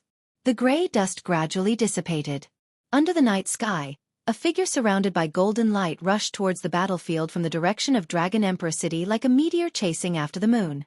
The terrifying pressure of the 9th heavenly layer of ascending mortality had already spread here from dozens of li away. Those who were secretly peeping at Zhang Tai all changed their expressions and some directly retreated. That person seemed to be flying in the wind and soon came close. Where's Beitang Yi? The person's voice seemed to come from the prehistoric times of the universe. It was vast and mighty, and the endless primitive forest seemed to be echoing with his cold voice. The person was a middle-aged Taoist with black hair and a long beard. He wore a green robe with fluttering sleeves. This green-robed Taoist was Dan Chenzi, who was responsible for leading the top 10 young experts of the Taishan sect to the ruined sky. Chapter 127. With a cultivation base at the 9th heavenly layer of the transcending mortality realm, other than those great cultivators at the royal void stage, no one would dare to underestimate an expert who was only a step away from becoming a great cultivator. Dan Chenzi's words reverberated in the air above the endless ancient forest, but no one responded. Turning into a golden rainbow, Dan Chenzi arrived on the moon. He was extremely powerful, and for a moment, he shocked everyone, whether it was those spying in the dark or those ordinary people on the ancient path. A slender figure surrounded by golden light stood at the top of the tree and looked around. Dan Chenzi's body emitted a majestic aura, and the aura of a powerful cultivator who looked down on the world was fully displayed at this moment. On the ancient path, the people of the Haotian caravan were all indescribably shocked. Ling Luoyan and the others looked at the figure at the top of the tree, shocked. This kind of immortal-like figure was absolutely rare. Dan Chenzi did not pay attention to Ling Luoyan and the others, but instead looked in several directions deep in the forest. He sensed that there were powerful cultivators hiding nearby. However, those people were not Beitang Yi, who he was looking for. He was originally in Dragon Emperor City, but suddenly received the news and immediately rushed over, but he seemed to be a step too late. The battle had already ended. How could Beitang Yi dare to face an expert like Dan Chenzi? The moment he sensed Dan Chenzi's aura, he immediately chose to retreat. Compared to Dan Chenzi, Beitang Yi, a cultivator who had just entered the transcending mortality realm, could not be compared at all. Their cultivation bases were like heaven and earth. For cultivators who had entered the transcending mortality realm, it was very difficult to advance to each realm. Correspondingly, with each realm, their cultivation base would take a big step forward, and their strength would multiply. This was not a breakthrough in a large realm. The transcending mortality realm was divided into 9 heavens. As long as one took these 9 big steps, they would be qualified to challenge the cultivation barrier of a large realm. Dan Chenzi was one of the few cultivators in the Taishan sect who was qualified to challenge the controlling void realm. As long as he could successfully take that step, he, Dan Chenzi, would be a great cultivator of the controlling void realm. Whoosh! Dan Chenzi's figure instantly disappeared from the top of a big tree beside the ancient path, and then directly appeared on a collapsed cliff beside a small valley several miles away. Someone is fighting here. Dan Chenzi carefully sensed the chaotic yuan qi fluctuations in the void, which were still very messy. It really is Gu Fei's aura. Dan Chenzi used his 9th heavenly layer ascended mortality realm spiritual sense to capture the extremely weak aura that Gu Fei left behind in the valley. Dan Chenzi immediately perked up and a smile appeared on his grave face. Very good. He really didn't die to Zhao Xuanji's sword. Dan Chenzi's unruffled state of mind began to ripple. Gu Fei was a disciple of the younger generation in the 9 meridians of Taishan. Dan Chenzi would not have given such a disciple a second glance under normal circumstances. However, Gu Fei was not an ordinary disciple. Of the 9 meridians of Taishan, Gu Fei was the only successor of the Ling Chui Peak. If Gu Fei died, then the orthodoxy of the Ling Chui Peak would cease to exist. The sect leader, Taoist Shen Tian, would absolutely not allow such a thing to happen. Therefore, Gu Fei had long been in Taoist Xuantian's sights and attention. That was why Dan Chenzi was so happy when he found out that Gu Fei was not dead. After all, if Gu Fei was killed in front of his eyes, he would not be able to bear the responsibility. People of the Beitang clan, listen to me. If anything happens to Gu Fei, I, Dan Chenzi, will definitely kill the Beitang clan. Dan Chenzi said loudly. His voice spread far and wide, echoing in the ancient forest. But other than Dan Chenzi's own voice, there was a terrible silence. No one responded. Dan Chenzi was a cultivator of the Taishan sect. His arrival was already known to the higher-ups of the various forces in the southern wasteland. No one was willing to offend the Taishan sect, one of the 3 great Taoist sects. The 3 great Taoist sects were like birds of a feather. Although in the southern wasteland, there were forces that could rival any of the 3 great Taoist sects, in the whole world, there were not many forces that could compete with the 3 great Taoist sects. Dan Chenzi glanced around, and then with a schwa sound, his body directly disappeared from the cliff. He turned into a golden shadow and quickly disappeared under the night sky. Gu Fei quickly moved through the dense forest. He was very careful, trying not to leave any traces in the places he passed. He knew that the people of the Beitang clan would not let him go so easily. But even so, Beitang Ao and his dozen or so men in black still followed the traces and followed him from behind. These people were all dressed in black, and like ghosts, they moved through the dense forest that was so dark that one could not even see their fingers in front of them. These people were obviously very familiar with tracking enemies in the ancient forest. It was very obvious that this group of people had received training in this aspect. In the middle of the night, walking in the ancient forest that was filled with danger, moreover, their movements were nimble and graceful, and they almost didn't make any sound. And, including that Beitang Ao, there are a total of 15 people chasing after me. On the crown of a big tree, Gu Fei temporarily stopped. He carefully identified, and very quickly, he confirmed the number of people chasing after him. His arm was broken, and he couldn't use both of his hands for the time being, which made it somewhat inconvenient for him to move. However, he still had a pair of legs, and with the yin and yang power transmitted by the mysterious jade pendant into his body, for the time being, Gu Fei still had some strength to protect himself.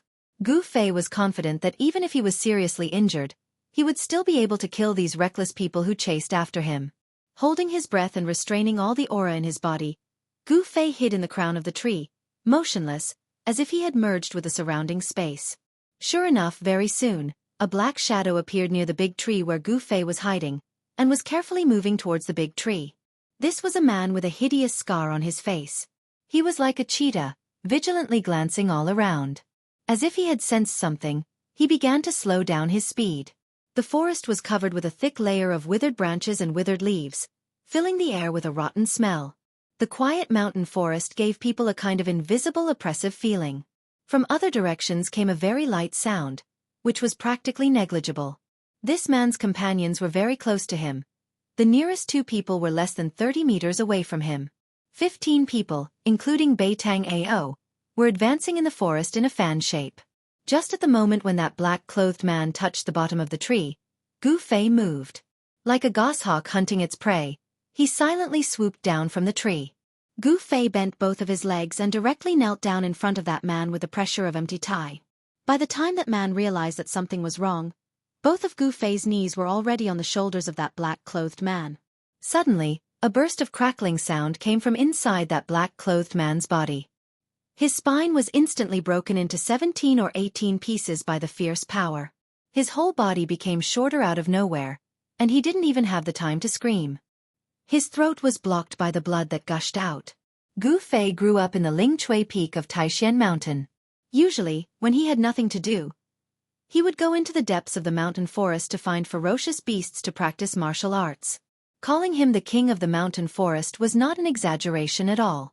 Everything in the mountain forest was very familiar to him. After kneeling down and neatly killing this black-clothed man, Gu Fei somersaulted in the air. After landing on the ground, he didn't stop and instantly rushed into the dense forest at the side. Swish! Swish! Swish! Shadows flashed, and Betangao's figure appeared under the big tree. He looked at the corpse on the ground that no longer had a human shape, and his complexion became extremely ugly. Soon after, 13 black shadows also walked out. Seeing this scene, these people's complexion couldn't help but change. Chapter 128. The two black-clothed men carefully and cautiously covered each other as they searched in the dense forest. Their foreheads were full of sweat due to nervousness. They couldn't help but be nervous because there was a very dangerous person hiding in this forest. Even if this person was seriously injured, he still had the ability to easily kill them. The scar-faced man who was killed by that person was the best proof. Thinking of the scar-faced man's corpse, no one would not be frightened. Even if these Beitang family's men were used to seeing blood and didn't know how many people died in their hands, it didn't mean that they were willing to see their own blood. It didn't mean that they weren't afraid of death.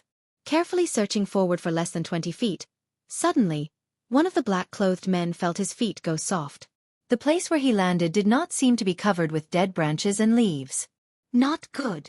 In that instant, the black-clothed man felt goosebumps all over his body, and his hair stood on end. Achoo! Sound came from beside his ears, and a huge black shadow suddenly shot up from the ground under his feet. Like a foot stepping on the body of a giant python, this shadow suddenly wrapped around the black-clothed man's body with lightning speed. Kacha kacha kacha. The black-clothed man's body immediately issued a creepy sound of bones breaking. This sound was especially terrifying in the dark forest. In the next moment, the black-clothed man vomited blood. He only felt that all the bones in his body were broken, and then his vision went black. His consciousness fell into the endless darkness, and he didn't know anything. Gu Fei suddenly sprang up from the dead branches and leaves on the ground. With a python coiling around his body, he immediately crushed all the bones in the unlucky black-clothed man's body. This sudden action was simply too fast. After strangling the black-clothed man, he didn't wait for his companions to react. His feet landed on the ground and fiercely pushed against the ground. Pang! The dead branches and leaves under his feet suddenly exploded. At the same time, Gu Fei's body, like lightning, crashed into the arms of another black-clothed man.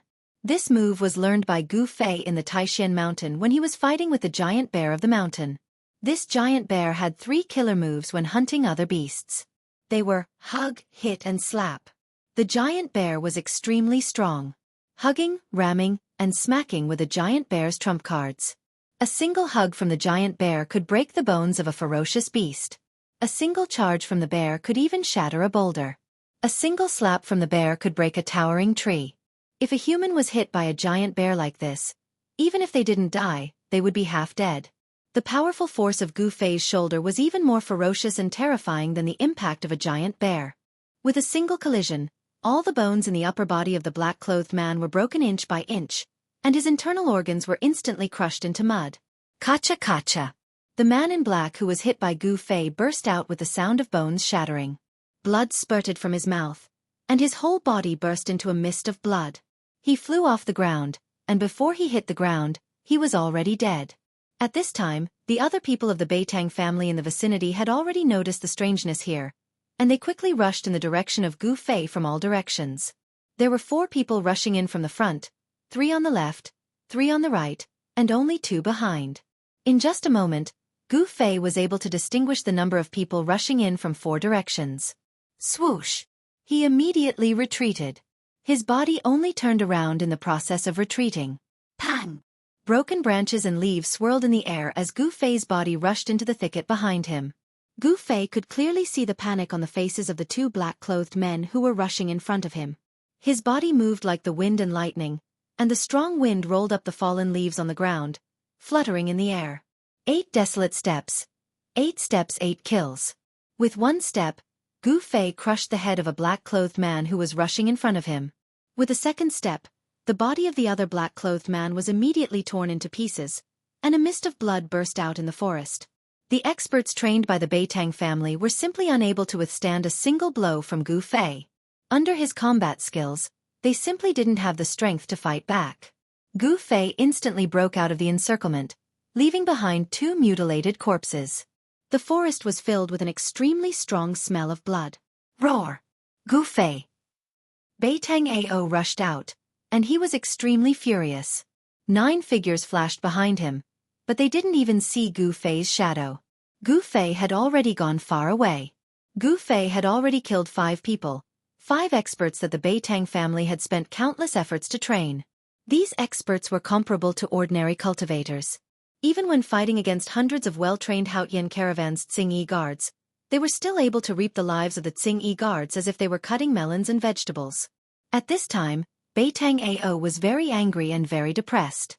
The death of his 5 underlings made him feel endless heartache, and Gu Fei's cunning made him even more furious.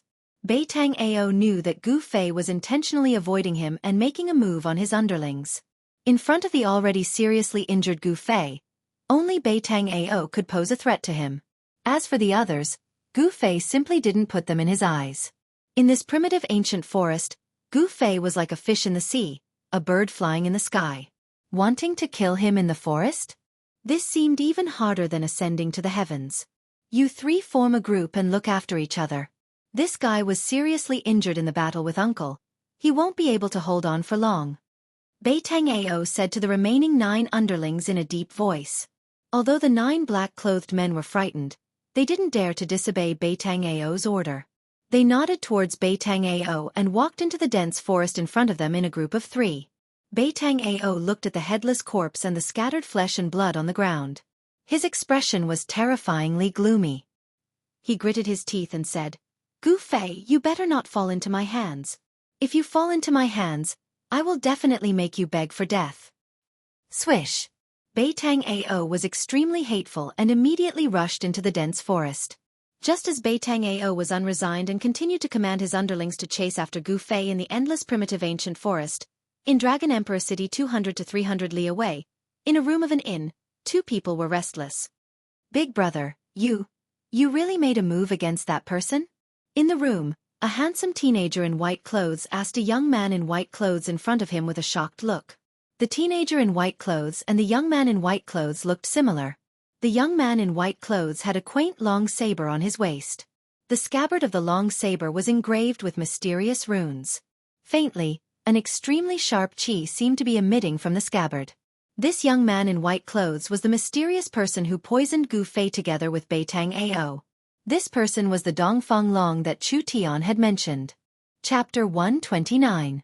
Dongfeng Chen had already followed Dan Chunzi to Dragon Emperor City in South Wilderness. When Dan Chunzi left Taishian's sect with Gu Fei and the others, he wanted to go to South Wilderness by air. However, in the sky above Yunmeng Mountain, they were intercepted by Demon Monarch of 6 Realms. Fortunately, Daoist Chaoyang, the head of Shaoyang Peak, secretly followed them and stopped Demon Monarch of 6 Realms at the critical moment. Therefore they survived. However, after a fierce battle with the demons led by Li Ruahai and Zhao Xuanji, Gu Fei was struck into the bottomless abyss by Zhao Xuanji and was separated from the others. In the end, Mad Demon Li Ruahai and Fire Sword Demon Zhao Xuanji were driven away by Dan Chenzi, who was at the 9th level of the Transcending Mortality Realm. Li Lingfeng, Ziyu, Dongfeng Chen, and the others were only slightly injured. Among the top 10 experts of the younger generation of the Supreme Mystery Sect, apart from Gu Fei, whose life and death were unknown, fortunately, no one had died in the confrontation with the demon dweller. When Dan Chenzi returned, he went down that bottomless abyss and discovered that there was a surging underground river that led to an unknown place. Dan Chenzi thought that Gu Fei was most likely dead. After all, Zhao Xuanji was a powerhouse at the ascending mortality realm and cultivated sword immortal skills. Even Dan Chenzi had to avoid his full-strength strike, not to mention Gu Fei, who was only at the 8th sky of awakening mortality realm. Additionally, even if Gu Fei didn't die under Zhao Xuanji's sword, he was swept away by the undercurrent. His chance of survival was very slim. Dan Chenzi had no choice but to continue to Dragon Emperor City with the other 9 people. However, tonight, someone sent a message that Gu Fei didn't seem to be dead. Instead, he was being chased by Beitang clan and was in great danger. After receiving the news, how could Dan Chenzi sit still in Dragon Emperor City? No matter whether it was true or not, he left Dragon Emperor City at once and flew towards the direction pointed by that person. Canvassing Moon Pavilion was one of the best inns in Dragon Emperor City. Although it was an inn, it could be compared to the Emperor's mansion. In Dragon Emperor City, the king's mansion was not the most magnificent mansion. This was the southern wilderness, not the central plains. As the saying goes, the mountains are high and the emperor is far away. The forces of the southern wilderness did not really respect the Yan Kingdom's royal family. Indeed, some forces in Dragon Emperor City could despise the imperial households of Yan country. In Dragon Emperor City, there were many mansions which were more magnificent than the king's mansion. This canvas lunar pavilion was not inferior to the regional king's mansion.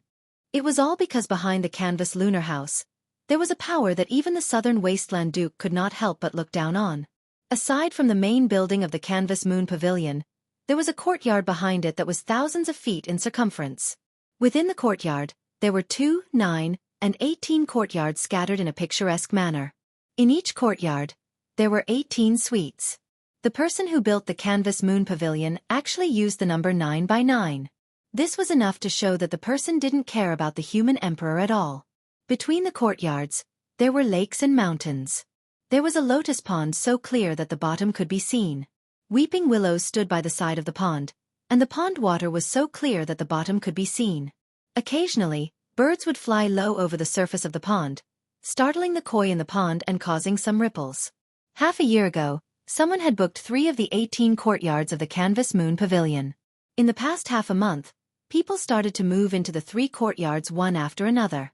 The people who were able to stay in the canvas moon pavilion all had extraordinary statuses. Moreover, the person who reserved 3 courtyards was even more extraordinary.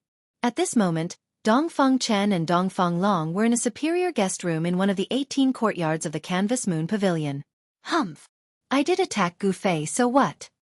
Seeing his younger brother's nervous look, Dongfang Long couldn't help but feel a bit disdainful inside. So what? If I had known it earlier, I would not have told you about Gu Fei. Dongfang Chen's expression changed. This matter could be big or small. If Gu Fei didn't die and pursued this matter, then he, Dongfang Chen, wouldn't be able to get away with it. I say, little brother, what are you afraid of? That Gu Fei is just a 4th-generation disciple of the Supreme Mystery Sect. Moreover, he actually defeated you in the 9 Peaks competition. I am also helping you vent your anger. Dongfang Long said indifferently. Dongfang Chen couldn't help but smile bitterly and said, although Gu Fei is hateful, I want to defeat him fair and square. I don't want to use such a despicable method to deal with him. Hee, you are wrong. The idea of poisoning him was not mine, but Beitang Ao's doing. Dongfang Long laughed. Furthermore, haven't I already leaked the news of the Beitang family's pursuit of Gu Fei to that martial uncle of yours? An imperceptible cold light flashed across Dongfang Long's deep eyes. The Beitang family and Gu Fei have long been enemies. If you do something unnecessary, are you not afraid of causing a dispute between the Beitang family and the Supreme Mystery Sect? When Dongfang Chen heard this, he immediately knew the intentions of his elder brother. He knew his elder brother very well. He was very shrewd, and when he did things, he only pursued the goal, and would do anything. Isn't it good to make some enemies for your opponent? Moreover, does the Beitang family have the strength to compete with the Supreme Mystery Sect? Dongfang Long looked at Dongfang Chen meaningfully and said with a faint smile, You! Dongfeng Chen couldn't help but be angry. A cultivation family that could be passed down in the cultivation world was not as simple as it seemed on the surface. If the Beitang family suddenly had one or two great cultivators of the controlling void realm, it would be enough for the supreme mystery sect to suffer. When the Dongfeng brothers were talking in the room, in the endless primitive forest hundreds of miles away from Dragon Emperor City, Gu Fei had already killed the seventh subordinate of Beitang Ao. At this time, the eastern sky began to turn white. It was almost dawn. After a night of continuous fighting, if not the yin and yang power of the Tai Chi diagram on his chest that supported Gu Fei and prevented him from falling down, Gu Fei would have long been exhausted and killed by Beitang Ao. This yin-yang fish jade pendant that had integrated into his chest definitely had a big secret. Although the extraordinariness of the jade pendant made Gu Fei a bit uneasy, he was still glad that this mysterious jade pendant had saved him once again. Beitang Ao was completely driven mad. Seeing his subordinates being killed by Gu Fei one after another, he couldn't do anything to Gu Fei, which made him furious. 7 of his 14 subordinates had already died. Additionally, it was almost dawn. In the dark, he couldn't do anything to Gu Fei. When dawn came, Gu Fei would have nowhere to hide. You 7, don't scatter. Beitang Ao directly ordered. He wanted to persist until dawn. In the dark environment, Gu Fei could take advantage of it. In the daytime, he wouldn't be so lucky. However, things often didn't develop according to people's ideas. No one could predict what would happen in the next moment. When Beitang Ao was thinking about how to kill Gu Fei, an unexpected person suddenly appeared and directly took Beitang Ao away. The 7 men in black were suddenly shocked and at a loss. Because the person who took Beitang Ao away was his uncle, Beitang Yi. Uncle! Beitang Ao said in shock. Be quiet. Beitang Yi said in a low voice. His expression was a bit flustered. He didn't care about the life and death of his 7 subordinates. He took Beitang Ao and like a ghost, they passed through the jungle and quickly went far away. Right when Beitang Yi brought Beitang Ao away and disappeared into the boundless primitive forest, a myriad of thread-like golden lights suddenly descended from the sky. The 7 black-clothed men who were at a loss of what to do in the forest were instantly penetrated by the golden threads, and they didn't even have the time to let out a blood-curdling scream before they instantly died miserably on the spot. After the thousands of golden threads killed the 7 men of Beitang Ao, they didn't dissipate. Instead, they soared into the sky and converged towards an azure-clothed Taoist who was slowly descending from the sky. Then, all of the golden threads entered the Taoist's fluttering sleeves. Chapter 130. Standing at the top of the tree, Dan Chenzi glanced around and couldn't help but frown as he sensed that there were some extremely obscure auras nearby. Not all of the people who were peeping in the dark left. Some of them followed him. At this moment, a figure silently walked out of the woods. Greetings, Uncle Master. The man came under the tree and bowed towards Dan Chenzi. Dan Chenzi lowered his head and looked at the man under the tree. He was in rags and had messy hair and a dirty face. It was almost impossible to identify his appearance. How dare they? Dan Chenzi couldn't help being furious at the sight of Gu Fei's appearance. Beitang clan is too much. How dare they hunt down a disciple of my Taishan sect? After the incident in the ruined sky realm, I will definitely demand an explanation from the Beitang clan. Although Gu Fei was in an extremely sorry state, he was still alive. As long as he was alive, Dan Chenzi could not help but inwardly sigh in relief. Follow me. Dan Chenzi waved his sleeve as a ball of golden light rushed towards Gu Fei. It wrapped Gu Fei and flew to Dan Chenzi's side. Then, a golden light burst out of Dan Chenzi's body and flew towards Dragon Emperor City with Gu Fei. In one of the 18 courtyards of Canvassing Moonlight Pavilion, Gu Fei was sitting in a superior independent guest room with legs crossed and regulating his breath. The one who built Canvassing Moonlight Pavilion had really invested a lot in it. There were 18 guest rooms in 18 courtyards. Each guest room was independent and not connected to the others. Gu Fei found that his internal injuries were more severe than he had imagined. The battle with Beitang Yi had caused him an unimaginable impact. The bones in both arms were broken, the sternum and even the ribs had cracks. If it was a normal Xianxia that received such heavy injuries, they would have fallen to the ground already. How could they have killed 7 experts trained by the Beitang family? His powerful physical body, which had been tempered day and night, displayed its extraordinary side at this moment. The terrifying regenerative ability caused Gu Fei's injuries to gradually heal. Of course, this self-healing process was not as terrifying as being able to recover in an instant. On the skin in the middle of his chest, a looming pattern of yin-yang fish was emitting a warm current that nourished Gu Fei's flesh, tendons, and bones, accelerating his recovery speed. Yin and yang were the 5 elements, and the 5 elements combined to create everything in the world. The yin-yang qi from the yin-yang fish jade pendant was 1 level higher than the 5 elements of yin-yang qi. Gu Fei noticed that the yin and yang qi that flowed through his limbs and bones finally converged at his dantian, where it was converted into wisps of 5 elemental yuan qi by the dim ball of 5 elemental origin light in his dantian. The wisps of 5 elemental yuan qi fused into his flesh and blood, healing his injured body. After the battle of life and death, Gu Fei's insane method of comprehending the essence of martial arts in the midst of life and death seemed to have some effect. He seemed to have understood something. He no longer deliberately operated the Xian Qi and let the yin-yang and 5 elements in his body interact. In the end, his heart became calmer and calmer. Naturally, he entered the state of forgetting everything. At this moment, Gu Fei's mind was filled with the diagram of the ancient Xian Qi technique. In the ancient Xian Qi technique, there were many obscure words, but now he gradually understood them. This made Gu Fei have a feeling of dispelling the clouds and seeing the blue sky. In the ancient Xian Qi technique, there were many obscure words, but now he gradually understood them. This made Gu Fei have a feeling of dispelling the clouds and seeing the blue sky.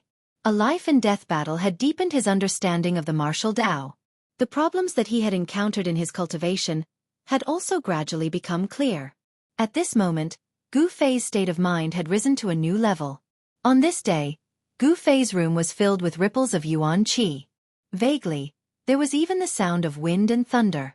As Gu Fei's cultivation increased by the day, the thunderous sound of the heavenly drum that came from the vibrations of his muscles and bones had started to become louder and louder. The sun rose and set, until night once again enveloped the earth. An indescribable sense of oppression began to gradually emit from Gu Fei's room.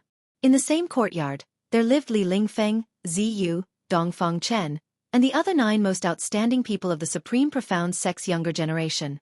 They had long sensed the strangeness of Gu Fei's room. And the great master Dan Chenzi, who was at the 9th level of the transcending mortality realm, sat directly outside the suite where Gu Fei was. He knew that Gu Fei was in the middle of a breakthrough, and Dan Chenzi did not want anyone to disturb Gu Fei. The 18 independent rooms were actually equivalent to 18 pavilions. In the other pavilions in the courtyard, Li Lingfeng, Ziyu, and the others all came out of their rooms and leaned against the railings to look. There were also people watching from the other courtyards, and in the other 2 courtyards that were adjacent to the disciples of the Supreme Profound Sect, there were people directly walking into the courtyard where the disciples of the Supreme Profound Sect were. These people were all young men and women who were not even 20 years old. They were also dressed in white. But what was different from the disciples of the Supreme Profound Sect was that these people's sleeves were embroidered with imprints. There were 2 kinds of imprints on the sleeves. One was a small sword, a small cyan sword, and the other was a yellow rune. Some people had already noticed the imprints on the sleeves of these young men and women, who walked into the courtyard where the disciples of the Supreme Profound Sect were. They suddenly realized that these people were all disciples of the 3 great Taoist sects.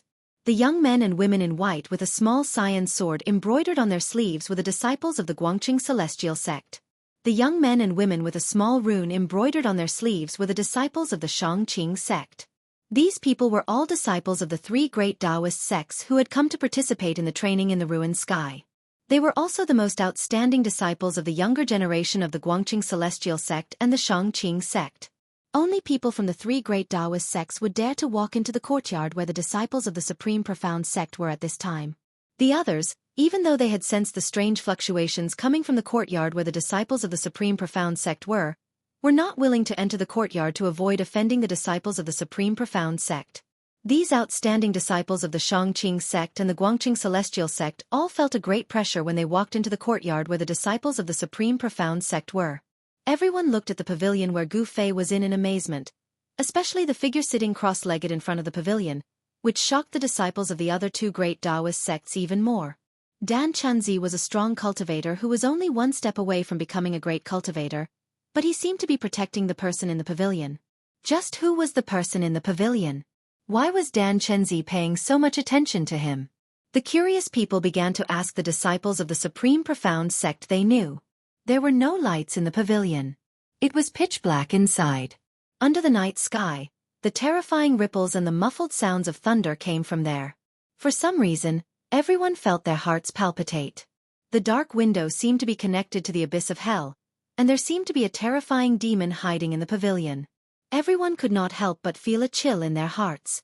When the moon was in the middle of the sky, the terrifying fluctuations coming from the pavilion where Gu Fei was in became more and more intense, and the pressure on everyone became more and more intense. Finally, the pavilion could no longer withstand the increasingly strong impact of the Yuan Qi, and with a loud roar, it exploded. Chapter 131. Vast Yuan Qi surged out, and the pavilion exploded into pieces. Broken bricks and tiles scattered in all directions. Inside, a person was sitting cross-legged in the air. Rays of multicolored light surrounded his body, as if there was an invisible hand supporting him in the air, causing him to float above the ground. The multicolored light originated from within Gu Fei's body. It was like a raging multicolored divine flame was burning, refining the true body with the fire of Yuan Qi, reaching the extreme and then sublimating. At some unknown time, the yin-yang fish pattern formed by the yin-yang jade pendant in the middle of Gu Fei's chest had already completely quietened down. There was no longer any fluctuation of yin and yang energy emitted from it. The pavilion exploded into pieces, and the broken tiles and beams that exploded out were all intercepted by Dan Chenzi, who was sitting cross-legged in front of the pavilion. Dan Chenzi only extended his right hand and lightly pressed forward. The scattered tiles and broken bricks that were flying in all directions instantly stopped. They were restrained by him, and then like raindrops, they fell down. The eyes of Gu Fei, who was sitting cross-legged in the air, were tightly closed. His body was violently trembling. He felt as if he had broken some kind of shackle in his body, and opened a treasure in his body.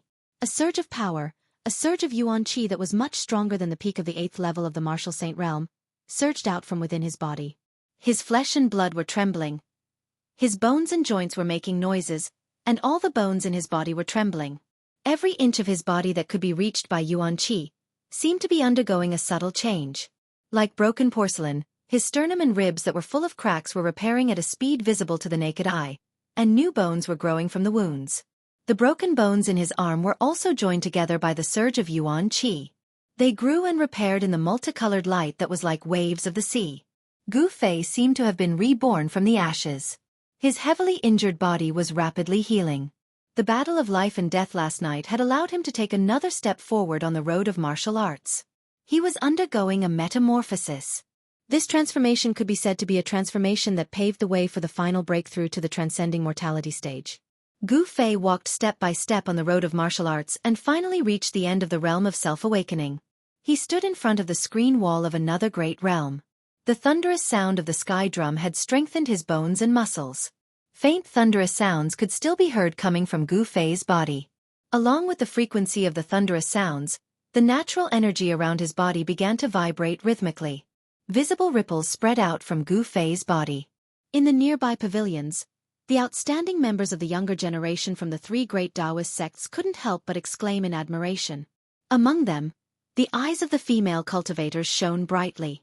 However, not everyone was happy to see Gu Fei make a breakthrough in his cultivation.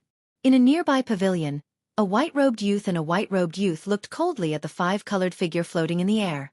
"I really want to unsheath my saber and behead him," the white-robed young man said in a deep voice. His voice was so low that it was almost inaudible. It was obvious that he had some misgivings. "Don't act rashly," the handsome youth standing beside the white-robed youth said in a low voice. He looked at the figure in front of him with an extremely solemn expression. His eyes flickered as if he was thinking about something. "Humph, I'm just saying. With your martial uncle Dan Chenzi protecting him, who in Dragon Emperor City dares to attack him?" The youth looked at the other figure in the cyan robe in front of him. "Big brother, I hope you don't attack him anymore." "Gu Fei is mine," Dong Fengchen said calmly. Dong Fengchen said calmly. Seeing that Gu Fei had made another breakthrough on the path of cultivation, the urge to surpass Gu Fei in his heart became even stronger. Dong Fenglong glanced at his younger brother with disdain and said, "You're really stubborn. If we let this person grow up, it will be a disaster for us, even for our Dongfeng clan. Since we've already offended this person, We should cut the weeds and eliminate the roots. We should nip the disaster in the bud. That's the wise thing to do. Dongfeng Chen remained silent.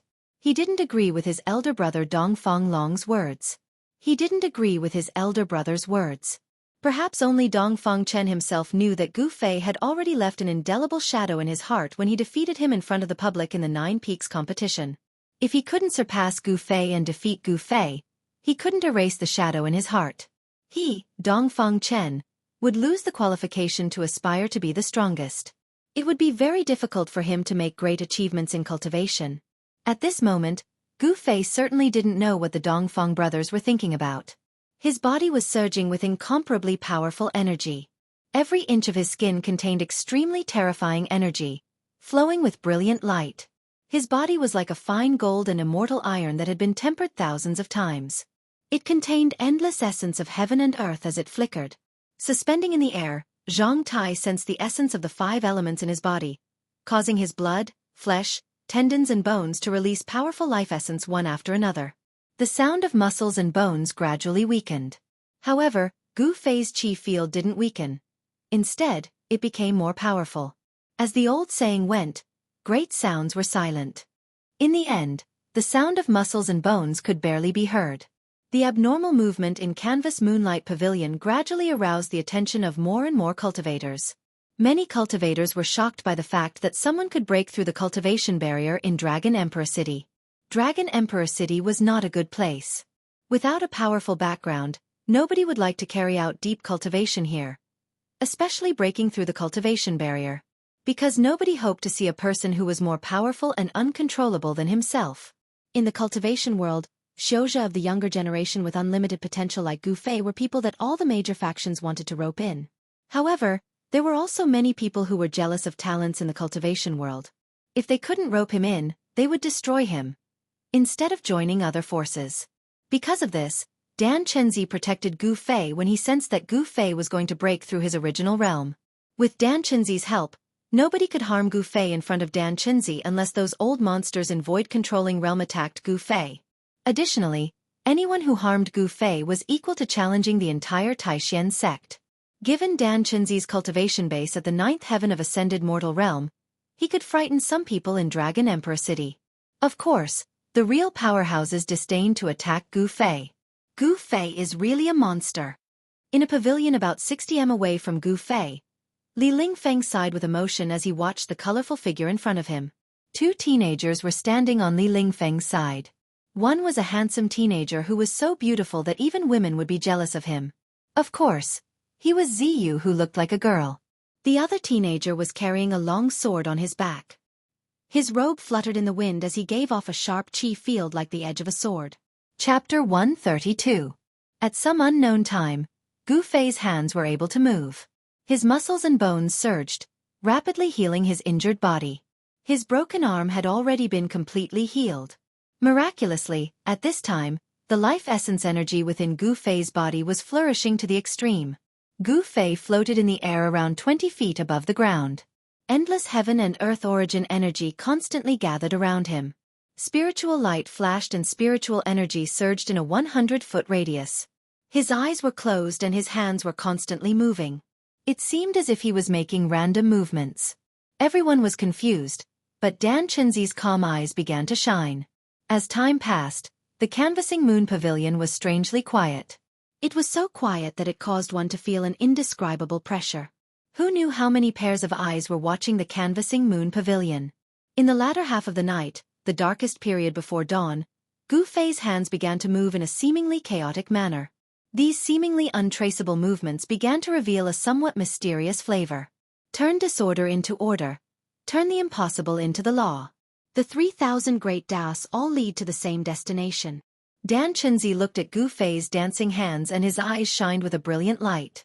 From Gu Fei's movements, he could feel the aura of the Tao.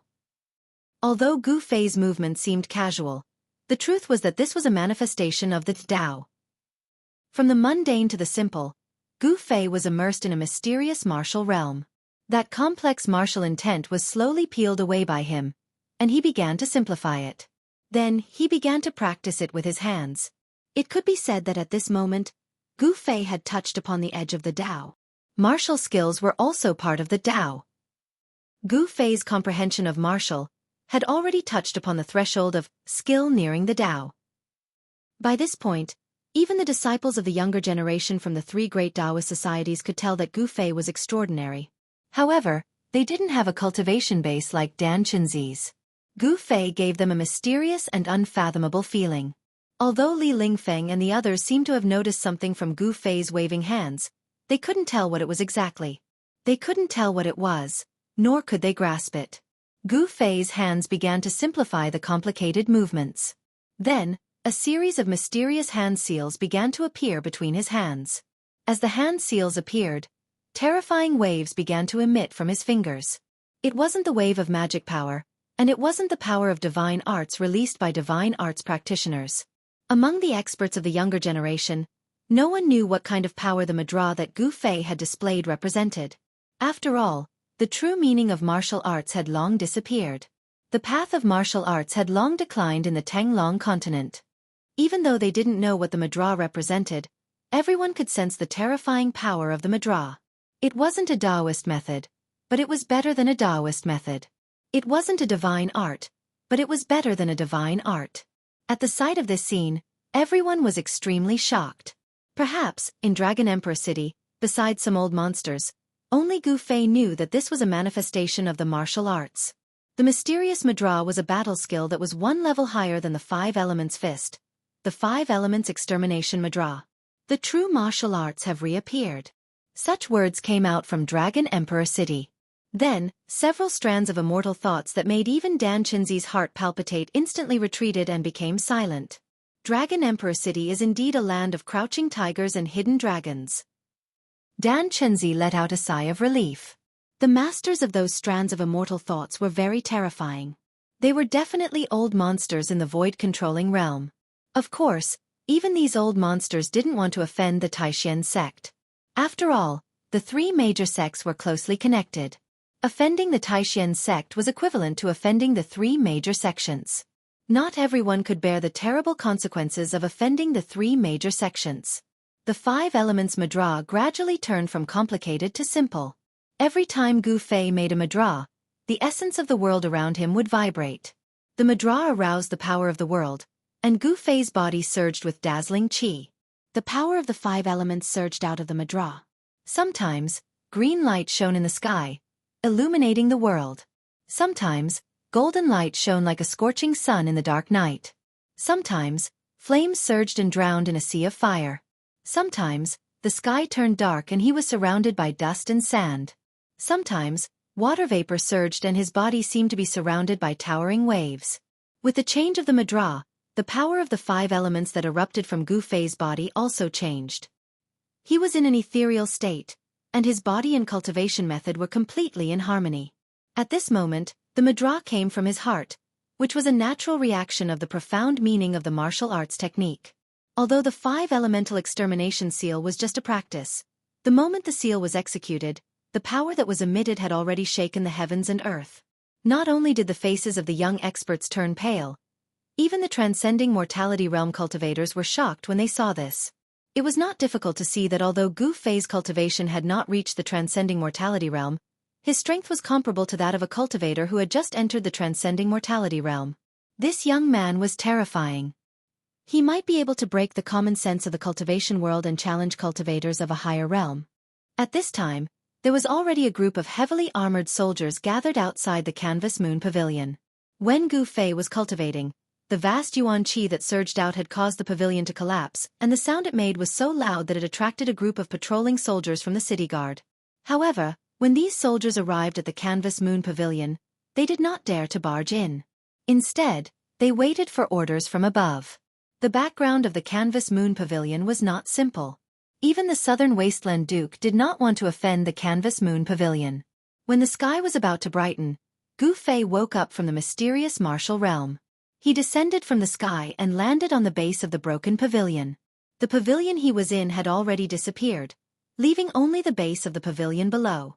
The moment the madras stopped, Gu Fei's body exploded with a dazzling five-colored light. A majestic force erupted from his body and swept out in all directions, causing the heavens and earth to tremble. It was as if an extremely strong wind had appeared out of nowhere. The nearby pavilions, under the wind, swayed. Although they did not collapse, cracks appeared on the walls of the pavilions. The young experts on the pavilions all had to use their Xianxia to resist the terrifying essence that surged out from Gu Fei's body. At this moment, the qi of the 5 elements was everywhere in Gu Fei's body. His entire body, whether it was his bones, flesh, blood, or internal organs, was like a piece of iron. Everywhere was filled with endless power. He was reborn. He was only one step away from being truly reborn. Gu Fei felt that his entire body, from inside to outside, seemed to have been reborn. His cultivation had entered the realm of flesh and blood transformation, which was also the 9th layer of the awakening self-realm. Flesh and blood transformation. That was to refine one's own flesh and blood into new flesh and blood.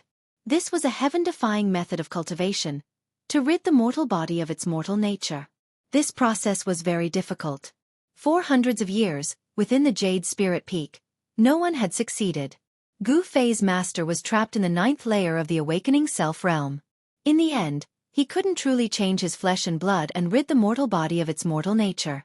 In the end, he was buried in the soil. However, Gu Fei had plenty of time. He had already reached the 9th layer of the awakening self-realm at a young age. Additionally, with the help of the extremely mysterious Yin-Yang Fish Jade Pendant, his cultivation speed had increased by 10 times. Therefore, his chances of breaking through to the shedding mortality realm were much higher than that of his master. Gu Fei opened his eyes. 2 substantial 5-colored immortal lights shot out of his eyes.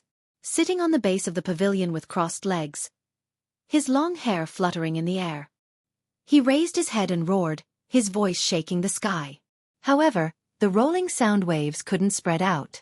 After all, they were in Dragon Emperor City. Dan Qinzi didn't want to alarm more cultivators. Therefore, he had secretly set up a soundproof realm around the courtyard with his great power. Apart from the explosion of the pavilion, there was no other sound that could be heard from this place. With his jet-black long hair fluttering in the air, Gu Fei's figure was incomparably tall. He formed a seal with his right hand and blasted it towards the sky. Endless golden light rushed into the sky and surged forward like a surging river. The area covered by the seal shook violently. The golden immortal light seemed to have broken the void. The violent power surged, emitting a destructive aura that made people's hearts palpitate. Boom! The base of the pavilion that Gu Fei was sitting on was instantly shattered. Everything within 15 meters around him turned into dust. The courtyard instantly became chaotic, causing sand and pebbles to fly. Shwa! With a sound, Dan Qinzi, who was sitting in front of Gu Fei, directly moved back. He didn't make any move to stop Gu Fei. Even if this courtyard of the canvassing lunar pavilion was demolished, it was nothing. At most, he would just have to pay for a new courtyard. Gu Fei stood up and retracted his powerful aura into his body. 9th heavenly layer. I've finally taken this step. A battle of life and death can really stimulate the body's potential. If I fight Bei Tangyi now, I'm confident that I can fight him. Feeling the new power, Gu Fei didn't feel happy or sad at this moment. His state of mind was unusually calm. On another pavilion in the courtyard, Dongfang Chen and his elder brother Dongfang Long's expressions were rich and colorful. They changed again and again, but in the end, Dongfang Chen still revealed a brilliant expression. He jumped down from the pavilion and walked towards Gu Fei. Chapter 133. Gu Fei, I didn't expect you to break through at this time. Very good, Dan Qinzi said with a faint smile as he walked over to Gu Fei. Gu Fei's breakthrough was definitely a good thing for the trip to the ruined sky realm. Thank you for protecting me, Uncle Master. Gu Fei bowed to Dan Qinzi. Although his mind had been immersed in the mysterious martial realm, he could still vaguely feel what was happening in the outside world. Ha ha! Dan Qinzi laughed, which was rare for him.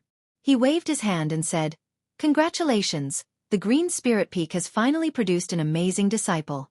I remember that no one in the Green Spirit Peak has been able to cultivate to the 9th layer of awakening heaven before the age of 20.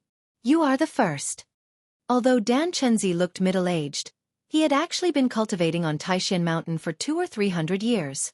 Moreover, he was a disciple of the sect leader, so he definitely knew a lot of secrets. Uncle Master, you flatter me.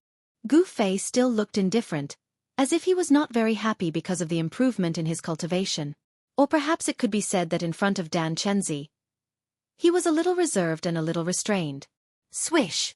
Swish! At this time, there was a flash of figures, and two people suddenly appeared beside Dan Chenzi.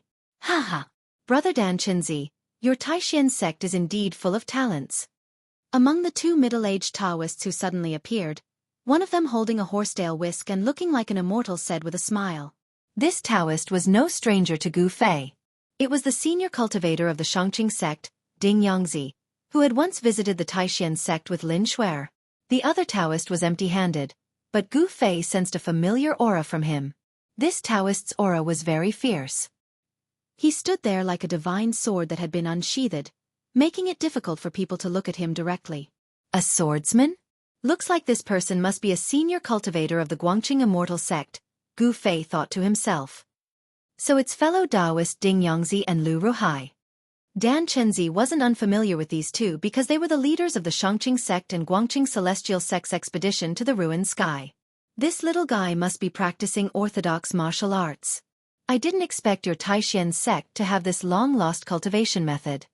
The middle-aged Taoist, who was like a heavenly sword being unsheathed and had an intimidating aura, looked at Gu Fei from head to toe. His eyes flickered as if they were about to shoot out of his eye sockets. Gu Fei felt that the gaze of this senior sword immortal of Guangqing immortal sect was as sharp as a sword aura. It seemed to be able to pierce through the void and see through his entire body. This feeling of being seen through made Gu Fei feel a little uncomfortable. Gu Fei, greet Uncle Master Xianxia of the Xianxia sect and Uncle Master Lu Ruhai of the Guangqing immortal sect, Dan Chenzi said to Gu Fei with a smile. When Gu Fei heard this, he stepped forward and bowed to the two middle-aged Taoists, calling them Uncle Masters before retreating to Dan Chenzi's side in a neither servile nor overbearing manner. Good, not bad. The senior sword immortal of the Guangqing immortal sect, Lu Ruhai, couldn't help but nod inwardly when he saw Gu Fei's performance. However, Xianxia, who was standing next to Lu Ruhai, frowned inwardly. Where did this Gu Fei pop out from? The last time he visited the Taishan sect, he didn't seem to have heard of such a young expert. The last time Xianxia and Lin Shuer had visited the Taishan sect on behalf of the Xianxia sect, Lin Shuer had used her extraordinary Taoist techniques to defeat the outstanding disciples of the Xianxia sect's younger generation. Even Dongfang Chen had been defeated by her Taoist talisman techniques. If the Taishan sect had more powerful young disciples, they would have already jumped out to compete with Lin Shuer. At this time, the disciples of the three great Taoist sects who were watching nearby also walked over.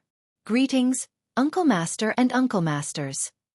An ordinary-looking young man in white bowed to Dan Chenzi, Xianxia, and Lu Ruhai, then said to Gu Fei, "Congratulations, junior brother Gu Fei."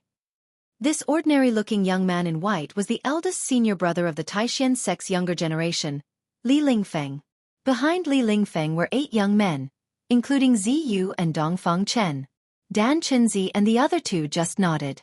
At this time, the disciples of the Xianxia sect and the Guangqing immortal sect also walked over. Let's let these young disciples interact with each other and improve their relationship. The three of us should find another place to discuss the details of entering the 100,000 mountains. Lu Ruhai said to Dan Chenzi and Xianxia. That's great. Dan Chenzi and Xianxia nodded. Since Gu Fei had returned, they would not waste any more time and should start preparing to enter the 100,000 mountains. The abnormal phenomenon that occurred once every 260 years was not far away. Every time night fell, the blood-red star in the sky that represented slaughter and death would shine brighter and brighter. The blood-red star was full of demonic nature. Every 260 years, it would appear in the sky and emit endless demonic power that would disturb the world. Every time this happened, the cultivation of the demonic people who had fallen into the demonic path would also greatly increase. For those who had fallen into the demonic path, the appearance of the demonic star that occurred once every 260 years was their sacred day. Legend had it that the day the demonic star shone in the sky was the day when the demonic ancestor returned. At this time, the demonic cultivators would be affected by the demonic star, and the demonic chi in their bodies would surge, becoming much stronger than usual. Every time this happened, the world would be full of demons, causing quite a bit of chaos in the world. The three great Taoist sects would also take advantage of the time when the power of the demonic star caused the power of heaven and earth to become chaotic, and the power of the seal would weaken, thus opening the space barrier of the ruined sky realm and allowing them to enter the ruined sky realm. After Dan Chenzi and the other two turned into beams of light and left, a tall young man with eyes like cold stars, who was the leader of the Xianxia sect, walked up and looked at Gu Fei. You are Gu Fei? I am Lin Xian of the Xianxia sect. I heard that you are the #1 expert of the younger generation in the Taishan sect. Now that I have seen you today, you are indeed extraordinary. I hope to have a chance to spar with you.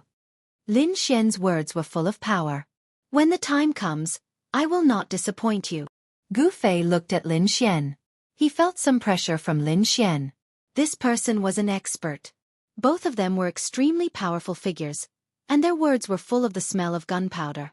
When their eyes met, sparks seemed to fly in the air.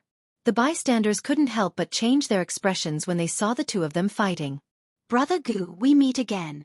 At this time, a young man with a long sword on his back walked out from the crowd of the Guangqing immortal sect. So it is Brother Lu. When Gu Fei heard this, his attention immediately moved away from Lin Xian. He recognized the young man with a sword on his back at a glance. This young man was Lu Yunhe, who had once fought with Gu Fei in the Yunmeng Mountain against the ghost cultivators of Fengdu. At this time, a thought flashed in Gu Fei's mind. No wonder he felt a familiar aura on Lu Ruhai. It turned out that the person who had been chased by Zhao Xuanji that night and hurriedly rescued Lu Yunhe was Lu Ruhai, Uncle Lu. Brother Gu, come, let me introduce you. This is our eldest senior brother, Ran Wuming. This is our little junior sister, Li Mengyao. This is... Lu Yunhe introduced the disciples of the Guangqing immortal sect who had come to participate in the trial in the ruined sky to Gu Fei. Chapter 134. A group of promising young cultivators gathered together. The atmosphere was not that harmonious. No one was willing to admit that they were not as good as others. They were all young Xianxia who stood out among their peers. Youthful vigor, youthful frivolity, these were the strong points of youths, but also the weak points of youths. Young people had a drive and were not afraid of anything. It was a good thing to be courageous in cultivation. However, if this drive was used elsewhere, it would become arrogance. In the eyes of some people, Gu Fei's behavior was a bit arrogant. Although they witnessed the process of Gu Fei breaking through the cultivation barrier, it did not mean that the Xianxia sect and Guangqing immortal sect would be afraid of him. After chatting for a while, Lin Xian left with the Xianxia sect. Then, Ran Wuming also left with the Guangqing immortal sect. Among the disciples of the Guangqing immortal sect, only Lu Yunhe seemed to get along well with Gu Fei. After a short meeting, Gu Fei remembered a few outstanding figures from the Xianxia sect and the Guangqing immortal sect. Lin Xian from the Xianxia sect, Ran Wuming from the Guangqing immortal sect, and Li Mengyao. These people were all geniuses. Among the younger generation of their respective sects, it was hard to find a worthy opponent. It was not hard to imagine that in 20 or 30 years, they would become powerful figures in the cultivation world. After the people from the Xianxia sect and the Guangqing immortal sect left, only Gu Fei and the other 9 people from the same sect were left. Dongfang Chen, do you know someone called Dongfang Long? After the people from the Xianxia sect and the Guangqing immortal sect left, Gu Fei directly questioned Dongfang Chen. Gu Fei stared at Dongfang Chen. His gaze was as sharp as a knife. It made Dongfang Chen feel a strong sense of oppression, as if there was a knife on his back. He did not deliberately reveal a powerful force. It was a natural aura. Junior Marshal Brother Gu Yu? Li Lingfeng and the others could feel the tense atmosphere between Gu Fei and Dongfang Chen and couldn't help but change their expressions. They knew that the Dongfang Long that Gu Fei mentioned had a great relationship with Dongfang Chen. He was Dongfang Chen's elder brother. Moreover, Dongfang Long was probably in Dongfang Chen's room. It had been 7 or 8 days since Dan Chunzi took Li Lingfeng and the others to Dragon Emperor City. Dongfang Long, Dongfang Chen's elder brother, didn't appear in Dragon Emperor City until 2 days ago.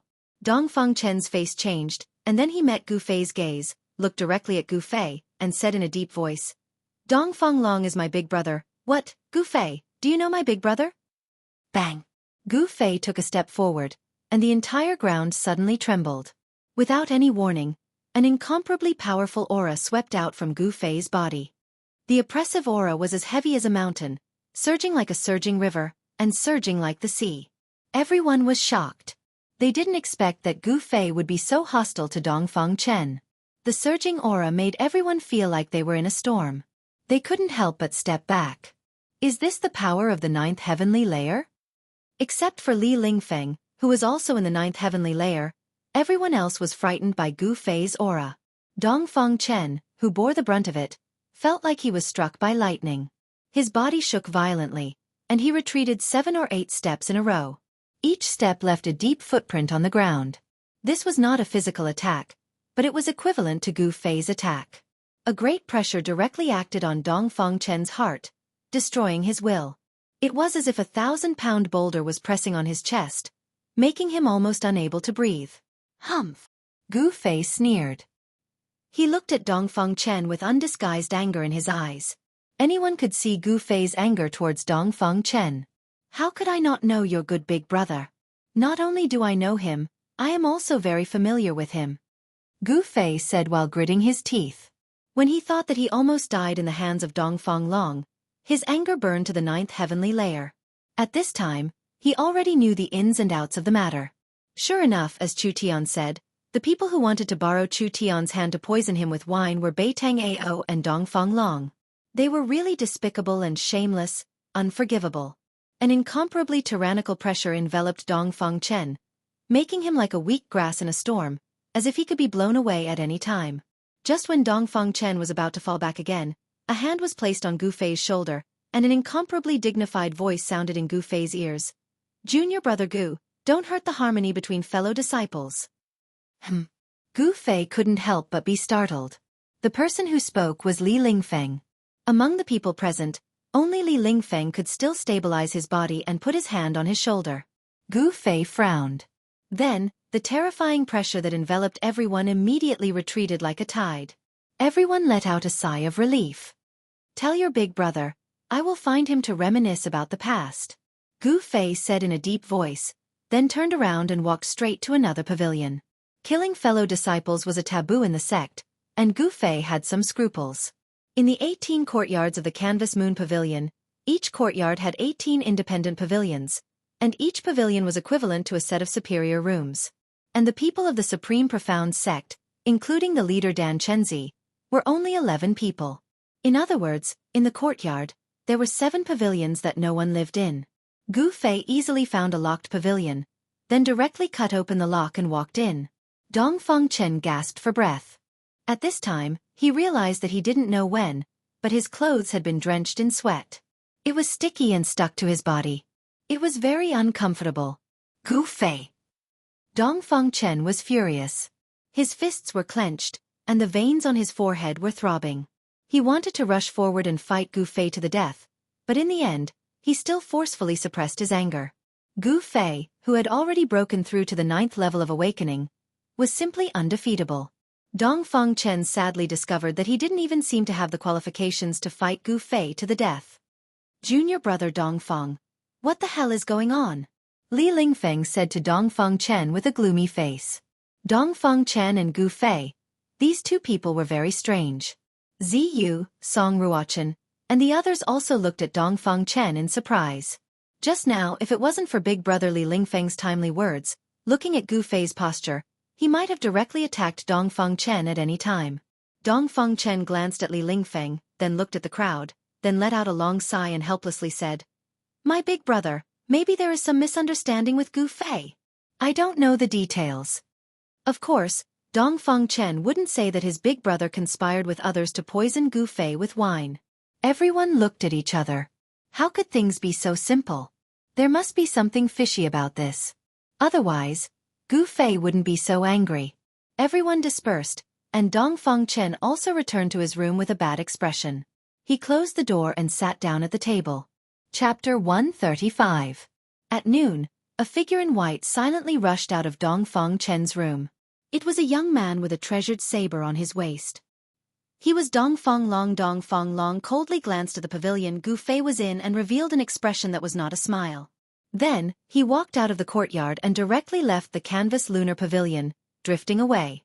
After a short while, a youth in white clothes arrived in front of a magnificent mansion in the central region of Dragon Emperor City. After looking around for a short while, the youth entered this extremely magnificent mansion. There were 4 soldiers dressed in winter iron armor standing on either side of the main gate of the mansion. However, they seemed to be unable to see the young man in white, and allowed him to walk into the mansion. On the banners above the main doors of the mansion, There were 3 large golden words written in flamboyant calligraphy. Regional King's Mansion. No wonder this mansion was so magnificent and even had armored guards.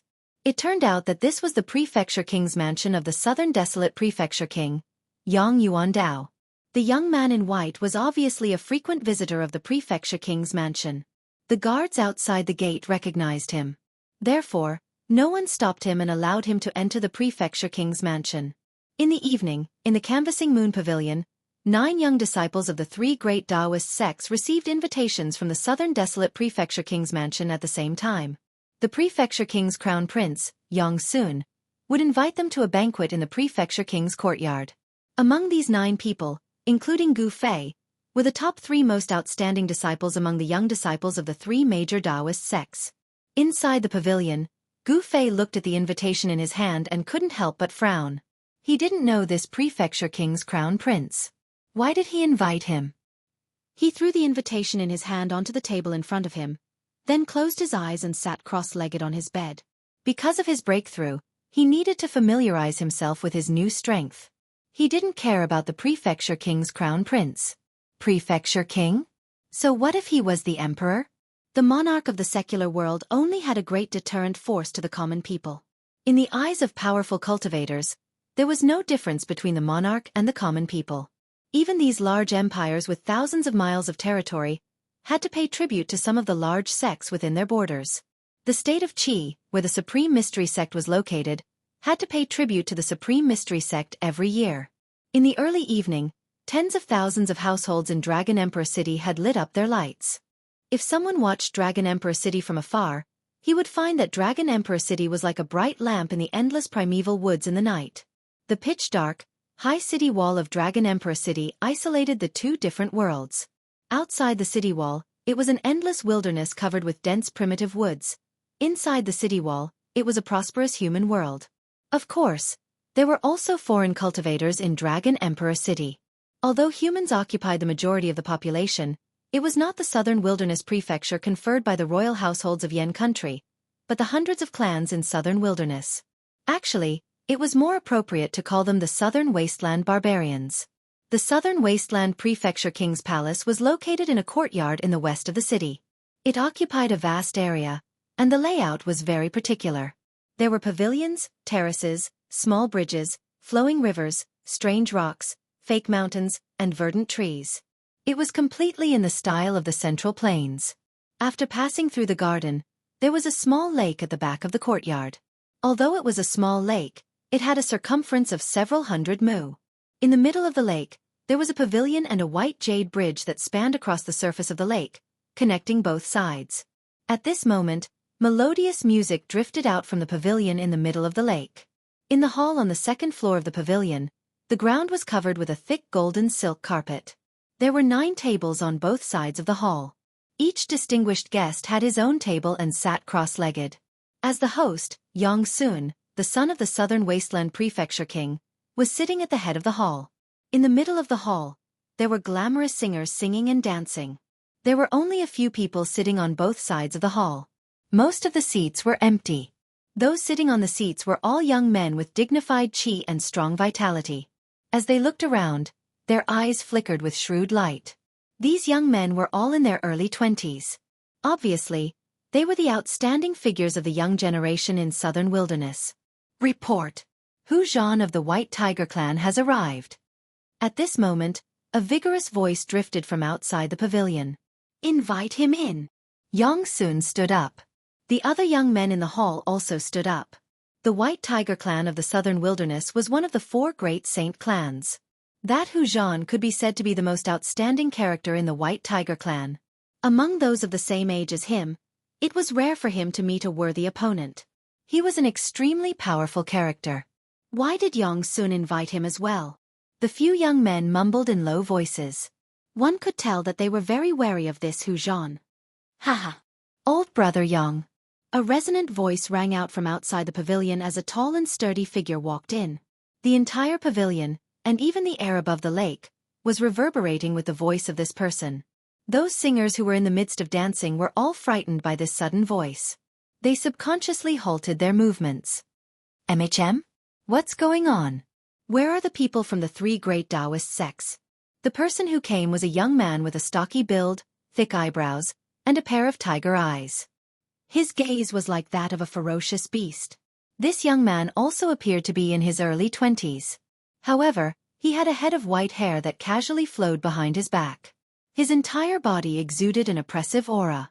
The eyes of that young man were as sharp as blades. He swept his gaze around the great hall as his countenance turned somewhat unsightly. Old brother Yang, what do you mean by this? I'm here for the people from the three great Taoist sects. Where are they? When the few young men in the great hall saw this young man who resembled a ferocious tiger, their countenances involuntarily changed. As for the son of the Zhongling king, Yang Sun, he hurriedly walked over. Hee. Brother Hu Zhan, please be seated. Don't be impatient. The people from the three great Taoist sects should be arriving soon. Yang Sun smiled. Humph. I hope you won't disappoint me. You should know the consequences of making fun of me. This Hu Zhan basically didn't give any face to Yang Sun, the son of the Zhongling king. He directly sat down on the first seat on the left. That fellow Dong Fong Long only knows how to come up with rotten ideas. Before the three great Taoist sects and the 100 races of the southern desolate region started fighting, I already have a stomach full of anger.